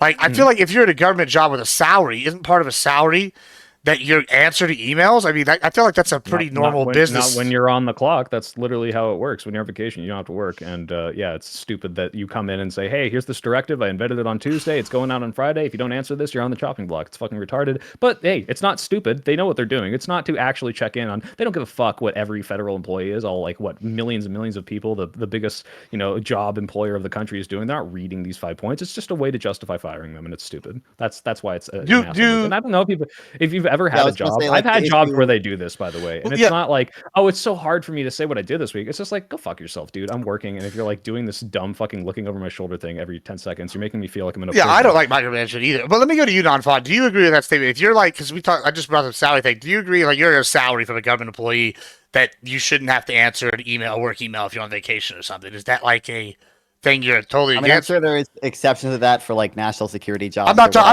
about that. Again, I'm not trying to do a I gotcha or agree. something. That's not what I'm trying to do. Like, say you're like, I don't know, Bob at the TPS reports office place, whatever. You're like, and you got an email on Tuesday and you're out of work. I mean, do you not check your work email when you're like, if you're on a salary, you're getting paid every year? Like, I don't know. Like, is that something a standard you also agree with? I mean, I'm a lame answer. Some jobs are going to have to require it. Some jobs aren't. Yeah, I'm asking what your thoughts are. A lot of day-to-day civil servant job is not going to require it. But I mean, I agree with Soy. The issue is not so much that like they just have to reply to the email. It's that like, is this email just being used as basically an excuse to fire government workers? Which, by the way, they openly just want to get rid of a lot of these civil servants anyway. So like. They openly stated that in the cabinet meeting that under President Biden, the Department of Energy grew 20% in terms of spending and size of their workforce, and they want to downsize that entire 20% back. So yeah, absolutely, they're stating that as their goals. So let me ask my people. By your logics and arguments, why don't we just hire another 12,000 people? They'll all do an amazing job. They'll all have a livelihood. They'll all be happy. Everybody. Oh no! Wait, real quick. If you want to. Can I ask, Pentubble, can you based on what you just said, can you explain exactly what my response to that would be? Like why I would or would not advocate for that? I'm really curious. So, I mean, you're suggesting we shouldn't downsize because these people are good at their job or because they'll be super upset or anything like that. It's like, all right, well, why don't we just flip that in the reverse and say, why don't we hire 5,000 more people? Because then we can give them that thing that we can't take away from them. Like you're saying we have to protect this group. This is the thing that we're now accounting for in the decision, right? Yeah, what is your level of diminishing return, basically? Right. No, I got you 100%. So I think you're misunderstanding what I'm saying, and I think it's like a good faith. Like you just maybe I didn't articulate this well enough. I'm not saying we shouldn't fire people. I'm not saying that there isn't fraud and waste. I have worked in the government. I worked for like the UC Berkeley like contracted national lab. There's people that just don't fucking show up to work. There's people that like Scale the fuck up. And I'm saying if you want to make it more efficient, the way you do that is not arbitrarily firing people for some dumb bullshit reason. You Well, that's audit what and you I'm- see what these people are doing. And the one way of not doing that is asking what they did, because obviously someone slacking the fuck off is going to be able to sandbag 5 points into an email. That's not like a justification for firing them. It's a terrible way to audit. And you look at what Elon's doing, Right. that's not his intended goal. So that's all I'm saying. Also, when do we're you have talking a about- black wife, because your pillows is black and beautiful and you don't look very black to me, but I'm just curious.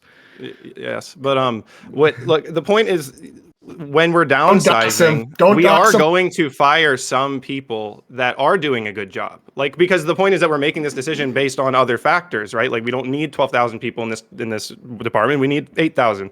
So 4,000 are going to let go. They might all be doing a great job, which is why I'm saying if we flip this on the reverse, what if we said, oh, we could hire these 4,000 people? They'll all do an amazing job. Why don't we just hire them? But then when we account for that, we might be like, we don't need to hire 4,000 more people. We We need just to cut it's to not save money. necessary. I'm not arguing against the idea of saving money, but you understand that the way Right. they're doing this is not efficient. Yeah. They're coming in So- and they're firing. No, I know, but when you're saying everyone- we're Wait, wait, wait, hiring hold on, people who are response. doing their It's job literally well, like it's so easy. Like I think there are a lot of firings that Trump and Doge have done that are not net benefits. They are not on net good.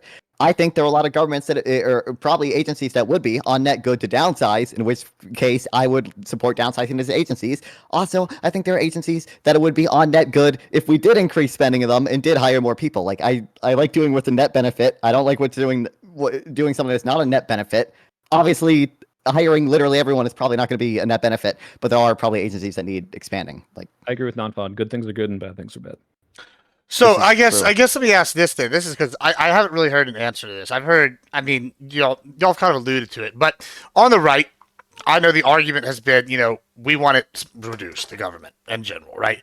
And so I also think things should be done more efficiently. But whenever you promise and campaign on sweeping change, right, and then get elected with what seems to be kind of a mandate, based off you win the House, you win the Senate, you win the presidency, and you've promised sweeping change, and you promised it in a hurry.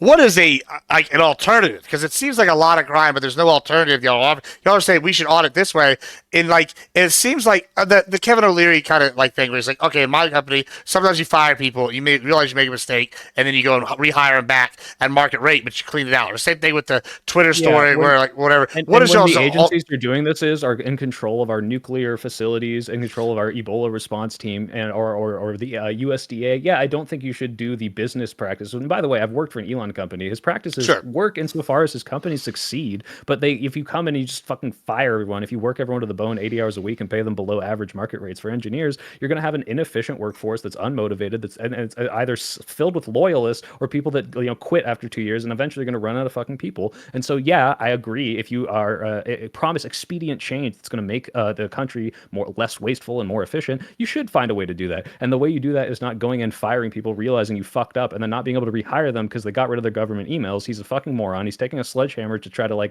put a fucking thread through a needle, and it's just dumb. There are better ways to do this that aren't just unilaterally doing these cuts. It's stupid. What percent of the federal workforce out of the executive branch do you think they've fired out of the departments that they're already finished with? Not very much, because USA Less- is Probably pretty not. less than 1%. Yeah, it's less than 1% of the departments he's fired people, and most of the rehires, there have been some rehires because they fired with the nuclear thing. They had to rehire people that were actually experts. Most of the rehires have been court-ordered rehires because he's trying to challenge a case called Humphrey's Executor, which is from a government agent that named Humphrey that was fired, died. His executor sued the government and got 5 months of back pay because he was improperly fired. And that sets the grounds for government firings from the federal branch. So he has directly stated he's trying to run this up to the Supreme Court. So that firing might actually be his intent behind this. Not suggesting 4D chess, I don't think Trump's smart, but that might be something someone suggested to him, is overfire intentionally so we can get challenged. So we'll see. Petzupler, are you arguing with your black wife right now? You're muted. No, sorry. No, I was ranting at my chat because Tyler did the thing that I don't know how to describe my frustration with this, but when he says 2%, I'm like, I don't. This provides no information to me on its own. Is that? You a big number. You actually. Hold on. He actually. No, let me try.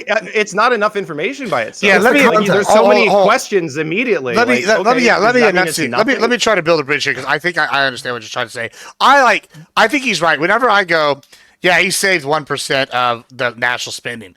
or something. I'm just making something up. And it's like, cool. What the fuck does that mean? Well, is that like, oh, he saved us $1,000, and it's like 1% of 1,000? Is it, oh, is it $350 billion? He saved us 1% of that. That's a lot bigger number. Like, I think it's like when you just use this like 2% out of context. Oh, I say like he's only cut 1% of government jobs. Well, what the fuck does that mean? How many jobs is like that? A lot. Like, yeah, it sounds. I agree. I mean, yeah, like what are some any sort of numbers? scale. I agree. That's The only why I don't know. reason It's not a personal thing. Yeah, the only reason it makes sense is because I was building off the context of what he was saying. He was saying they're taking an axe to these departments and gutting massive amounts of people. When you look at it, they haven't even cut 1%. Well, so what is 1%? So what? Okay, you say 1%. What is that number? What is the because like it's total useful number? for a relative positioning. Yeah. So you say, well, okay. So you can. That's his point right there. You're like, oh. It's 1% of his total number. Well, you don't even know what that number is. You're just giving me the 1%. Like the Department of Treasury has terminated 7,600 people as of last week, according to Reuters. And say on the same page, Department of Agriculture 5,700. HIS is talking about the people that they've cut recently because they have Doge in there right now, and it's mostly redundancies. Again, they have 48. Yeah, but get this, Tyler. Okay, it's over 107. Okay, here's the answer. Okay? Here's the answer. It's over 100K. Functions that they're getting rid of. I care. If USAID had 2 employees and they get rid of it and we're destroying our soft power, I would be upset. They're trying to get rid of the Department of Education. I think that's like one of the smallest. It's like what 2,400, maybe 4,200. It's not that many, and I'm still upset by the firings. It's not about the quantity wise. It's about what the functions that they're dismantling, how they're dismantling it. It's clearly inefficient. It's clearly not done with any sort of care. He does not know what these things do. He demonstrates this time and time again when he tweets about, hey, like Reuters is giving money to the government's giving money to Reuters to subvert, intelligence or spread propaganda because he can't fucking read the note. Like, it's just ridiculous shit like this. It's just a fucking moron. Like, I'm sorry. Functions of the Department of Education are going away though, because I don't see any of the functions going away. I see them just that remains to be seen. Apparently, allegedly, they're saying we're just going to transfer them, which is a very weird argument to me because if you're saying, hey, we're going to let the Department of Justice handle the civil rights enforcement, we're going to let the Treasury handle Title I and disabled function, then why do you need to fire these people? Because ostensibly, the reason it was even made in the first place by Jimmy Carter is that he wanted to consolidate all of these different departments doing all of these different things and make sure the communication between them was more efficient. So if you're going to split all of these employees doing one thing in this one department into all of these different treasuries, making it less efficient, and if you're downsizing them, if you're firing some of these employees, why not simply downsize the Department of Education and say, hey, we don't need this many employees?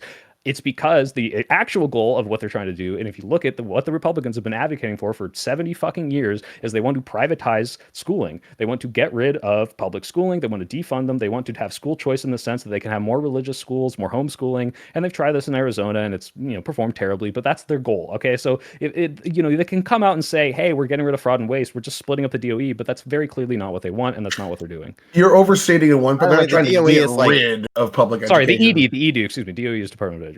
They're not trying to get rid of the Department of Education. They're trying to allow for private alternatives to the Department of Education. He tweeted ED RIP or whatever. Like, the Department of Education is dead. Like, this is so fucking obvious. I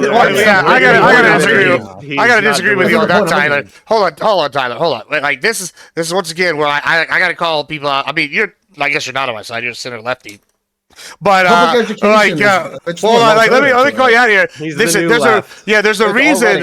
a reason why Linda McMahon got put at the part of the head of the Department of Education, and that was the gut debate. Like, that's what I voted for. I mean, I don't know what Maybe I misspoke because I at least will call it like I see it. Like, that's what I voted for. They want public education gone. So that they can, that's just overstating the case. They don't. I don't necessarily agree with that. They want to just. That's what he said. Dismantle. Yeah, no, I am saying this. They want to dismantle public education as it exists. They do not give a shit about it. They want things to be school vouchers, and that's going to push it in a way that people can choose schools that don't get chosen because they are in areas that might not get as much funding and won't get as much funding that will be made up because of the Department of Education will collapse and be dismantled. This is already happening. Schools are closing all across Arizona. They want to leave the people that are less well off behind, in the same way that Gibbs might want to let 17 million seniors die because they don't want to get rid of Social Security. Like, that's just what they're advocating. Boo the seniors. I don't like. This is based. I'm saying, like, listen, I'm tired of them taking my tax. Anyway, go ahead. If the Department of Education was this giant sacred thing that we should have protected, then they shouldn't have abused it with the Title IX overreaches that they did time and time again. One of them where it resulted in hundreds of lawsuits of men kicked out of college for Title IX infractions that didn't violate the law and ended up violating the men's civil rights because they were accused and kicked out because of rape they never committed or things. You think we should get rid of the entire military? No, and the same thing with like transgender shit. Like, well, no, because the military they did this like one thing one time wrong, and I think we should just dismantle the entire thing because they they did like Department of Education's only been around for like a couple decades. I think it came out 81, 80 is when it came out. It hasn't been around very long. Well, Doge is fucking up a lot. Do you think we should get rid of Doge? I don't think they've Doge only is been fucking around up 2 anything. months. I don't think Doge is not fucking a up single anything. thing. You don't They think they have- fucked up with firing the nuclear engineers? No, because they don't have the power to fire. They fucked up maybe their recommendation. That's it. They How don't are have you the center power. left? I mean, that's still a fuck because up, I man, adhere to the Constitution. The Doge has no power. A guy that works for Doge has no power. Like just saying that Elon Musk can snap his fingers and Trump's going to do whatever he is. It's a partisan political narrative that doesn't have any place in reality. Like you might do good on Twitch, but like in the real world, these narratives get laughed I'm off. not on Twitch actually. These narratives don't exist in reality. You can't take me seriously. I have a pickle Rick in the background. Come on, man. I'm gonna put on my hat too. Hey, I think you're doing What's the great hat? for the left. Yeah, so we need more fire from the lefties. This is good. I like it. Y'all been getting too complacent, you righties. Y'all been getting too complacent. Look, this is dark woke, all right? I'm calling you retards again. We are using ableist slurs. You know, I'm saying the we got N-word dark, off we got screen. gothic MAGA, we got dark woke now. I like it. It's good. We need more of Based. this. Whoa, dude, your black wife probably has a problem with that, right? So I would. No, she's cool as hell, bro. Listen, the reality, idea. everyone from Trump to Nancy Pelosi are all good people doing what they think is the best for the American people, and we should thank them all for their service. Can we look? Can the left and the right agree that this is the most cucked of all of us right now? This like guy who's servile to Nancy Pelosi and Trump. Like, get the fuck out of here, buddy. That's the truth. They're all decent human beings. Come on. They're not murdering or raping people. They're all right. Bro. Well, first of all, the basis for a Trump decent human is raping people, or should I say, penetrating with his fingers, as found by the court. So civilly or something, right? Not. Yeah. Technically only sexually assaulting. Excuse me. Legally, I don't know. And then also, there's the other woman who abuse. accused him too. That's just the only one who was found. That's the only one who was. If you're willing to believe civilly Eugene Carroll, which Yeah, I do not the believe. evidence. I believe all women. I do not believe What Eugene about Tara Carroll. Reid? I reject her claim I believe and you, I Tara call Reid. her a liar. I say, you lie, heathen. Be gone from me. I identify as a That's- woman. hey, that's what she Kamala said to Harris Trump. violated me. Oh my God! Nah. Moving on. Yeah, I don't know. Like, okay, so like, okay. Well, here's my thing there, right? So Trump ran on Doge was one of his big policies, right? Immigration. I feel like he's already accomplished more in 2 months than Biden did in the entire time he was in office, right? It's done. It's problem. Now, we can argue whether we like the deportation stuff, yada, yada. But when we look at Doge, I see this as another campaign promise filled, personally. I look at it. He said he was going to run this. People have voted for him, and they wanted fast change. Like, this is like what populism looks like. And that is scary sometimes. But, like, what do you, if you run on something like this, how do you implement it if it's not what he's doing right now? Like, You go through Congress like you're supposed to and don't violate the Constitution. Do Although Tyler something would good. argue- well, you're a no, lawyer. You're a lawyer, Pentemple. Do you think they're violating the Constitution? By doing what? Sorry, I was Do you think Doge is? Do you think Doge is violating the Constitution? In what No, like the I do appointments not. clause violation? Like he has too much Wait, power real for not quick, being Pentemple. appointed? Where- Is that what you're asking? Where'd they're you violating agree, the Pentemple? they're violating the Impoundment Act by not giving notice. They're violating the Constitution by firing IGs and not giving notice. They're violating the congressional Article 1 that says, or no, I'm confusing whether or not the executive power is the Article 1 or not, but the congressional power to allocate spending by going around and just saying fuck you Congress, I don't care that you approve the spending, I'm going to cut this. They're violating a good bajillion things. Okay, so you're talking about Humphreys and you're talking about impoundment, but you're not talking about appointments. Like Elon Musk has more power in his position. That very well might be one, but I don't know whether or not That's the one we were discussing earlier about Judge Chunkin in DC setting up the groundwork for that. So I'm just curious as to what you meant by that. Yeah, not that. I do not know the details of whether or not Elon's appointment is legal or not, but I don't really care. I don't like what he's doing. It's more of the actions that he and his organization, which you imply don't actually take, but it seems pretty. So yeah, or do you guys think he's violating impoundment? I think that they intentionally are violating impoundment so they can get it challenged. I think that's fair. They can force the issue. Okay, cool. I mean, like, I'm not a lawyer. Like, I don't focus on Doge. I focus more on boring shit. But like on balance, I would say, yeah, I'd probably lean towards them violating the Impoundment Act. And even if that is just to force the issue and try to get that overturned, I think that's probably still bad. Especially like, that's just not first of all, it's not a power I want the president to have. I don't even know what Like what Congress's role at that point would be, like they could appropriate funds, but the president can just impound them like indefinitely and like not spend it. Like this, it seems like it makes Congress even more Well, of a so why do we even have the president involved in this process? Like, if we just have, why don't we just have a congressional department do all of this spending? Like, why is the president involved if he's not supposed to have any sort of influence over it? Like, why did we Wasn't that involve he's him not at supposed to all? have any sort of influence over it. Like he does have discretion to, temporarily pause funds or whatever to like Oh. if he thinks there's actual like waste, fraud, or abuse or whatever. Well, he clearly does, that's not a violation. Like, I said so- he does. Yeah, I said he does have the power to do. So the violation you're arguing about, right? That's not a wait, but that's not a violation of the Impoundment Act. Right. You can defer spending. You can choose how to spend money to some limited extent, but it's not violating the Impoundment Act. Like, yeah, you would have up to a year before the Impoundment Act was like violated, right? Wouldn't it, like, as long as like this is what I've always been curious. Maybe one of y'all can explain this to me. Big brains here, we got it. So okay, say we all agree that if they put it forward, he keeps it for a year, doesn't spend it on anything, that would be a violation of the Impoundment Act, right? Is that the general consensus here? The violation is he didn't even go through the correct channels to notify Congress and give the memo. He just kind of did it. So Well, okay. So here's my question. The spending. Well, hold on. Here's my question. This is maybe a dumb hypothetical. We can get back to the meat again, but I want to answer it. It's my show, so I'm gonna do it. we haven't All talked right, about burning a Tesla in like an hour. I know, right? Well, listen, that's okay because we're moving. It's good. This is good. So my question is, right? Say with the Impoundment Act or whatever, or say we got Trump goes, hey, we need to cure cancer, and Congress goes, here's the money for cancer, and it's like, let's say it's $1 billion, but for $500 million, somehow they cure cancer.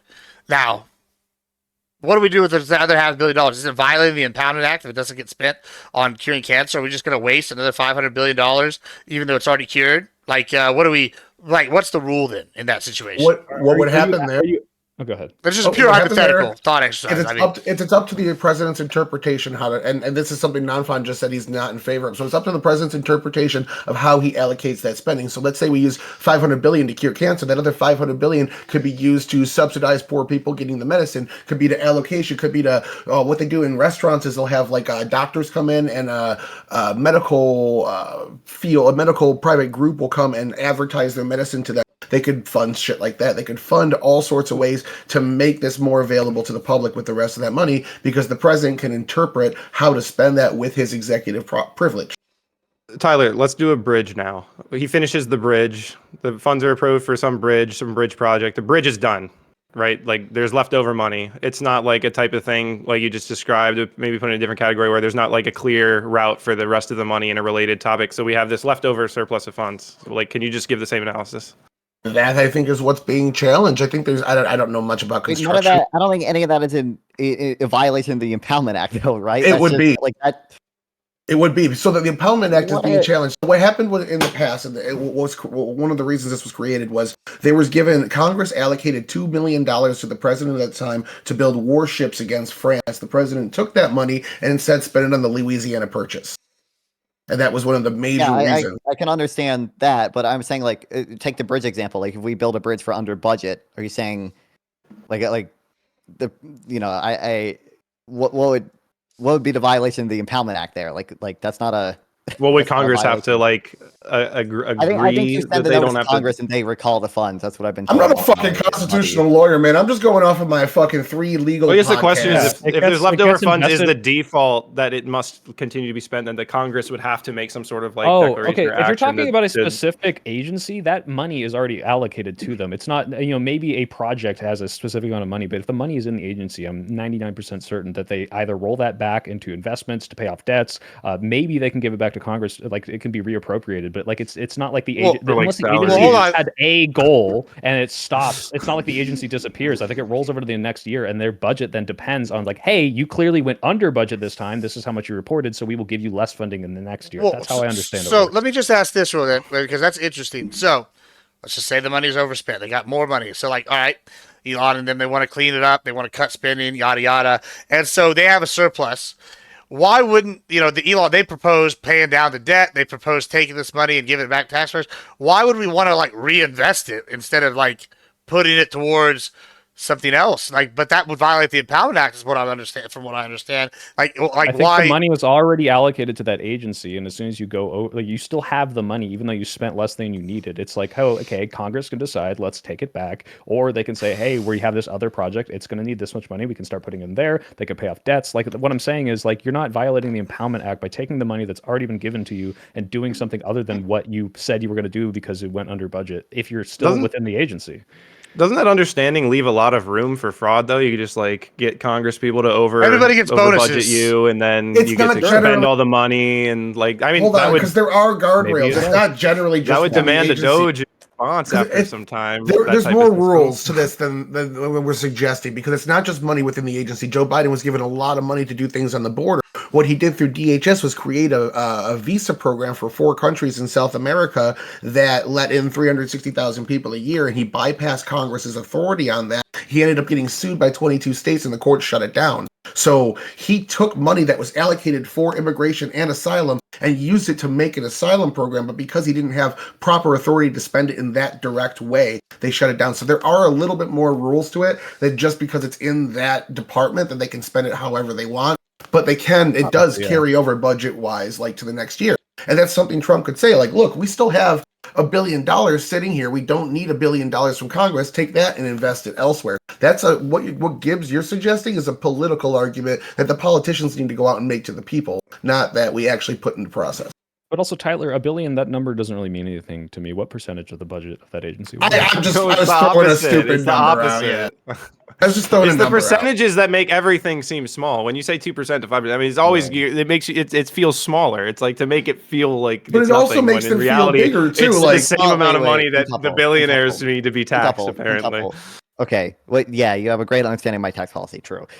Double. What do you think is more important, the nominal amount of debt we have, or our percentage of debt, or debt as a percentage of GDP? What do you think is more important? you could. There's definitely conversations where they're like you're making relative comparisons stuff, but when we're talking about like waste, fraud, and abuse, and you're like, oh, it's only 1%. $10 billion of waste, fraud, and abuse is a lot of money. That's a lot of money, no matter how you spin it. So like putting a little percentage on it to try to downplay it, like, oh, it's just a small percentage of that budget. 10 billion is 100,000% of other budgets. You understand I mean, that like it's a lot of money. And how efficient It's the to program is, downplay right? it. That informs us. That informs us at how efficient the program is. How much of this program goes to waste, fraud, and abuse? How much? Yeah.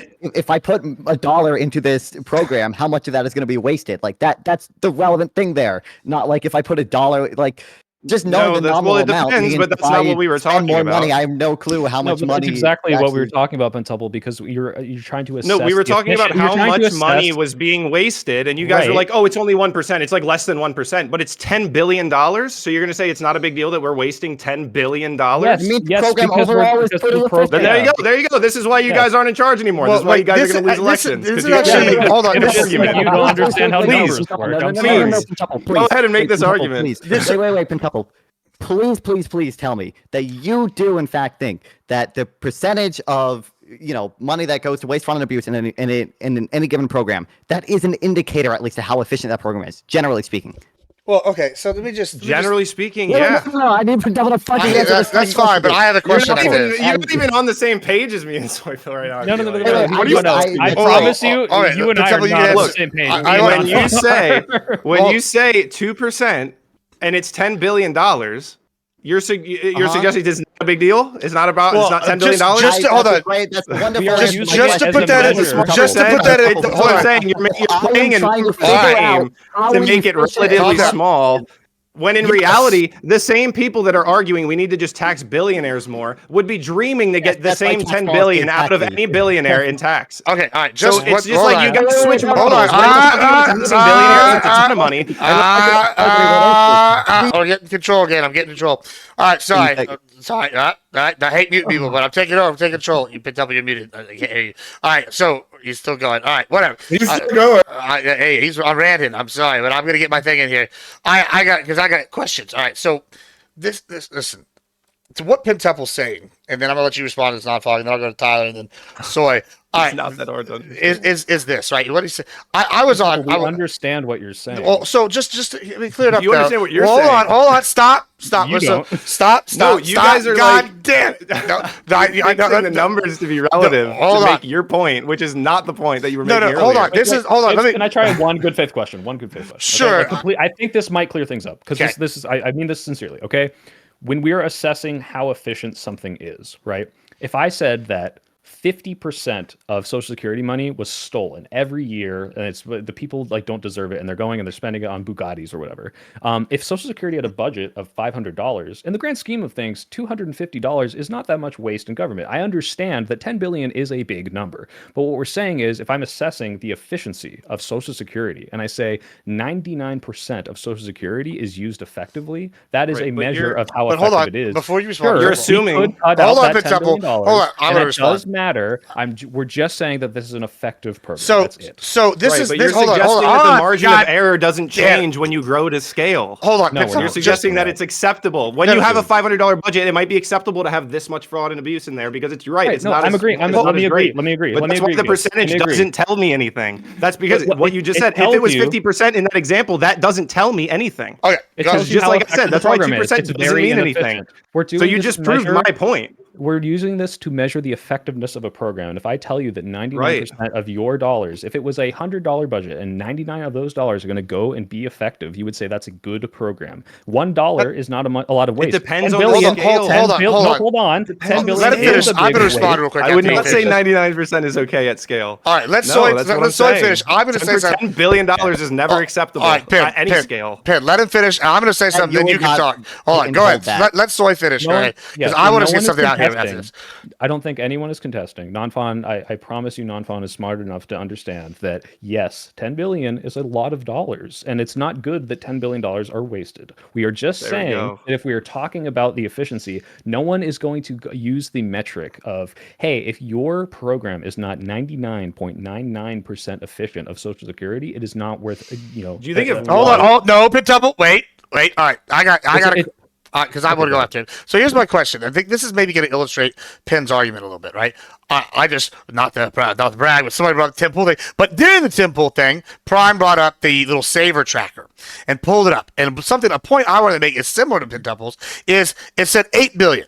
Right? I think it said, and I could be wrong on the exact number, it might be like $20 off or something, but it was like $757 per American, like per person was saved by like this amount of money being cut just on programs, whatever. That this is what the thing that was pretty left-leaning was saying. To me, like, all right, $750, not that much. But to like my friend Mel that was just here, she'd be like, oh, $750? That's like 2 car payments, right? Like, hey, let's go. That's a lot of money to the average American. If you're going to go, hey, we spent $8 billion being just wasted, and you can turn around and say you're going to get $750 on your next check on less taxes, I feel like that's a lot to people. You are agreeing with me. You are saying that certain amounts of money, as a percentage of their total net worth or income, it matters more. So right. So why would? But you're arguing about. You're actually saying the percentage I understand that, but you're right. You're right. No, you're right. You're right, and that's kind of what I think you're missing. What Pentemple's saying, which is like, yeah, he doesn't give a shit. He doesn't give a shit. Yeah, but he doesn't give a shit about 5%. It makes sense. It's just a dumb way to evaluate things. $10 billion is a lot of money, especially look, $10 billion. I will never make even close to that much money, right? But when you look at $10 billion in the scheme of Social Security, one of the 2 largest things that the government spends money on, yeah, I don't want to burn $10 million or $10 billion every year. But if I'm looking at how good Social Security is performing, and it's like, holy shit, especially compared to other agencies, and maybe this might elucidate a little more, Pentemple. If you look at like, hey, how much waste and fraud is in, I don't know, like a private company? How much waste and fraud is this? And you measure that. You can't compare those. No, you can't compare those as a number. You can't say, well, there's 10 billion waste in Social Security, but there's only 3 million waste in Walmart. And it's like, well, hold on, this Walmart only makes $10 million a year. That's 30% of their income is wasteful. That's a fucking dog shit Walmart that they're not running correctly. Versus 1%, which is still a lot of money because 1% of a trillion is 10 billion. It's a much better program because only 1% of every dollar I give there is going to be wasted. So that's why you measure it as a total effectiveness. You don't say the raw number. The raw number. hold on. That's raw not number that's a raw comparisons number. with Walmart. So, but hold on. This, hold on, Temple. I want to. Let me just go one little further. This. Okay. It's just a basic logic. No, hold on. So if we agree that okay, 2% of 2% of like it is basic logic. Hold on. Play with me here for a second. We got 2% out of Social Security, right? The problem is when we look at overall budget, it's 1% here and 2% there and 1.5% there, and these numbers are just 10 billion, 20 billion, 5 billion, like, and they start adding up. It's like death by 1,000 cuts. What do you think like cleaning these things up looks like if it isn't going through these organizations and finding 2% and knocking out that 2%? Because 2% of one like thing is not bad, but if we get 22%, not knocking out that 2%. Like, look, if there's a way to fix the 1%, 2% fraud or waste in Social Security, I'm sure everyone here would be for that. But think about it this way: the government is the largest, funder of anything in America. Let's say we suddenly expanded our budget in the government from $1 trillion for Social Security to $1,000 or $100 trillion. Suddenly, 1% is now $1 trillion. That's way more money. That's 10 times, 100 times as much as 10 billion. What the fuck? That's a lot, right? But we're measuring it. Hey, is this program working, right? Are we spending $999 trillion and keeping people out of poverty? Like, it depends on the scale of the thing. So if you're measuring how effective something is, the raw number tells you nothing. The entire reason we started this is because Pentuple said, hey, 1%, 2%, that doesn't tell me anything. Well, it tells you exactly what you need to know as to whether or not you're being efficient. Yeah, it could be wasteful. If you want to say, hey, this program, this huge fucking military program wastes 3% of its budget because we're flying planes around that are waiting to land in El Salvador to fucking deport these Venezuelan gangs or whatever. Yeah, like that might be wasteful, but the budget is like what, $1.7 trillion. So yeah, 3% is going to be a much larger number. The scale does matter, but the percentage is how you would measure that effectiveness, and the raw number actually tells you nothing. It tells you how much is being wasted. Tyler. All right, let me up in here real quick. So Pentuple, the standard you have of the 1-2%, if you look at any historical context here of it not being acceptable, this is the best we've ever had. This is the best any system put together has ever had. Hold on, I got a lot of stuff I looked through here while I was waiting. If you look at businesses, the amount of their product that breaks or is lost for whatever reason, their loss percentage is much higher than 1%. And that doesn't mean that it's inefficient for them. Like, that this amount is factored in. Like, and the only way to actually get rid of it, to combat it, is what Joe Biden tried to do when he hired 80,000 IRS employees, was increase the size of the workforce. So if you want to catch this fraud, if you want to rule down on it, what we saw when Bill Clinton restructured welfare, allowing the states to do it, it gave the states more money to hire more employees. When they hired more employees, welfare fraud dropped from 8%, where it was classically sitting, to 2%, where it sits now at an all-time record low. So I get that it's bad. I get that we want to get it down to 0. But at the same time, I'd like to get murders down to 0 too. The fact that we still have murders doesn't mean get rid of murder laws or go in and audit how murder laws work to change them to make it 0 by default because you changed the rule. Like, it just isn't feasible to meet this. And I posted a meme in the group chat. That's you right now. Let me build a bridge to Pentuple. All right, let's say there was like some cure for a disease, right? And it's you guys added enough context. This was because we were talking about fraud earlier, and you said it's only 2% of this department. I didn't know the department. I didn't know how much their budget was. That's why I'm saying it wasn't enough information, and it just came off as trying to minimize it. Everything you guys have said since then is like, I mean, yeah, like we're doing the best we can. Like the numbers, like the things that some people are saying are making sense to me. I'm understanding what you're saying, but I'm not saying that. All right. No, I'm saying when you grow systems at scale, the level of like error you have should decrease as you grow. You introduce redundancies and stuff. If 99% of basketball players in the NBA didn't have career-ending injuries and 1 out of 100 did, the NBA would never accept that. They would immediately be looking at they'd be looking at the boardroom, be trying to figure out what the fuck is going on. So it's like it's just it's not on its own 1% of inherently like enough information. Human shit. Yeah, it's a different standard. Well, and here's the thing: if I had known exactly how much the department was, then maybe it wouldn't have been as annoying to me. It's just like we No, throw but these that's the whole numbers out, point. and It's it's the like percentage is what intentionally matters. feels like it's to minimize the number, when in reality, like, let's address the numbers as they actually are. Well, it's funny because it's the exact opposite, because you look at the Doge clock and it's not telling you how much percentage of waste they're cutting. It's just a raw number. And so it's like, hey, we went into the fucking military and we cut 0.00001% of inefficiencies by upgrading to this specific, vehicle or whatever. And it's like, hey, we just saved $1 gajillion. It's like, yeah, but that's fucking useless. Like, you just spent all this time and money to save a little bit of a percentage of a budget for this huge fucking program. The percentage is the only thing that really matters. $10 billion could go to other things, and you can argue, hey, maybe the budget for XYZ thing is too big. I think the military budget is too big, but that has very little to do when you're arguing about the efficiency of that program. I think any system that has 10 billion in waste is inefficient. I mean, how do you justify $10 billion in waste? Like, genuinely, Because like, it what's the keeps excuse? 22 million people out of poverty. Wait. Right. Yeah, So, it's like, literally, how if you have 10 billion in waste, how many people are getting? Quintuple. That view entails horrible things. If, let's say, hypothetically, you comprehend this hypothetical, you had a program that, like, let's just say, kept literally 300 million people out of poverty, okay?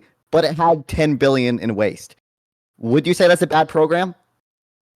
It doesn't sound. He's not going to answer. sustainable. He's not going to answer. It certainly He's not gonna doesn't sound answer. sustainable. Yeah, I would say it's probably not a good program. It's wasting 10 billion in waste. Oh, it's great. Okay, How long are we going to do that? I just real quick.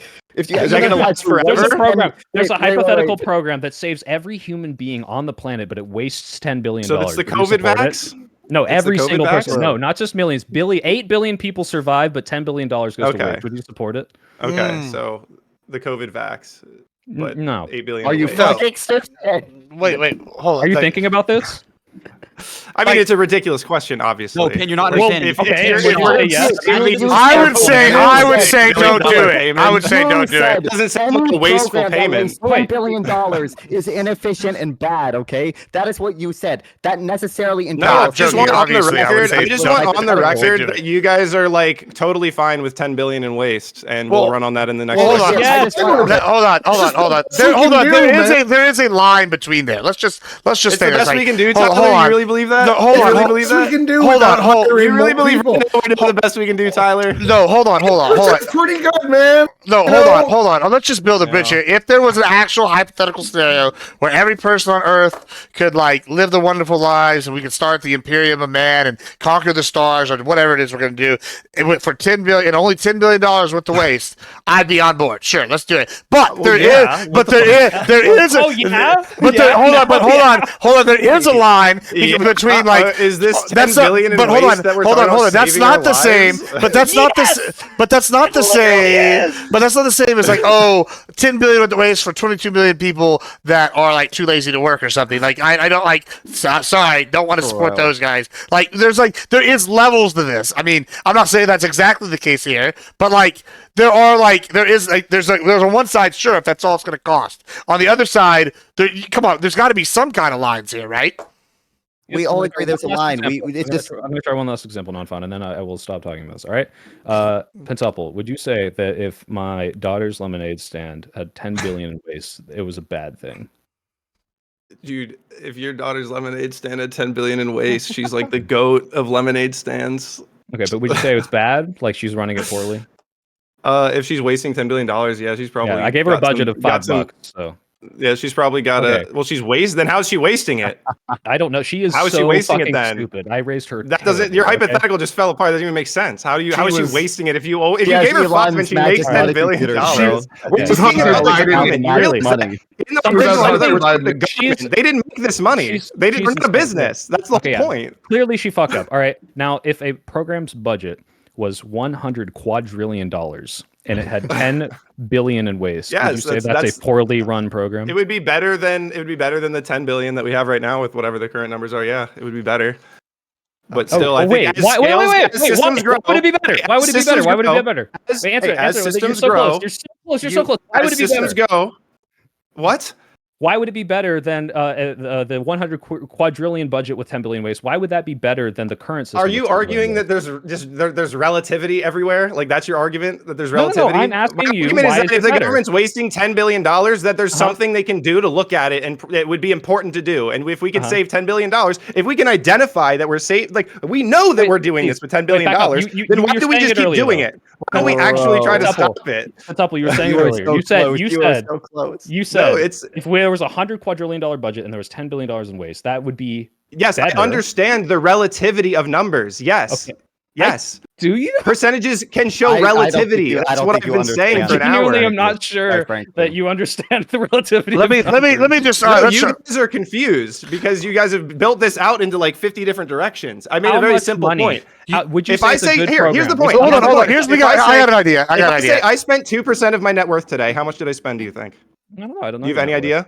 Exactly. That's my whole fucking point from the but you beginning. know what? I didn't give you enough information. Spending, but that's 2%. bad. That's no, it. but that's bad in any case. Spending 2% Oh, you're like, of your net well, worth. what if you gave me 2%? Hold on. I told you I had this much on. I own this and all this. You're adding all this other shit. I made the point. 2% doesn't let him answer. We're gonna let him answer. Then I'm gonna do something. Hold on. Hold on. But you guys are actually fucking retarded. Oh, hold on. Let him answer, and then I want to do something. I don't Go care ahead. if you're a 100 billionaire or if you have $100 to your name. If you're spending 2% of your net worth in a day, that's probably a ridiculously stupid fucking purchase. And yeah, it's a little less painful when you have $100 billion, but it's still fucking stupid, and that does matter. All right, now, hey, all right. Before anybody responds, I have an idea. Drew, you've been sitting here soaking it in. Thoughts? Let's hear the thoughts. What are your thoughts? You've been sitting here. You've been quiet. What do you think about what has been said for the last 30 minutes about this subject here? You like that watch I just pulled out and didn't even have on? Terrible. Go ahead. I see both sides. I mean, I see. I forget some of the names. I see Non-Fon's point. I see Soy Pill's point about like the relativity of it all. Where it's like if you have a program that's $100 quadrillion and what was the number, like 2%, and it's like 10 or if it's like 10 billion or whatever, then like obviously it's gonna be better. But I also see Pin's point about like it doesn't excuse the 10 billion waste. So it's like I think there's good points on both sides. I mean, it also just to be fair. Well, yeah, okay. Hey, he said he saw your point. Don't be mean. Yeah, he's working through it. We hadn't spoken in a while. Let him work through it. He's building bridges. We're burning I'm not down. even challenging your. Yeah, hold on. Let him finish. Hold on. Okay. Hold on. Yeah, hold on. Let him finish. Go ahead, Drew. Go ahead. Yeah, but I mean, just to be fair to Pin's point, though, I mean, I think he was just making the point that you have to. So, what do you think, though? Kind of know. Tell me what you think. Yeah, what do you think here? What do you think is the nut and bolts? What would you propose here? If Do you think it's acceptable that we waste 10 billion if it's relatively a small amount compared to some other numbers? No, I mean, I think we need to look into the 10 billion the wasted because, like you were saying earlier, Gibbs, you were talking about like how we could, distribute that out and give that back to people. So, how would you propose we look into that? What do you think that would take? Would it be the inspector general, or would it be a special department? What would you envision? Yeah, you'd hire somebody to take care of that for you. Maybe a new employee or two. I'm retarded, so it's like I don't really know how that would work. I'm just saying, in principle, I think that it'd be a good thing to figure out where the $10 billion is going. Yeah. Well, that's perfect. So you're a normie then. So okay, what do you see? Like when someone goes, we're cleaning out a government agency, right? I feel like the rest of us here are all online pilled, right? So it doesn't sound like you're as online pilled as we are. So, okay, when you say, hey, I want less government spending or less government waste or whatever, what do you, in your mind, envision just like that looks like? Is it similar to what's happening now? Is it not that? Are we what are you envisioning? I mean, I would envision that you would go in if you're talking about just immediately getting rid of all the government waste. I would imagine you would just go with an axe instead of a scalp. I would imagine that you would just kind of gut it all. I mean, not necessarily in the sense of like getting rid of whole agencies, but I mean at least the bad parts, like finding them and then gutting it. And you might make some mistakes here and there, but who defines bad in this? What do you mean? Yeah, what is your metric for what's good and bad? Let's say in this instance, Elon Musk would say that there's a DEI program he doesn't like, and that would be bad. Would you say that's bad as well? And if so, how did it get implemented? If somebody must have thought it was good along the way to make that, policy, right? think that's just the nature of politics, though. It's just whoever's ruling. I mean, I think that one side, like if the Democrats were to come into power, I think they would say, yeah, like it's a good thing that we have DI programs. If the Republicans were to come in, it's like, yeah, we should cut the DI programs. I mean, me personally, I lean to the right, so I don't think that we should keep the DI programs. But I mean, I think it's just a question about the nature of politics. Leans to the white. Leans to the white. Is your wife a DEI marriage? She's a DEI wife. I actually wait. I bet I could say something that Pentuple, you would agree with everything I'd say. Can I try? Let's hear it. You can try. I'm ready. We're gonna try. Okay. $10 billion is a lot of money. Yes. Okay. It would be better if that $10 billion was not wasted and went to things that we could do effectively in the government. Or not like yeah. Or it could just be not like go to the government at all. Like reduce our taxes by I like that.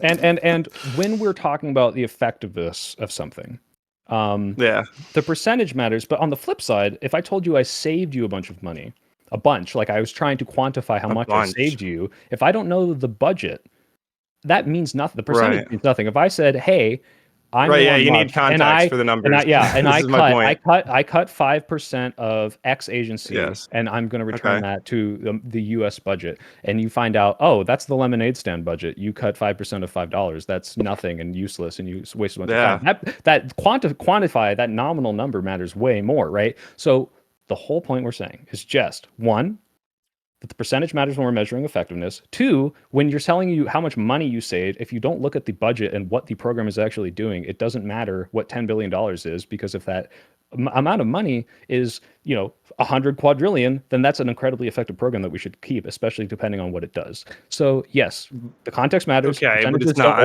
are not always the end all be all. And the nominal does matter when you're talking about how much money you're saving. We're just trying to say that Social Security shouldn't be cut because it's doing a really fucking good job of keeping people out of poverty. Right. Is Social Security doing that? Because like I said, once again, I argue. I feel like why is okay. Wait, why do you care? You just say let it fuck them. Like because you don't care if it is or not. But... Yeah, because I don't. But let's just argue for a second whether or not it is. Like, I mean, if we require instead, like, let's just make it a law, right? Like a proposal instead of Social Security. Instead of it going into the Social Security fund, you just require that percentage to be invested into a S&P or mutual fund of their choosing. Why would that be worse whenever they have better returns? Stock market crashes and they aren't able to pull it out, then a bunch of people will die because they won't have any money. Don't make me agree. I mean, but people don't pull it out already. I'm just saying. What do you? Okay, let's hear you. What do you don't like that proposal, or like, what is your thoughts? No, there? I do. I'm such an evil neoliberal dude. Okay. No, you're not evil. I love welfare. I love welfare so much. Oh my god, I love welfare. The welfare state is one of the best things the Democratic Party has ever done. Okay.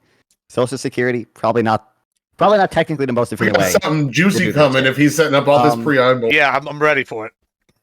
I think a system similar to Australia's, where it's just an employer-side payroll tax, which at the end of the day does fall on the employee, but it's an employer-side payroll tax. They pay it into a fund that grows over time. The same way Norway has a sovereign wealth fund that grows over time. Is probably better than a system that it only invests in U.S. government bonds. Even. I don't know that you could let Social Security invest in the S&P 500 as well, but interesting. And hey, what Elon found the magic wand of computers. We can just Democrats want to cut Social Security. Oh, that's what I just heard. Democrats want to cut Social Security. Non-fund. Well, I'm like, I don't know if I'm doesn't like the guarantee of Social Security. He's a dirty neolib. I do like the listen. He's a fascist. I mean, Scratch a neolib and a fascist, please. True. I think it'll actually be more solvent in the long. If you look at Australia's fund has continuously grown over time, even welfare population has stagnated. Upside down criminals do. So I just want to. I say the federal, the Social Security Trust Fund is depleting, so it's probably going to be insolvent. It's there's a trade-off between over what happens when it's insolvent and how soon it goes insolvent. Well, what happens when it's insolvent non-fund? It goes down to 90% instead of 100. Yeah, you cut benefits. It goes down to 83%, I think it is. Yeah, and also, you could rectify it by just taxing people a little more, because right now, I believe it is not a progressive tax on people. You could who make also over amount of money. rectify it by burning old people. So I mean, throw that out there. Okay, well, increasing taxes is like burning old people. Actually, not not promoting Social Security is essentially the same as burning 17 million old people. So, Before we get too far along, there's something Nanfan said about a half an hour ago. I've been just chomping at Go the ahead. fucking Hit bit it. to Hit get it. Sick to it. here. Oh Go boy. for it. Okay. Let me get on you, but so you said you don't like the president being able to interpret laws and challenge how those laws are interpreted by how Congress wrote them or how previous executives might have interpreted them or just however the fuck they want. You said you don't like the president having that power. Maybe like in this instance, the president interpreting how to read how Congress should count the votes and challenge that with an Eastman plot, right? You don't like that? I mean, I will caveat this with there are probably reasonable cases of like forcing the issue where like you do something that you want evaluated in a court, but I think a lot of these things are not like reasonable. Like I don't think it's reasonable to have the birthright citizenship EO just to like force the issue in court. I don't think that's a reasonable thing. I think So if a the same thing with president was taking previous laws that were written with a different intent and you're using more of an originalist argument there, he took those originalist intents and altered them to his own ends to, let's say, cut student loans. You'd say that's probably a bad thing and maybe an authoritarian act in some way, wouldn't you? I think I would that's. not. I mean, it's probably Well, more reasonable. You're trying to talk about the student loan. No, hold on. We talked about this non-fun, me and Pisco, and yeah, it actually was bad. The courts challenged it, and then he didn't do it again. Instead of forcing it down their fucking throat over and over and over He again. did. He did different No, ways. He did a different way. Several completely different way with a Seven. legal precedent of doing it. Yeah, yeah, Seven exactly. different ways. That Sure. sounds to me And like it- trying and- to and- force it down the court's throat. No, forcing down the court's throat is either trying over and over again the exact same way or just ignoring the court outright, which is kind of what's happening now. Those are not equivalent. But also, I will concede that, yeah, the way he tried to get rid of student debt was illegal, and I'm glad it didn't happen. I mean, I don't think that right now we're at the point where a court has been ignored. Temporary restraining orders and the injunctions that are being placed on him aren't the same as court orders. They're a step down in some way, and the Trump administration seems to think that they are able to bypass that. They have the legal right, and they said they're ready to fight it out in court right now. So Pentuple's probably the best person to talk to there in terms of if that's legal or not. I have no fucking idea. I'm not a law guy. I code. What was sorry, I zoned out. Oh, nothing. I just wanted to attack Nanfan real quick for his inconsistencies, being a simp of Biden. Biden was the Yeah, do you have any response for this? I wish Dude, it's Biden. just what's it's not just landing on fun.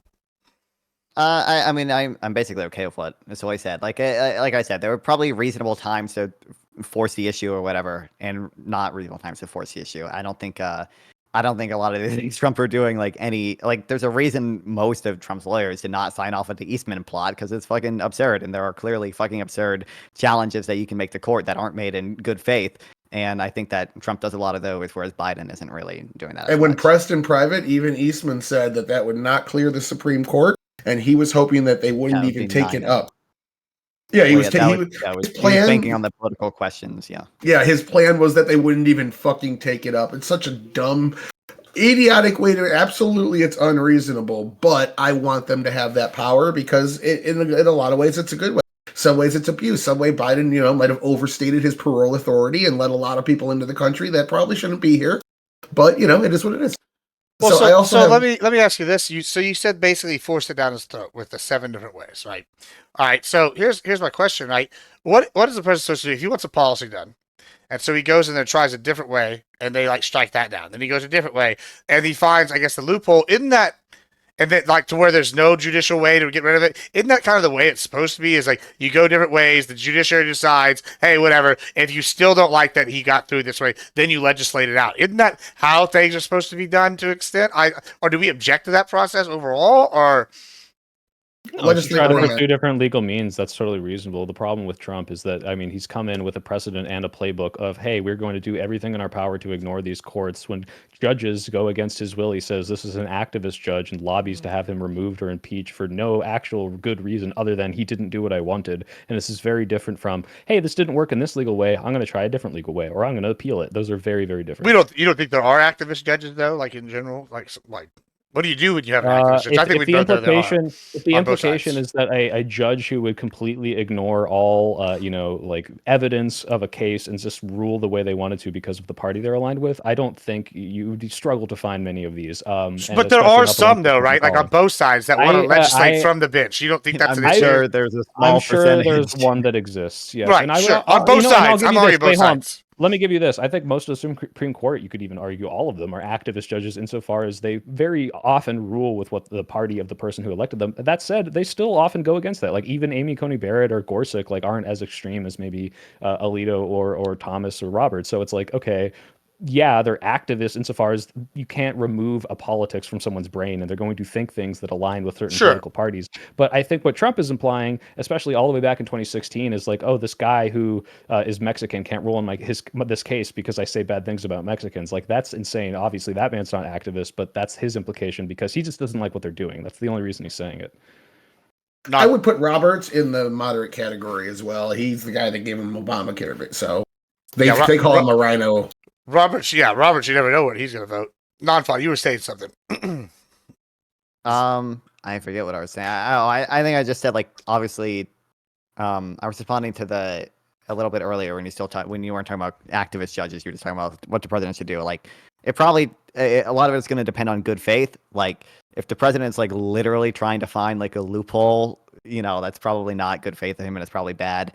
But if they're just trying to do a policy that they do genuinely think is good, and they're trying to find a legal route to do it, I don't necessarily think it's bad as long as like the way they do it isn't like obviously a loophole that wasn't intended or whatever. So in order to ensure that, though, that has to be a power that they have access to. And what you're saying is you're retracting your initial statement.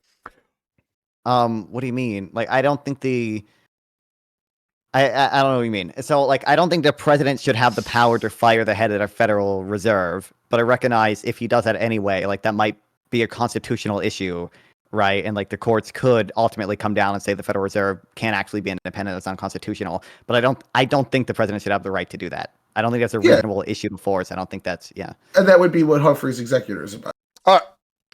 All right, yeah. So this is about perfect timing here. Let's get some closings, and you can tell us anything y'all got exciting going on in y'all's lives and here going on streaming. It's about that time. I've been going for almost 5 hours here, so we'll start with you, Tyler. Go ahead and tell us what you do. Give us closing thoughts, and we'll give out some final thoughts at the end here, and then we'll be good. Go ahead. The only thing on my notes here I didn't get out, I kind of wanted to ask the right wingers if they would be cool with federal overreach if we see some of these Soros DAs like Prasner, Bragg, and back in the day, Boudin with the BLM riots of peace, if they don't actually go through and persecute these people, would you like to see the federal government go in and overstep the state authorities and violate their own version of federalism to see these people punished or not?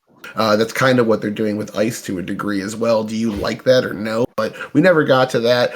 What I'm working on right now is I have a housing policy I've sent out to every left-winger I know, having them help me build it up. It's a housing policy that starts fundamentally left-wing, incorporates a lot of things right-wingers like to try to actually make something that both sides can at least be somewhat happy with. The next step now is to get together a panel of right-wingers and try to sell it to them like I'm selling them a used car, and get all their retractions and use that to amend the policy next. So anyone that's interested, professionals, if you're an economist, city planner, do anything like that, hit me up, lawyers, anything like that. Or if you're a political person from maybe a niche political background, hit me up as well. I need those too. So fantastic. Thank you so much. Let's go to old Drew over here. Yeah, like you said, Gibbs, pretty normie takes from me tonight. Just sort of observing it all and taking it all in. Yeah, I mean, I thought there were points on both sides. But Pin, I know you need the percentage, the total God damn it. number of the percentage that you but no, I've just been just been streaming a little bit, podcasting, and yeah. Fantastic. Non-fun. Free trade is good. Welfare is good. Liberalism is good. If you want to watch me defend all those things, hop over to NonFun420 on Twitch and Kick and NonFun on YouTube. I got a bunch of debates uploaded on my YouTube channel. You guys should all check them out. Basically, everyone is in some of them. Pentuple is still wrong about the balance of payments, by the way. I don't think he ever admitted that he's wrong about that, but check me out. All right. Well, from NonFun to Pentuple. Hey, I run MAGA headquarters and I stream politics and baseball. And I'm coming after Tyler. I have beef with Tyler now. Nice. Football's better, anyways. You pussy. Yeah, disagree You with fucking the idiot. Yeah, nobody likes baseball. He's right here. You're gonna find no support for your arguments here. Soyville. Bruh. Yeah, I don't advocate for violence or vandalism. I, however, do think that Elon Musk is at the very worst Nazi, or best Nazi adjacent, at the very worst probably an actual Nazi. I totally understand why people are pushing back against that. I make YouTube video essays, and I am going to actually probably a Tesla protest on Saturday where I won't commit any crimes, but I will film and interview people, and there'll probably be a video on that. As for the panel, thank you all for being here. I think 33.33% of it made good arguments. Otherwise, I had a great time, and thanks for having me. Good. Yeah, hey, I want to thank Non-Fun and Soyville for coming to back-to-back panels today, and appreciate all y'all. We had a little bit of a disorganized panel today. I think this was a really fun one, to be totally honest. Sometimes the less organized ones are better. It depends on the chemistry, I think. But yeah, this was good. I hope we'll see all y'all again soon and whatnot. Let's see, I'm gonna raid somebody out, but I don't know. We'll figure it out in a second. But thank y'all so much for being here. Appreciate it as always. I think all my upcoming content, I'll be back Monday, guys, and for sure, I don't know what we're doing Friday and Saturday, but probably gaming. It'll be exciting. Let's raid. Who are we gonna raid? You know what? We're gonna do this just because it'll be funny. Bang. Let's raid. We'll raid your new dad. I haven't raided him in a while. He's a good one. If y'all like New comedy, dad? yeah, he is a Comedy Central. He's been on Comedy Central for a bunch of stuff. He's from my hometown. Good people. Good people. Bye, everybody. Woo! All right. Bye. Thanks for being here. Hey, Drew, you want to hop in over on my side? Same with Tyler if you want. If you guys are staying on, I don't know. And that's it. He's I'm gonna be in like- my. Am I muted? Oh god, no, I'm not muted. We're good. No, All right. no.